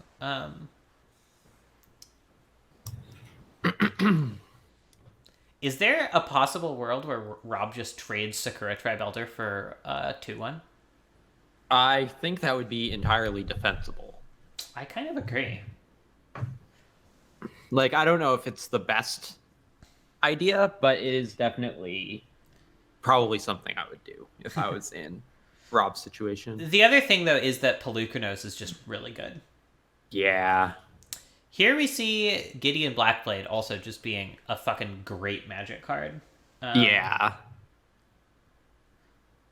Like, even aside from the fact that it dodges removal, which is not super relevant right now, it dodges... wow, Ketsy not even willing to offer the bodyguard trade here.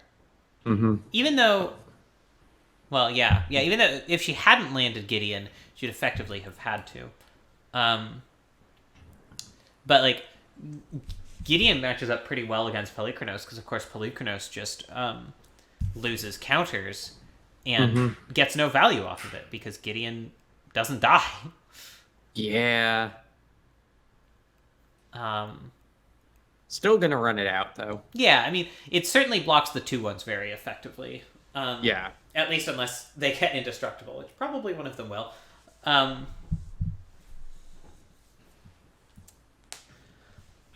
it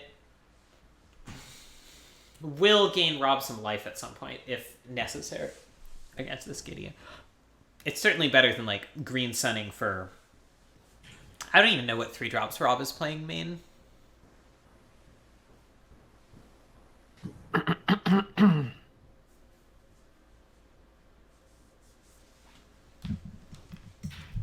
Three. It's a number bigger than 2, but less than 4.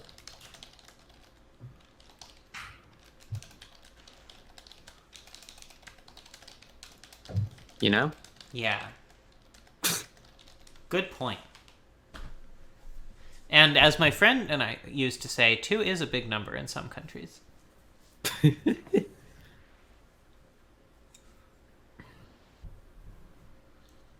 Yeah, this Gideon Blackblade is going to do work.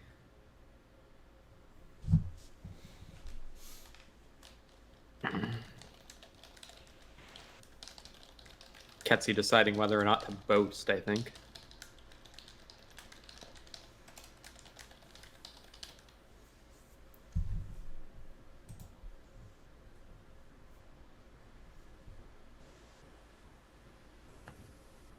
Awkwardly, after this match, Ketsi will probably battle Paul, and Rob will battle Josh, and those are Paul and Josh's last matches.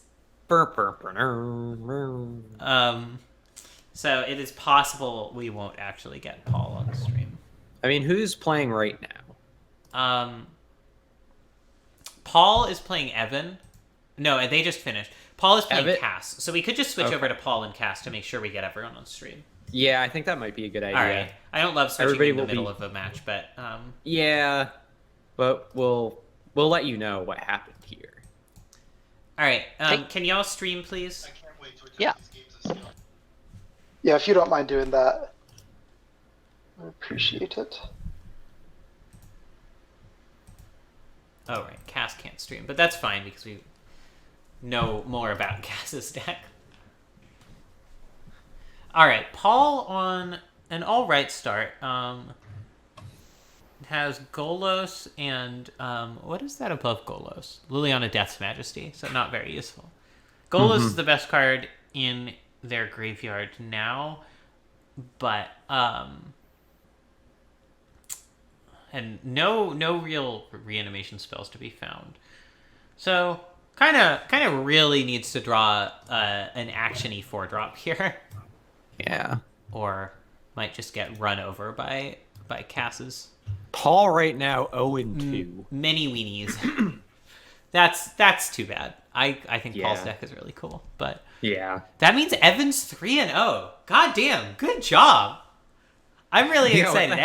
Evan's been feeling a little down in the dumps about his Magic performance lately, so I'm really happy to see him. Being like the front runner, unarguably, in this draft. Yeah, which is wild. Yeah, I honestly not sure I saw that out of his deck, but it turns out that Rakdos good stuff is just a good deck. I guess so.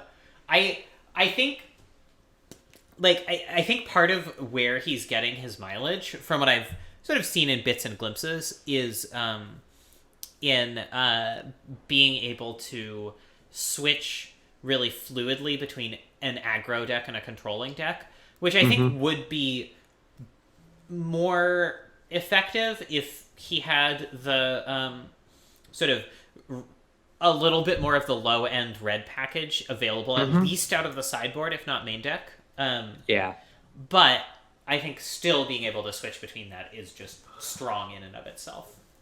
Yeah. All right. The GTA getting counters here and killing the birds just means that Paul is toast. Yeah, I don't see Paul coming back from this. Not even hypothetically, no. I don't think he even drafted a Wrath, even if he had the 5 mana that would be necessary to cast it here. Mm-hmm. And just draws another land. I think Rob did get the Damnation, but Paul did not. Mm-hmm. Making Cass actually do the work to push through lethal, though. Evan got the Damnation. Battleforged becomes a 4/4, right? I think so. Who got the Damnation? Evan. Oh, Evan. Okay.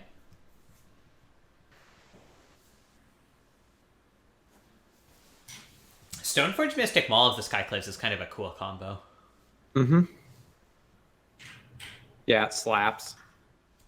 It's like fucking Maul of the Skyclaves combat trick.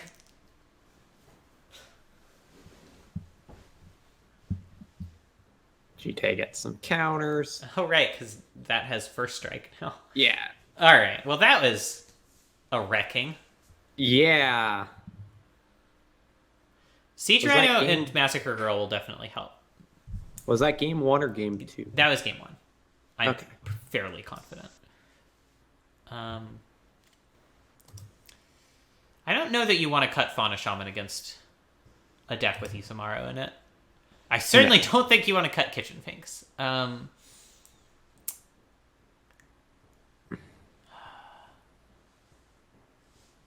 What would you cut here? I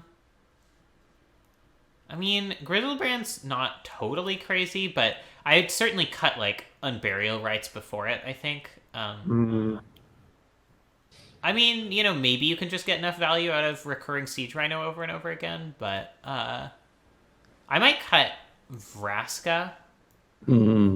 Although it's an answer to equipment, so maybe not. Yeah, I feel like I probably cut a reanimation spell. Yeah. Maybe the Eldest Reborn. It's awfully slow.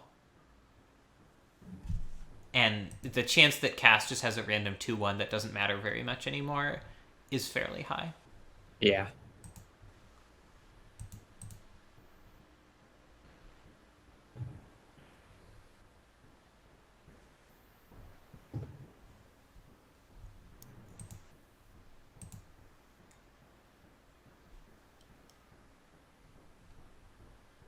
All right, looks like Ketsi beat Rob in 3 games. Wow, that was fast. Yeah. Let's see if we can get Josh and Rob to hold off a little bit. Mm-hmm. Hey, Josh. Oh, I'm muted. Hey, y'all. Would you mind holding off a little bit on your final battle so that we can get it all on stream? Meaning me and Josh. You and Josh, yeah. This is both of your last match, and we want to get a full Paul match on stream. So sure, I can wait a minute. Thank you. Like a couple minutes, right? Like it's not going to take. I mean, I don't know. It's White Weenie is one of the decks, so probably it's not going to take very long. But I can't promise anything. All right. Burner. All right. Chatty Discord. Welcome back. Back again. Windswept Teeth.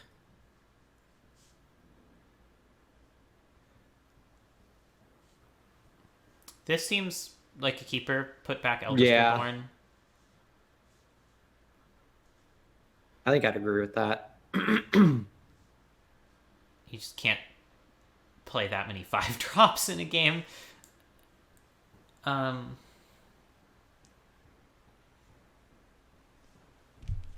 I guess I can see put back Golas. That certainly optimizes for the situations where you just like slam a Winding Way to get an Elish Norn into your graveyard. But I feel like they're going to name creature with this Winding Way. So yeah.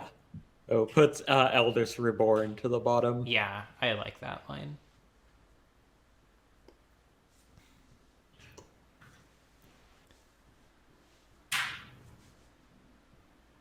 Student of Warfare. That is a clock.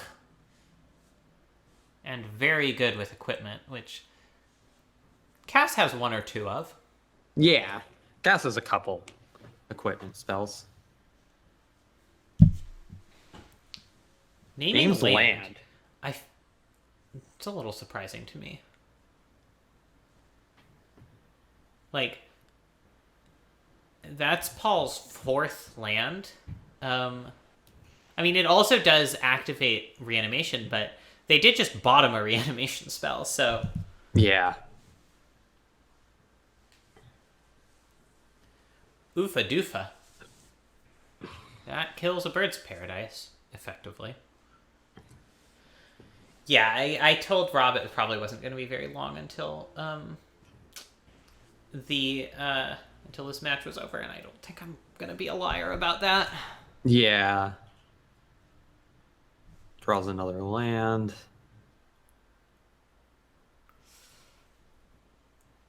What? So the creatures that got milled, because there was actually a Courser of Crufix that got milled, which would have been super relevant here. Yeah. Courser of Crufix and Grave Titan are the creatures that got milled. Yeah. As well as one of his remaining is that Unburial Rites, spells. Actually? Yes. That's, I mean, if you're going to mill a reanimation spell, that's a great one. Rob actually... Yeah. Or sorry, Paul actually does have a turn 4 Grave Titan here. Mm-hmm. Which is pretty good. That might... I mean, I don't know if it's going to be enough to do it, as they say, but it will let them stabilize.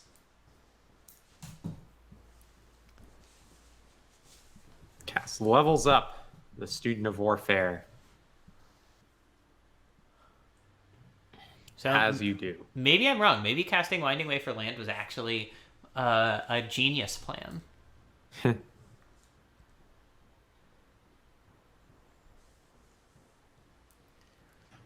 Here's some Burial Rites for the Grave Titan. Pretty strong.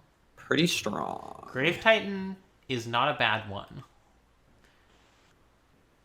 And now, with Grave Titan blocking the way, Vraska starts to look a lot better. Mm-hmm. Not sending a bird message, though. Unfortunate. What? I don't know. Sometimes you just swing with your 0/1 just because. Oh, I see. To send a message. Yeah, send a message. I do that with my crabs all the time. Winds of Abandon, pretty good here. Yeah. That is pretty brutal. Very, very strong magic card, as it turns out. Cass can level Student, which gets rid of any good blocks Paul has because it gets first strike. Mm-hmm. And in order to kill it, would have to double block, I guess. Yeah. Well, no, that wouldn't even work because it first strikes one of the zombies and the other one only deals 2. Oh, yeah. You're right. But Vraska coming down, killing Student, isn't terrible. Cass gets to suit up Revoker with Jite, which is...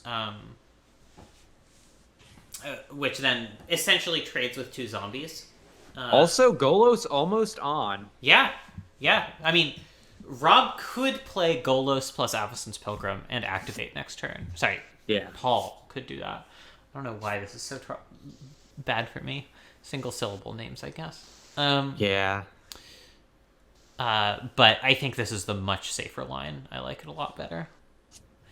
You really don't want to be allowing Cass to get in with a Jitade Student here. Yeah. That's just brutal.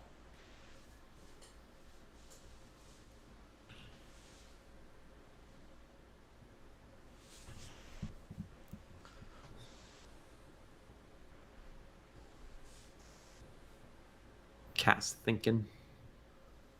Thinking. Can't relate.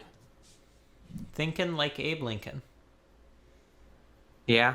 He's dead. He is quite. So he's dead. not. He's not doing a lot of thinking right now. No, he is. He is entirely dead. His brain has long since rotted into dust. Mm-hmm. So I guess in that way, I am thinking like Abe Lincoln. Wow. And that I have no thoughts. Head empty.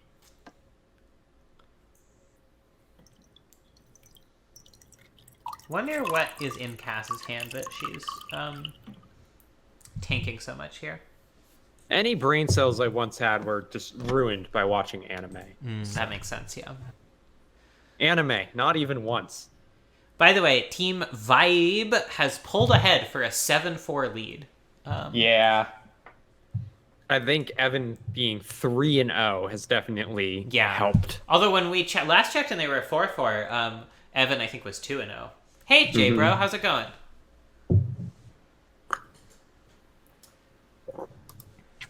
Hello. We're here watching Magic: The Gathering. 5-color Golos Reanimator versus Mono White.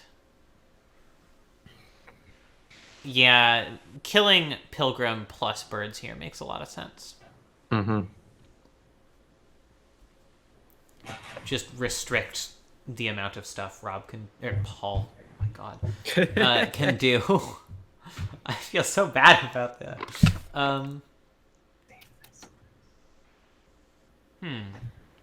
I would probably... No, that doesn't work. Never mind. I would probably say the wrong thing and then feel bad about it. Yeah, go for it. I can't promise, like, top-tier J-Bro quality entertainment, but... We'll do our best. Yeah. I could put on a jaunty hat. Nobody would be able to see it, but they would know. I would appreciate it if you put on a jaunty hat. I don't have any hats in reach, actually, so... Oh, that's fair. My wife has decided to find a hat for me. Anytime you are wearing a jaunty hat, I am quietly appreciating it somewhere. Okay. My wife has brought me the red-nosed reindeer warm hat, which I am putting over my headphones. Awesome. That sounds very jaunty. I'm attempting. Ooh, dismember for Golos. That's brutal. It doesn't fit very well over my headphones, but I'm wearing it.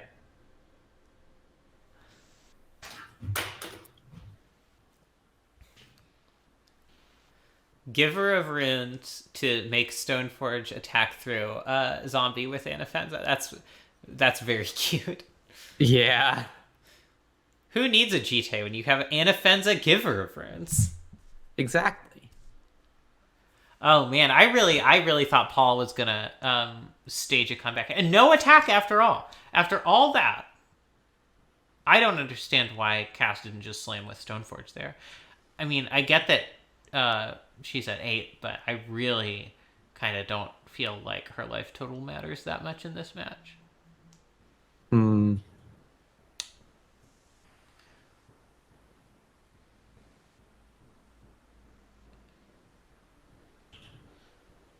There's going to be a double counter tireless tracker turn. Or a double trigger. Oh, this triggers Nissa too. Huh. Paul is just raking in the value here. Just absolutely getting his money's worth at the circus of value. Yeah, that is for sure. As we all hope to do. Mm-hmm. Wow, not just killing Vraska to do away with GT there is a little bit wild. Yeah. Not sure how I feel about that one. Okay, so Paul doesn't go for the immediate Windswept Heath crack, because remember, they can just tap it for mana due to the World Tree. Yeah. So it's not strictly necessary, but the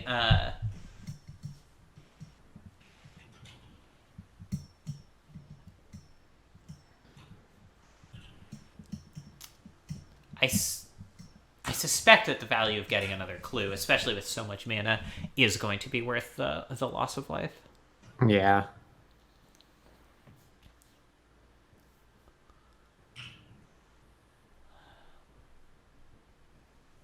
And now, Cass can just put Vraska off the ability to kill Jite again. It feels like Paul basically had a one-turn window to deal with that card and elected not to take it and has now lost it. Which... Well, actually, that's not strictly true. I forgot that Give Reverence doesn't just make a card unblockable. Paul does have 2 different colors of blocker, which does mean that the zombie can just chump here and keep Vraska alive.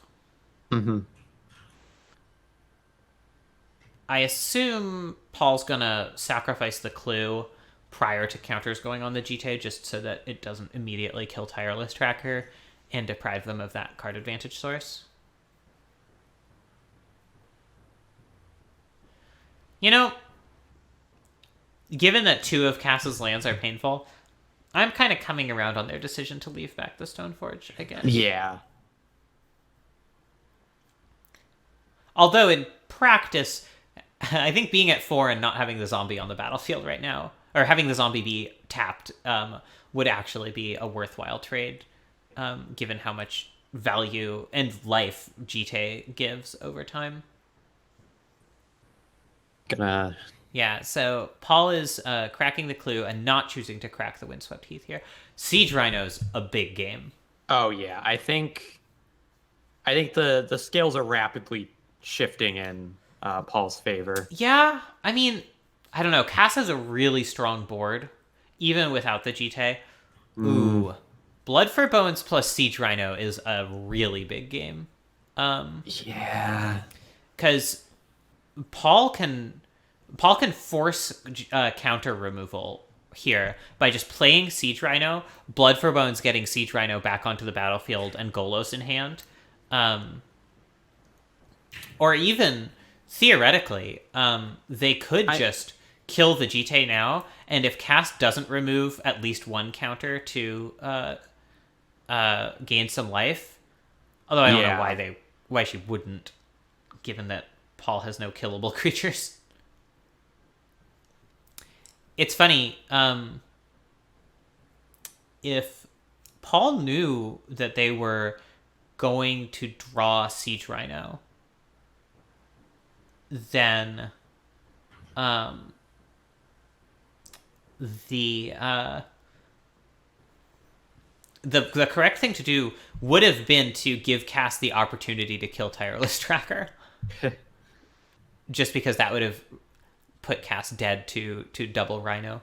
I guess it would have had to be literal Siege Rhino into Blood for Bones. So the chance of that specific combination happening are not super high. But really? Huh. I'm baffled, but I guess that's enough. Yeah. Yeah, I mean, from there they can just get in with both of their remaining creatures, and Cass can only block one of them. Yeah, I guess that's true. I guess that's true. And that You're right. puts her dead. Wow. What a comeback. I'm really impressed. Hell of a game. Yeah, that was like at first I thought Cass couldn't lose. And then once the Grave Titan came out, I thought Paul couldn't lose. And then once the Jite was just unopposed, I thought Cass couldn't lose again. And then Paul won. Yeah. Magic the Gathering. It's a cool game that people like to play. Like me, I like to play it. I'm cool.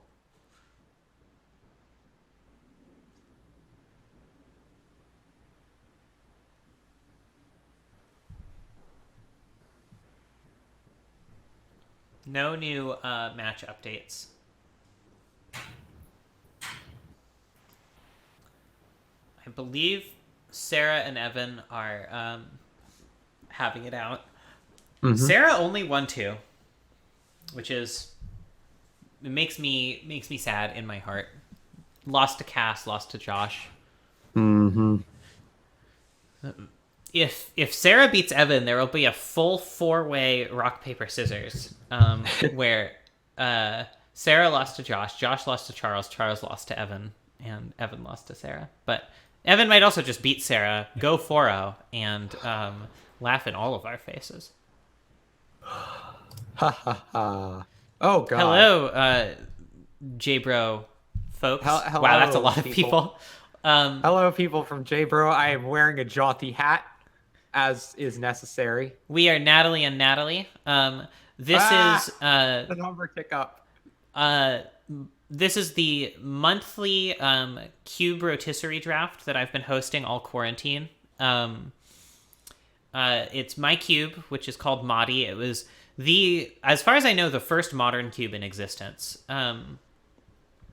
And I've been building it out physically and drafting with it for many, many, many years. Since 2011, I think. And when quarantine happened, I moved it digital.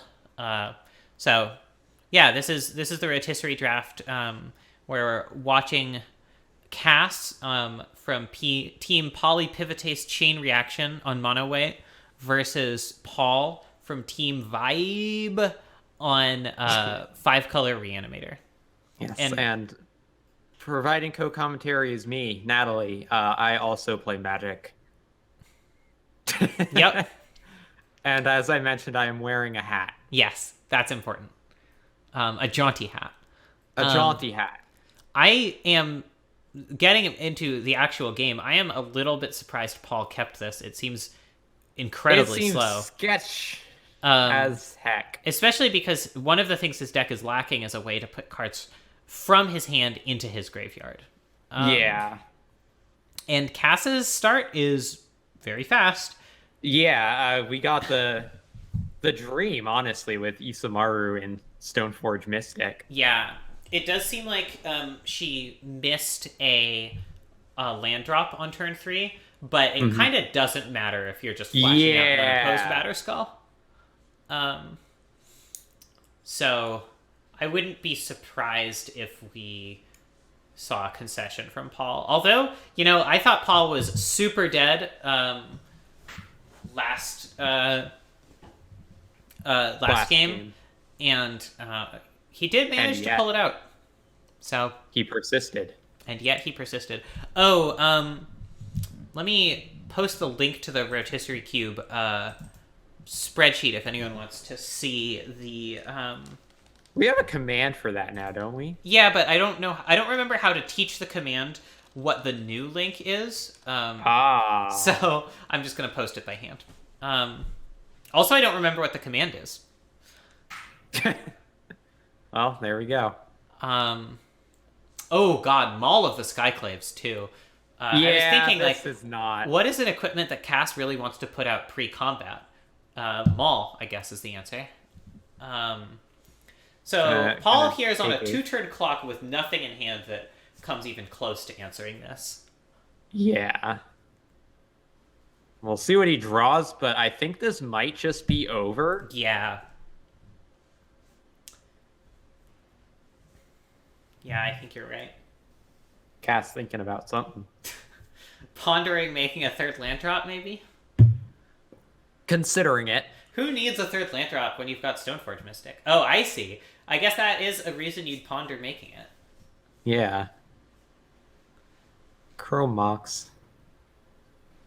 Exiling Anafenza to land a Student of Warfare. Just in case. Just in case.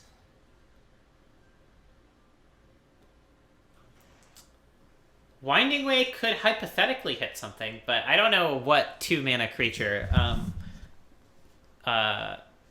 does the trick here. Yeah. It's not Courser of Krufix. Yeah. That's not the one. Yeah, I think this is over. Yup. Cass has him dead on board. Yup. So this puts Cass at 2-2 for the day. Finished with her matches. brings team vibe to the 8 wins necessary to potentially win the draft. It is hypothetically possible that Polypivotate's chain reactions wins out the rest of the matches and makes it to evens out the score for a final round, but that's not terribly likely. All right, and so now I believe we are going to watch Josh and Rob. Mm-hmm. Can y'all stream your screens, please? Hello, everyone. Hello. Let's start with Josh because we have seen 0 Josh matches so far. Yeah. So Josh is running a pretty standard blue-white control. Yeah, Josh basically unopposed blue-white control. He was fighting a little bit for white stuff with Cass and Ketsy, and a little bit for blue with Rob and Paul and Charles a tiny bit, but mostly just completely unopposed.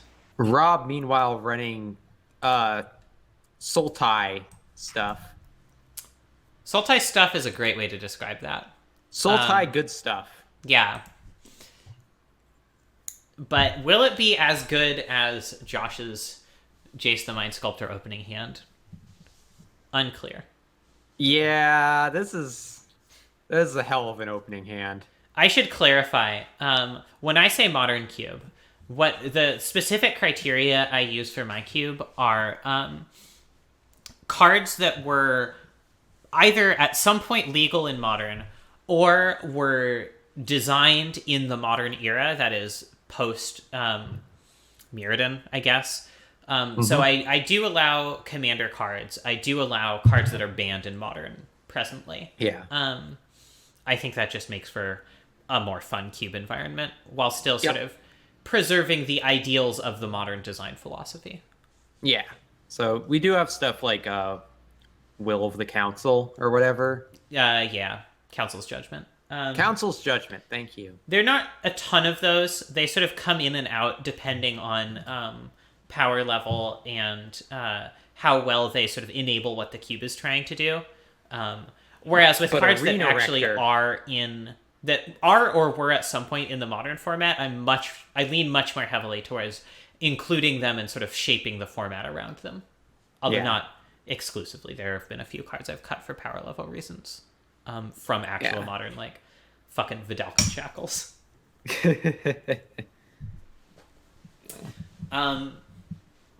Josh just holding up negate here. Crystal Shard not looking amazing in this hand, although it's pretty strong in Josh's deck as a whole. I wonder if Josh just kills this Utopia Sprawl or just plans to save the counter magic for more impactful spells. Looks like just gonna save it. Like, whatever. It's making 3 mana a turn. Who cares? That's fine. If cards I've cut for power level, off the top of my head, from like actual cards that were at some point in modern, off the top of my head, Vidalcan Shackles, the Jace that like pluses to mill 10. I don't remember what that's called. At one point, I cut Liliana the Last Hope, although she was actually recently added back into the cube. Memory add up, thank you. I cut her not necessarily for absolute power level, but because she suppressed white aggro decks. I think 2/1s are really important there, but white aggro decks have been doing great lately, so I feel like a little suppression isn't called for. Eidolon of the Great Revel, kind of. It's more that my philosophy towards the red section is like it can have some really, really iconic like burn focused cards, like Goblin Guide is in the cube. But for the most part, I try to stay away from red cards that are only applicable in like dedicated mono red specifically aggro. Aggro. Believe it or not, Oko has been good, but has not like warped the form. Yeah, Oko is probably the best planeswalker in the cube, but no, we actually mostly table draft. Just Yeah. normal weekly drafts on der4aft.info. Yeah. And Rotisserie is once a month, essentially. yeah. And it used to be much less frequent. Back in the old physical draft days, we would rotisserie whenever I got around to scheduling it, which was like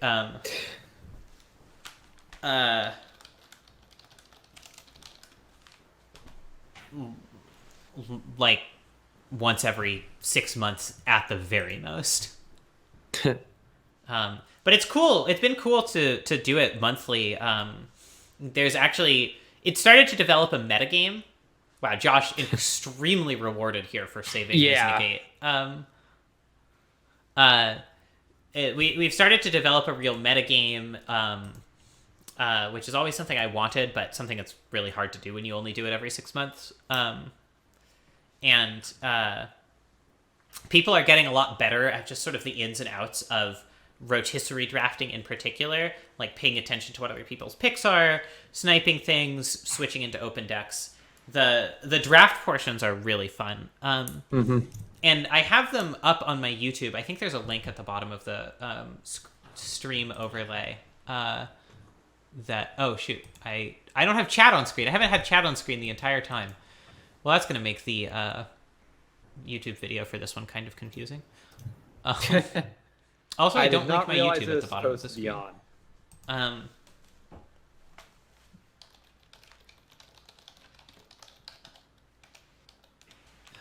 There we go. That's my YouTube. And you can see all of the online rotisseries we've done there. The last, 7 or so have had commentary as well. I wouldn't really super recommend watching the ones before that. They aren't as fun. Yeah, and they won't have me in it. And we all know that I'm the reason people watch this. No, Yeah. that's not true. My commentary is worthless. I don't know what's going on. But you're fun. I am fun.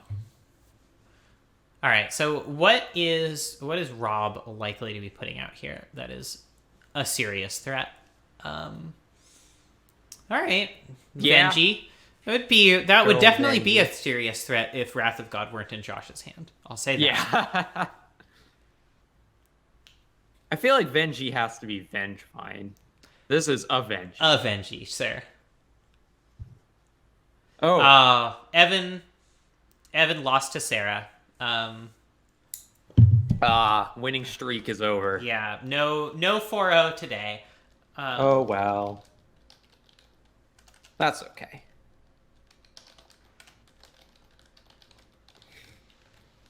So we do have the 4-way rock, paper, scissors, though.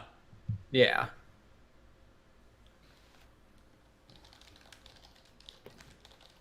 Meanwhile, Rob about to be sent to the Shadow Realm.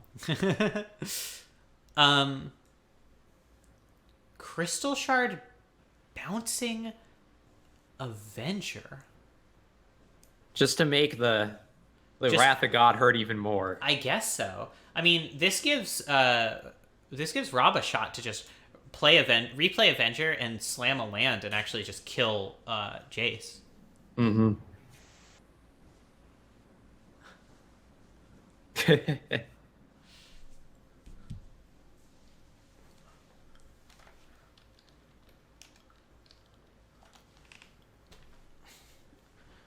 I'm not sure what Josh's logic there was. I get that having Crystal Shard out once you start Agent of Treacherying is a huge game, but at the same time, I feel like if Josh just wraths there and he's still just a massive favorite. Garrick, he's so relentless. He does not relent. I guess Does Rob not, is will playing not around a counterspell on the way back down for Avenger. It seems like a Essence Scatter or something, Mana Leak maybe, which Josh does have. Do you think you Agent of Treachery the Garrick here, or? Yeah, it's not crazy. I mean, the thing is, again, if Rob just slams Avenger land, then Okay, actually, I have a question. If you agent the forest that has 2 enchantments on it, do you get the enchantments, or do they go away? you get the enchantments. They are still technically owned by Rob, but it doesn't matter because I believe they both say it's controller. Although maybe that's not true. I haven't checked specifically.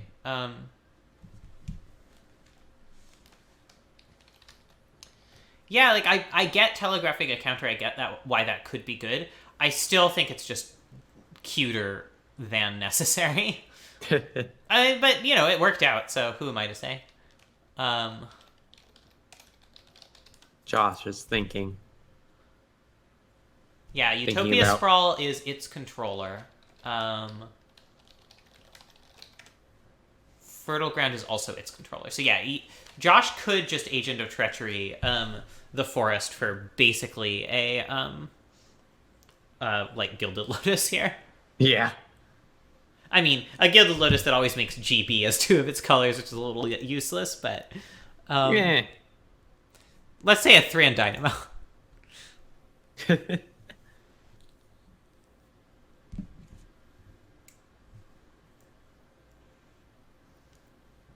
Gets in with the wolf. Gets blocked with the angel.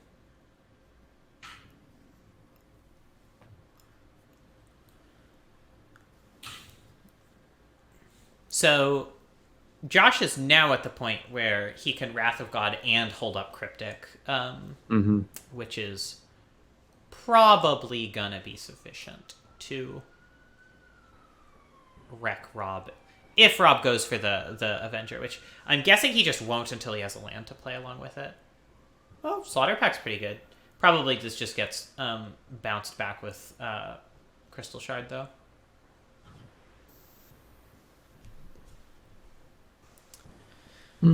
So disheartening to play against a deck with a bunch of 1-for-1 removal against a Crystal Shard. Yeah. Just the fucking worst feeling.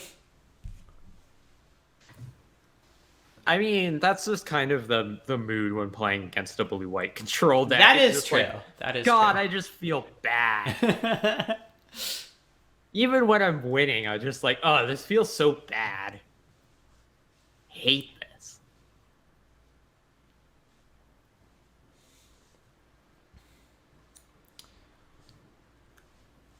At the same time, Josh does at some point need to be able to answer this Garrick. What is Rob up to now? The big Paluk, huh? The big ol' Paluk. The big Palooka. You know, it's a 6/6. If that's pretty big. If Josh steals the forest with the Utopia Sprawl and the Palukronos, he could potentially activate the fight ability. I think that's pretty cool. It's definitely pretty cool, but its utility is debatable. It's like how you can set up a combo to have 2 copies of the aura that grants indestructible. You can have 2 copies of them just sitting on your battlefield with indestructible and hexproof. Nice. And it's like, yeah, you have that. They're not doing anything, and you just wasted everyone's time. But, you know, you did it. Josh fate sealing again. It seems hard to resist... well, I was going to say Wrathing, but Agent's pretty good, too. Yeah. And Josh knows here that...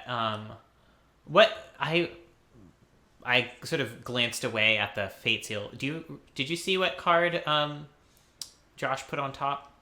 No. Well, it was clearly something not super threatening. So Josh knows that Rob has just Avenger and whatever card he put on top. So starting to really go off with Agent of Treachery here is viable. Yeah. Whoa. Here it is. Did you see Malamet's point? The only black mana Rob has is the forest that's enchanted. So God. if Josh had just stolen that, or That even would've been bounced so it with Cryptic spicy. Command, it would have been game. And That would've- Josh would have gotten to, or Rob would have gotten to write a Skull and Crossbones on the my physical copy of Slaughter Pact. If I ever meet Rob in person, which I never have. Is that just killed yourself with the Slaughter Pact? Yeah, if you have lost the game, not to a concession, to an earnest either misplay or your opponent forcing it to a pact, you get to draw a Skull and Crossbones on it. You also get to draw a Skull and Crossbones on Vraska the Unseen if you win a game by killing someone with an assassin token. Nice. Which, so far, during quarantine, both Sarah and I have done. Nice. I guess I could just do it. I live in the same house as the cube, but it feels wrong to not do it, like, ritualistically on the first cube back, you know? The quarantine should be over in a few months, Yeah. at least in the United States. So. Yeah. Something like a third of all people where I am in New York City have gotten the vaccine. That's really cool. So.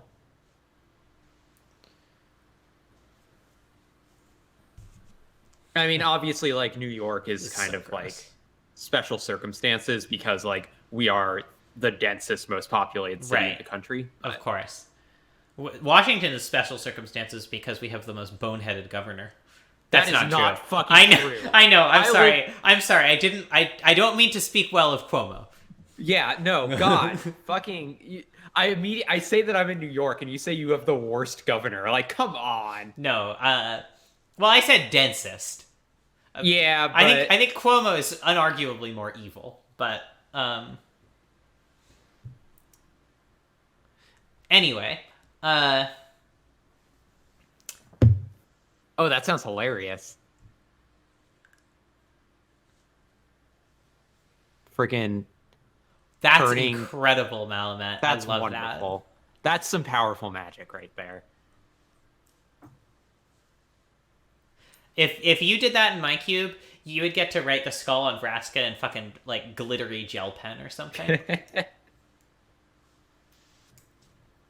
Just for the style points. Just, like, print out, like, a fake, like, diploma-looking reward. I encourage everyone to steal my skull idea. That's like the time I was playing a game of reaching mahjong, which is one of my other hobbies. Because I have those, it turns out. And I ended up discarding the same tile 4 times in a row. And Cass made me a paper trophy. All right, Rob has had enough. Let's switch over to Rob's stream now. Watch match 2.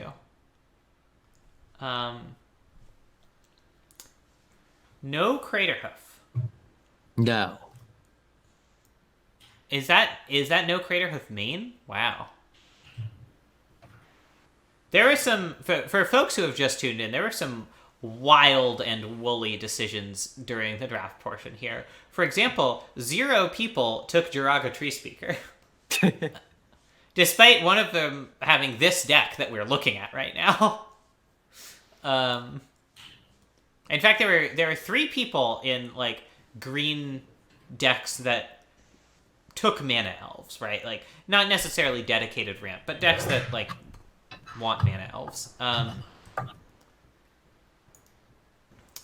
And 0 of them took Jiraga Tree Speaker.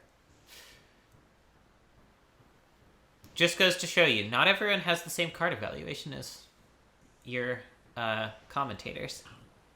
But maybe they should. For example, not playing right. Condescend main deck, I think, is not something I would ever do. But all right, we have finished up a few other matches in the background. Ketsi beat Charles, bringing Charles to 2-2 for the day, and Ketsi 2-1, battling Paul right now. Sarah, as mentioned, did beat Evan. creating a 4-way rock, paper, scissors. And that leaves Rob versus Josh and Paul versus Ketsi as the remaining matches, of which we are watching Rob versus Josh. And that also seals up the lead for Team Vibe at 9-5. So everything else is just for the individual glory. Team Vibe has won the day. Largely on the back of Evan's positive record. Yeah. I mean, it's still possible for Ketsi and Josh to both go 3-1. So Evan may not be unique in his victory, but yeah, still very impressive work. Meanwhile, Paul has not won a single match. I feel bad for that.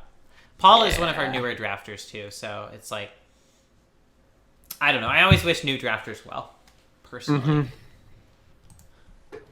If you'll give me a moment, I'm going to copy the trophy emoji into Team Vibe's team name. Anyway, that is certainly an Oko in the opening hand, so... Yep. That could just be enough, although Josh could very easily be holding up Negate or something. Mana Leak. Remand, although that's not nearly as bad of a thing. And Rob is having none of that. Just gonna wait until he can hold up the classic saw coming. Control-Z's.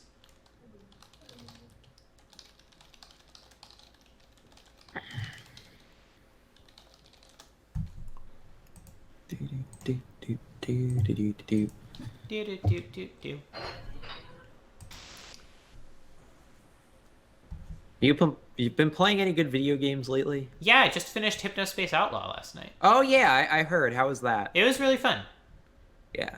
I've been thinking of picking that up, but then I keep getting distracted by other games. It's I would, generally speaking, recommend it. Yeah. I mean, I gave it 4.5 stars, so I'd highly recommend it, I would say. Yeah. If you like sort of the kinds of like digital archaeology games like Her Story or sort of Christine Love's Love-Hate trilogy, that sort of thing. I do like Christine Love's stuff. Then I did hate Her Story. Well, shit. Because of the mechanics or because of the content? No, the content. Okay, well then... I will probably enjoy Hypnospace Outlaw, but unfortunately, there is a new Story of Seasons / Harvest Moon coming out in a few days, so that will consume me for the foreseeable future. Consume and confuse you. Yeah. In the meantime, I've been playing Hatsune Miku Picross, which just stealth launched on the Switch. Sounds fun. What is it, Sarah? What are you whatting? I assume Hatsune Miku Picross, but conceivably Story of Seasons. Yeah. Yeah, Story of Seasons. Pact of Negation's a great draw here for Rob. This lets him basically land an Oko and bounce a Teferi with relatively little fear. Yeah. Who am I missing? Oh, we have 160 viewers because we got rated. Yeah. By J-Bro. Yeah. So that's why. I'm missing I put on someone. A hat and everything. Oh, I'm missing Rob from the homework sheet. Here we go.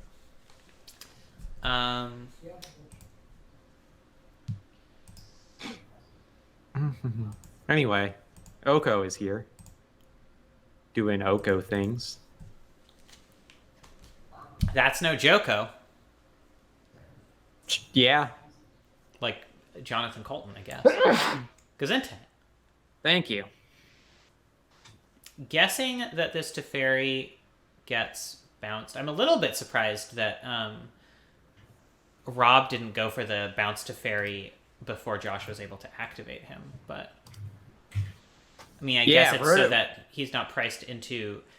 But like, Rob could have bounced Teferi in response to the Crystal Shard here, and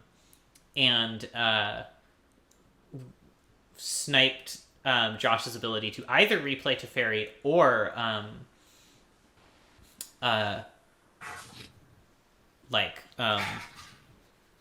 activate Teferi's minus, which is pretty good getting rid of an onboard Oko. I mean, it's also possible that Rob just wins off Ashiok, but here's Hex Drinker. Gotta love a Hexy. Is this worth pacting? Is a very fair question. I think it might be. Yeah, I mean, Hex Drinker's really strong. On the other hand, Josh does just have a Teferi in hand, right? Yeah. Which could just come down, tuck Hex Drinker, and Rob doesn't have the mana to fully level here. I guess on the other hand, though, yeah, I don't know. I probably would have just saved that to counter the Teferi on the way down. This also makes Ashiok vulnerable. Yeah. Is Rob considering not leveling Hex Drinker at all? I'm confused about what's going on. Looks like he is. He's leveling it. He's leveling it. He keeps just hovering over to the OK button, though, and I don't understand why. Like, what's he threatening here? I guess Brazen Borrower plus having one Crystal Shard activation, but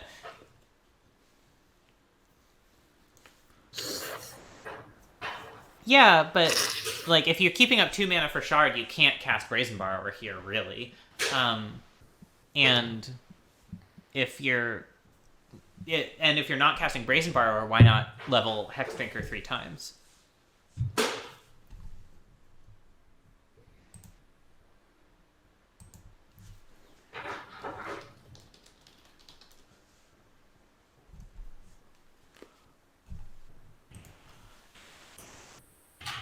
Yeah, I mean, I've forgotten about Double Shard 1,000 times, so I feel that, Ferns.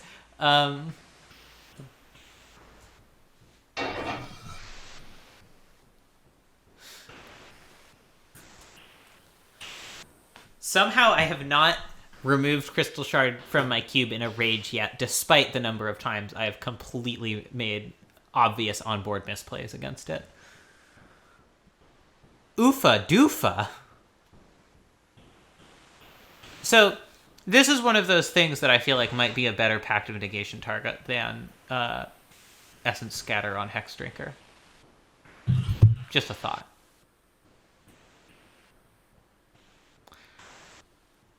Oh, no. Well, this seemed like an unlosable game for a while, but... Yeah.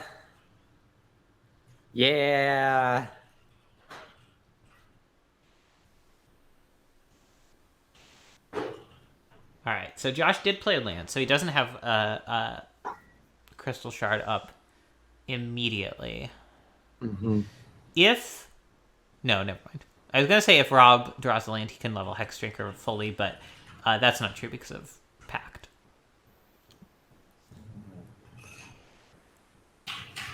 And in fact, Pact means that if Rob doesn't draw a land... it meant...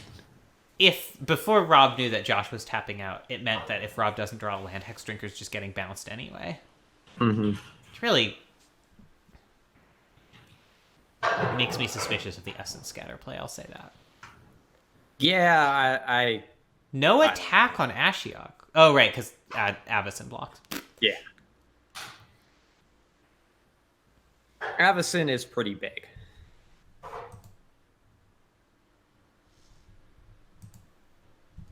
Question of the day, is Avacyn a MILF? Oh, for sure. Yeah. Okay. She's like the mother of all angels. Yeah, so there we go. I'm not as big of a MILF as, of course, Emrakul. No, obviously a cosmic level MILF. Yeah, Big Mommy Emrakul, as she is known.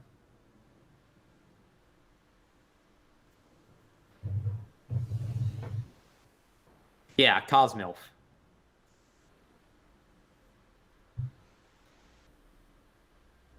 Boy, it is hard to imagine Rob winning from here. Yeah, I don't really see a way out of this. There goes Hexy getting tucked. I mean, Kyurabes the Sea God is generally a very powerful and difficult to beat card, but if Josh can just steal it, that's a little bit less true. Yeah. I mean, anything Rob plays here just gets taken. Yeah. Yeah, I think. Yeah. Yep, there's a concession. And that is Josh at 3-1 for the day, Rob at 1-3. And we can hop to Paul versus Ketsi. All right. You are the last match. Will you stream for us? You can lend your Archmage and stay alive. Hello. Hello. Well, I have miscast a Murderous Rider. I was going to kill this Fiend Artisan. I can't see what you're talking about because you aren't streaming. Oh. Yeah, hold on. What part of the match is this?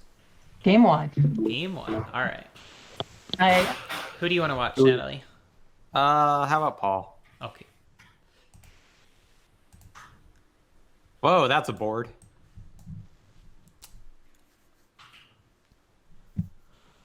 Gosh. A lot of lands. Some things are happening. Yeah. What's... Oh, there's a Golos under the hostage taker. Just some powerful magic going on. There's also just an active Fiend Artisan there, and who knows what that could be. I mean, theoretically we do, but... Is it like...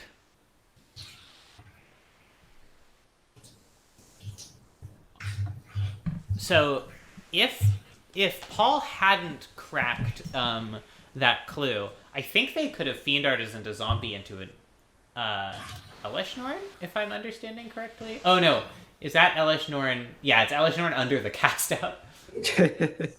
Lots of things are occurring. Elesh Norn under a cast out, Grizzlebrand under Brain Magnet. Oh my gosh. I believe that is a Grave Titan in the graveyard. Nat. What game number is this? This is game 1. Oh.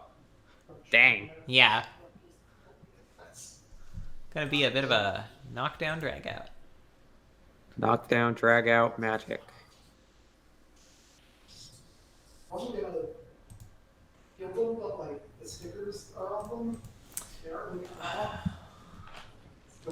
And yeah, it looks like just the Sublime Archangel is going to be enough to finish it off there. All right, game. I want to see a hard-casted Grizzy off of no swamps. That's what I want to see. Just World Tree all the way. I'm really surprised that Paul's deck wasn't a little bit more pre-sideboarded against aggro, given that Cass and Ketsi were both on the other team, and Evan to an extent. I mean, I don't know if anyone really expected Evan's deck to be as aggressive as it ended up being, but I went into seeing Evan's deck with no preconceptions.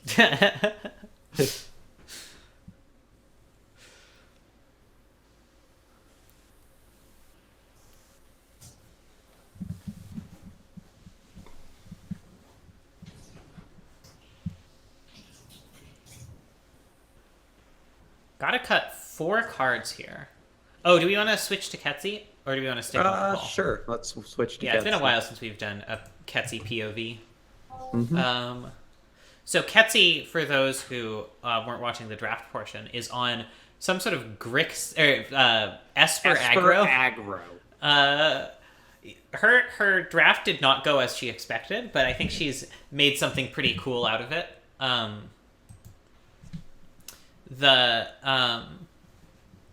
Her mana has been her downfall in the matches we've seen her lose so far. She's just stumbled on raw numbers of lands and often been really punished by how many of her lands enter tapped. But if she can get out to a strong start, she has the disruption and resilience to really back it up.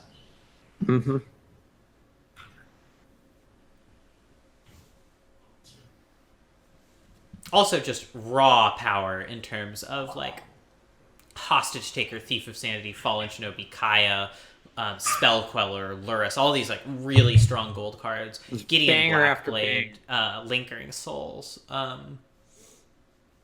Yeah, just very, very powerful cards in this deck. This game is for all the marbles, and by all the marbles, I mean none of the marbles. It's for a few marbles. It determines how many handful of fun bucks. Which one of them is on the winning team? It determines how many fun bucks Ketsi gets. Mm-hmm. Well, it's a pretty decent opening hand, all things considered. Yeah. Paul, things considered. Paul, by the way, is 0-3 and Ketsi is 2-1. So yeah, there's a clear underdog in this match.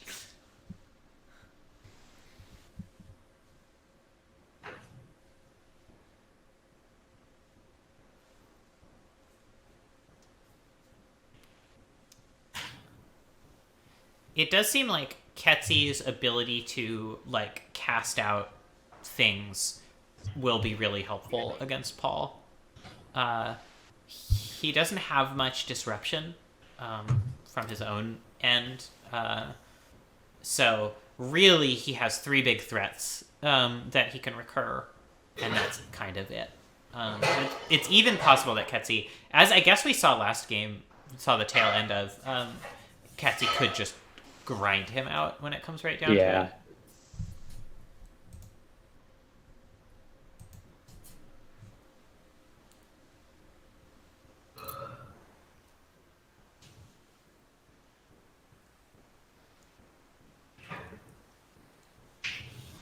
The thing about Kitchen Finks is that it dies to removal, although I guess it does come back. So yeah, that's the other thing about Kitchen Finks, though, is that once it dies to removal, it comes right back again. Yay.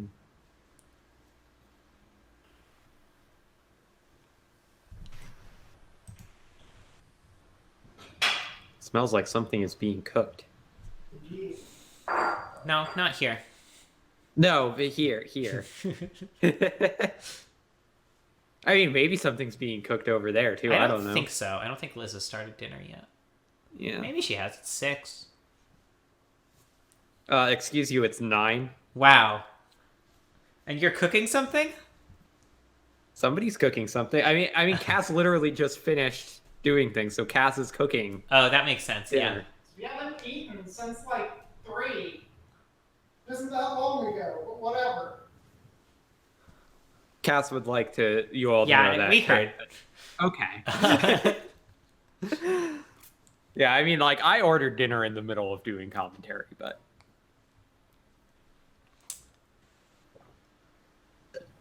So Paul doing a much more low-to-the-ground strategy this game. And Ketsi really has not been able to get much damage in. And what she has just been regained. So it's going to be a much grindier game than Ketsi's plan A is. But that said, I still think that she has a pretty solid means of supporting the grind. Yeah. Is she planning on paying life for this and just holding up Creeping Tar Pit for some reason? You can do whatever you want in life with these magical cards. I guess so. Oh, holding up Fatal Push. That makes sense. Yeah.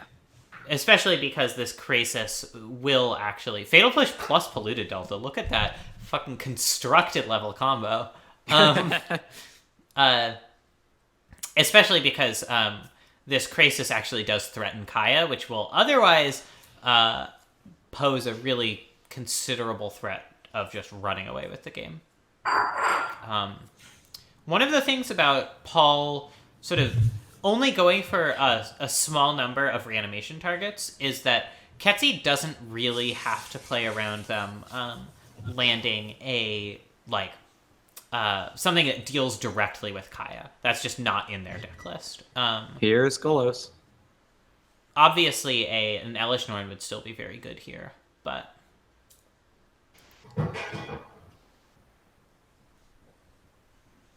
And I assume we just see a Fatal Push on Krasis and Kaya minus on Golos next turn.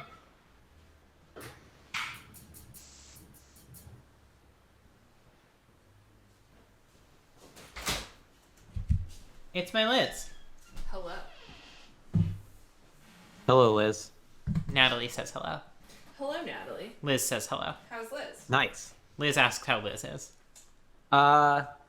Hey, Izzy. Yeah. How are you doing? I'm doing pretty well. She's doing pretty well. She's doing pretty well. That's good.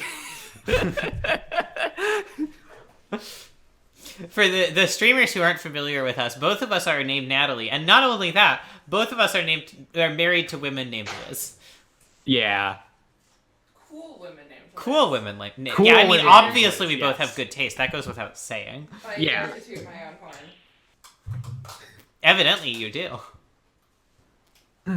Oh, and Ketsi has Fallen Shinobi for next turn. It is hard to imagine how she loses this, although Paul's deck is certainly capable of some pretty impressive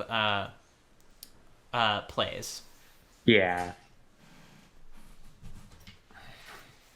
Like a Grave Titan here would, on its own, probably be at least enough to stall the game for a lot longer. Well, there's something. That's something.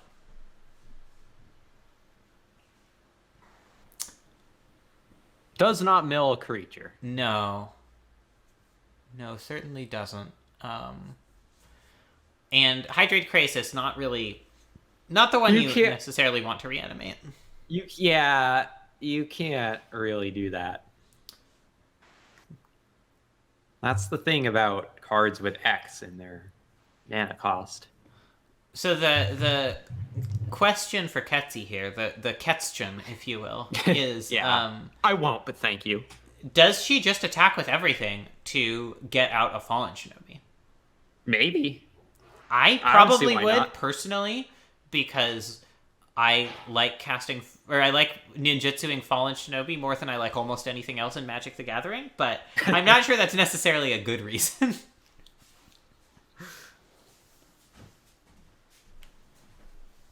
Oh, thank you. You know what the worst feeling in Magic the Gathering is?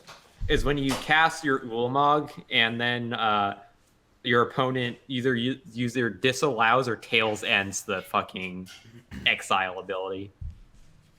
It feels bad.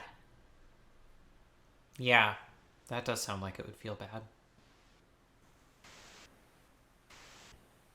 Not that I'm bitter. Yeah. Ketsi tragically playing it safe here. Terrible. To the great disappointment of all of her watching fans.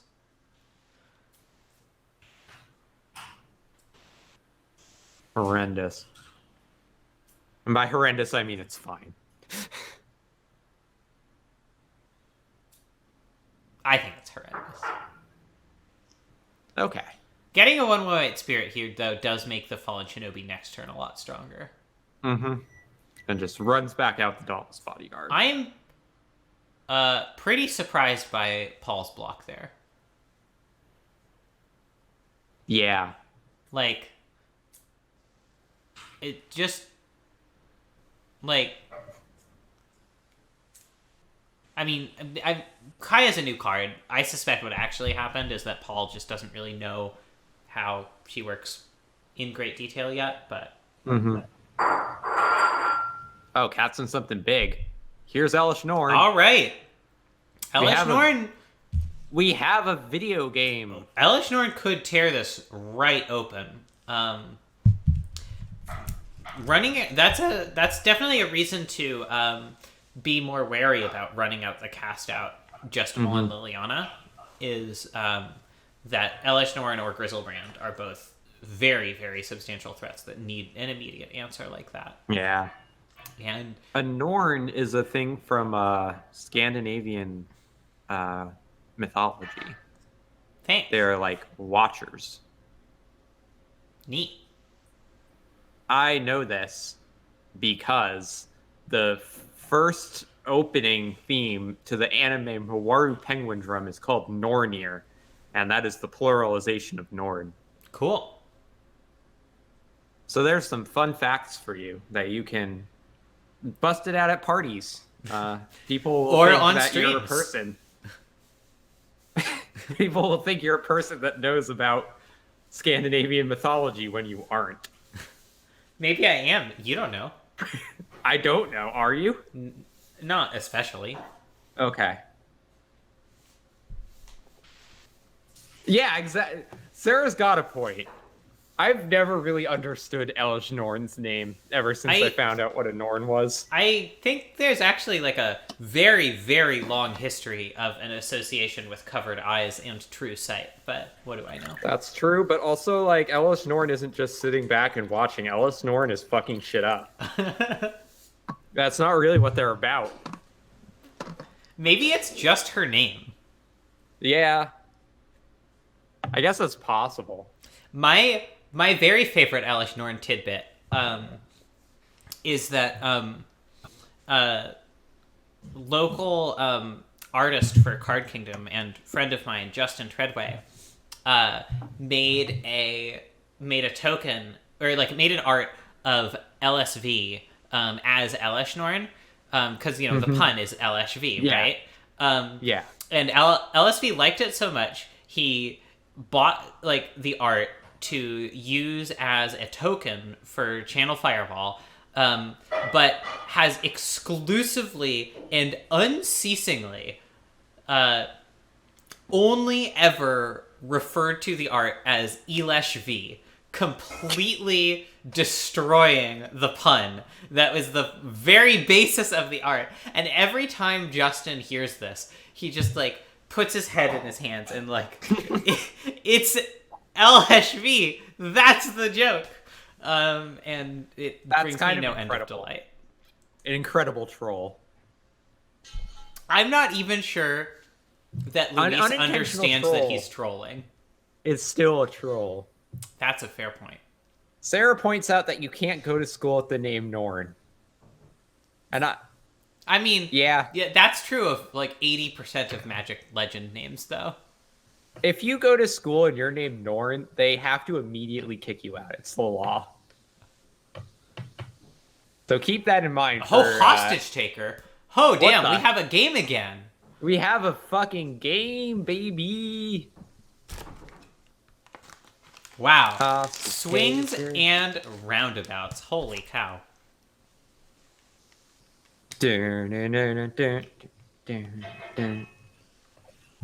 I was trying to hum the song Roundabout by Yes, but I don't know how clearly that came across. I gotta say, Roundabout by No. You're so mean to me. You set it up so perfectly.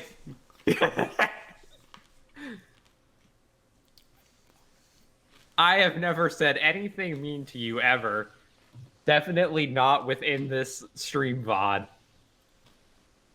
Malamet, yeah, it's the most egregious thing about Smuggler's Copter. Wow! Oh what my God. A hit off Fallen Shinobi. Holy shit. Jesus Christ. Siege Rhino and Grave Titan?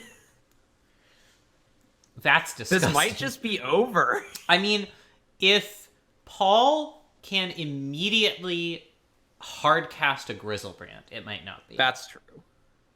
And even then, Sarah I'm not was sure. saying that but they wanted to see a hard cast Grizzlebrand. Yeah. Well, now is the best and last chance for that to happen. Yeah.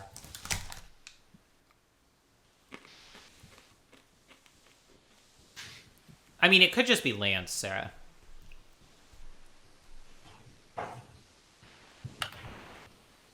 In fact, I gotta assume it's lands. It's actually 3 copies of Historic All-Star Goblin Cavalier.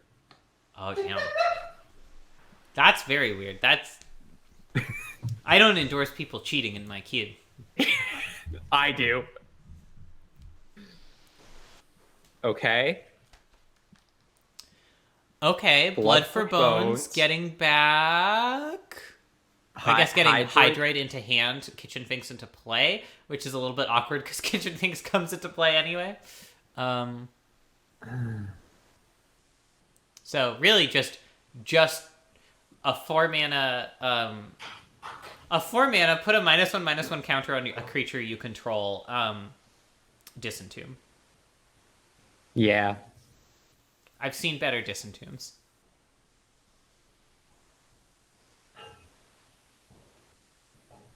Oh, it doesn't even disentomb because you have to choose one creature. Like, you choose the first creature to ETB. Oh, boy.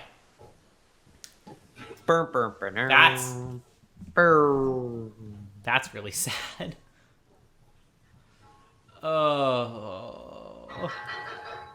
That's so sad. Alexa, play Despacito. I'm sorry I don't have a soundboard with the intro to Despacito in it. Maybe you should. Sarah's usually the one who runs the soundboard. Yeah. Do you have Despacito in your soundboard, Sarah?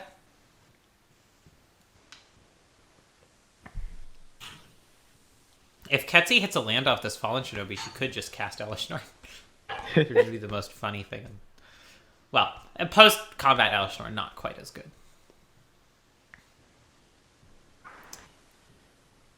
Yeah, this is why having just 3 reanimation targets can be so rough, because sometimes you have a Blood for Bones and nothing in your graveyard. Yeah. All right. Well, that was quite a match. That was some magic. Oof is all I can say about that one. Yeah. As Kitchen Finks' type line says, oof. That's pretty good. Thank you. You're welcome. All right. We've had a lot of really swingy games. Yeah, that is tonight. for sure. That brings Ketsi to 3-1. Team Vibe to 11-5. A really crushing victory. As strong a victory as we've seen in a team for quite a while.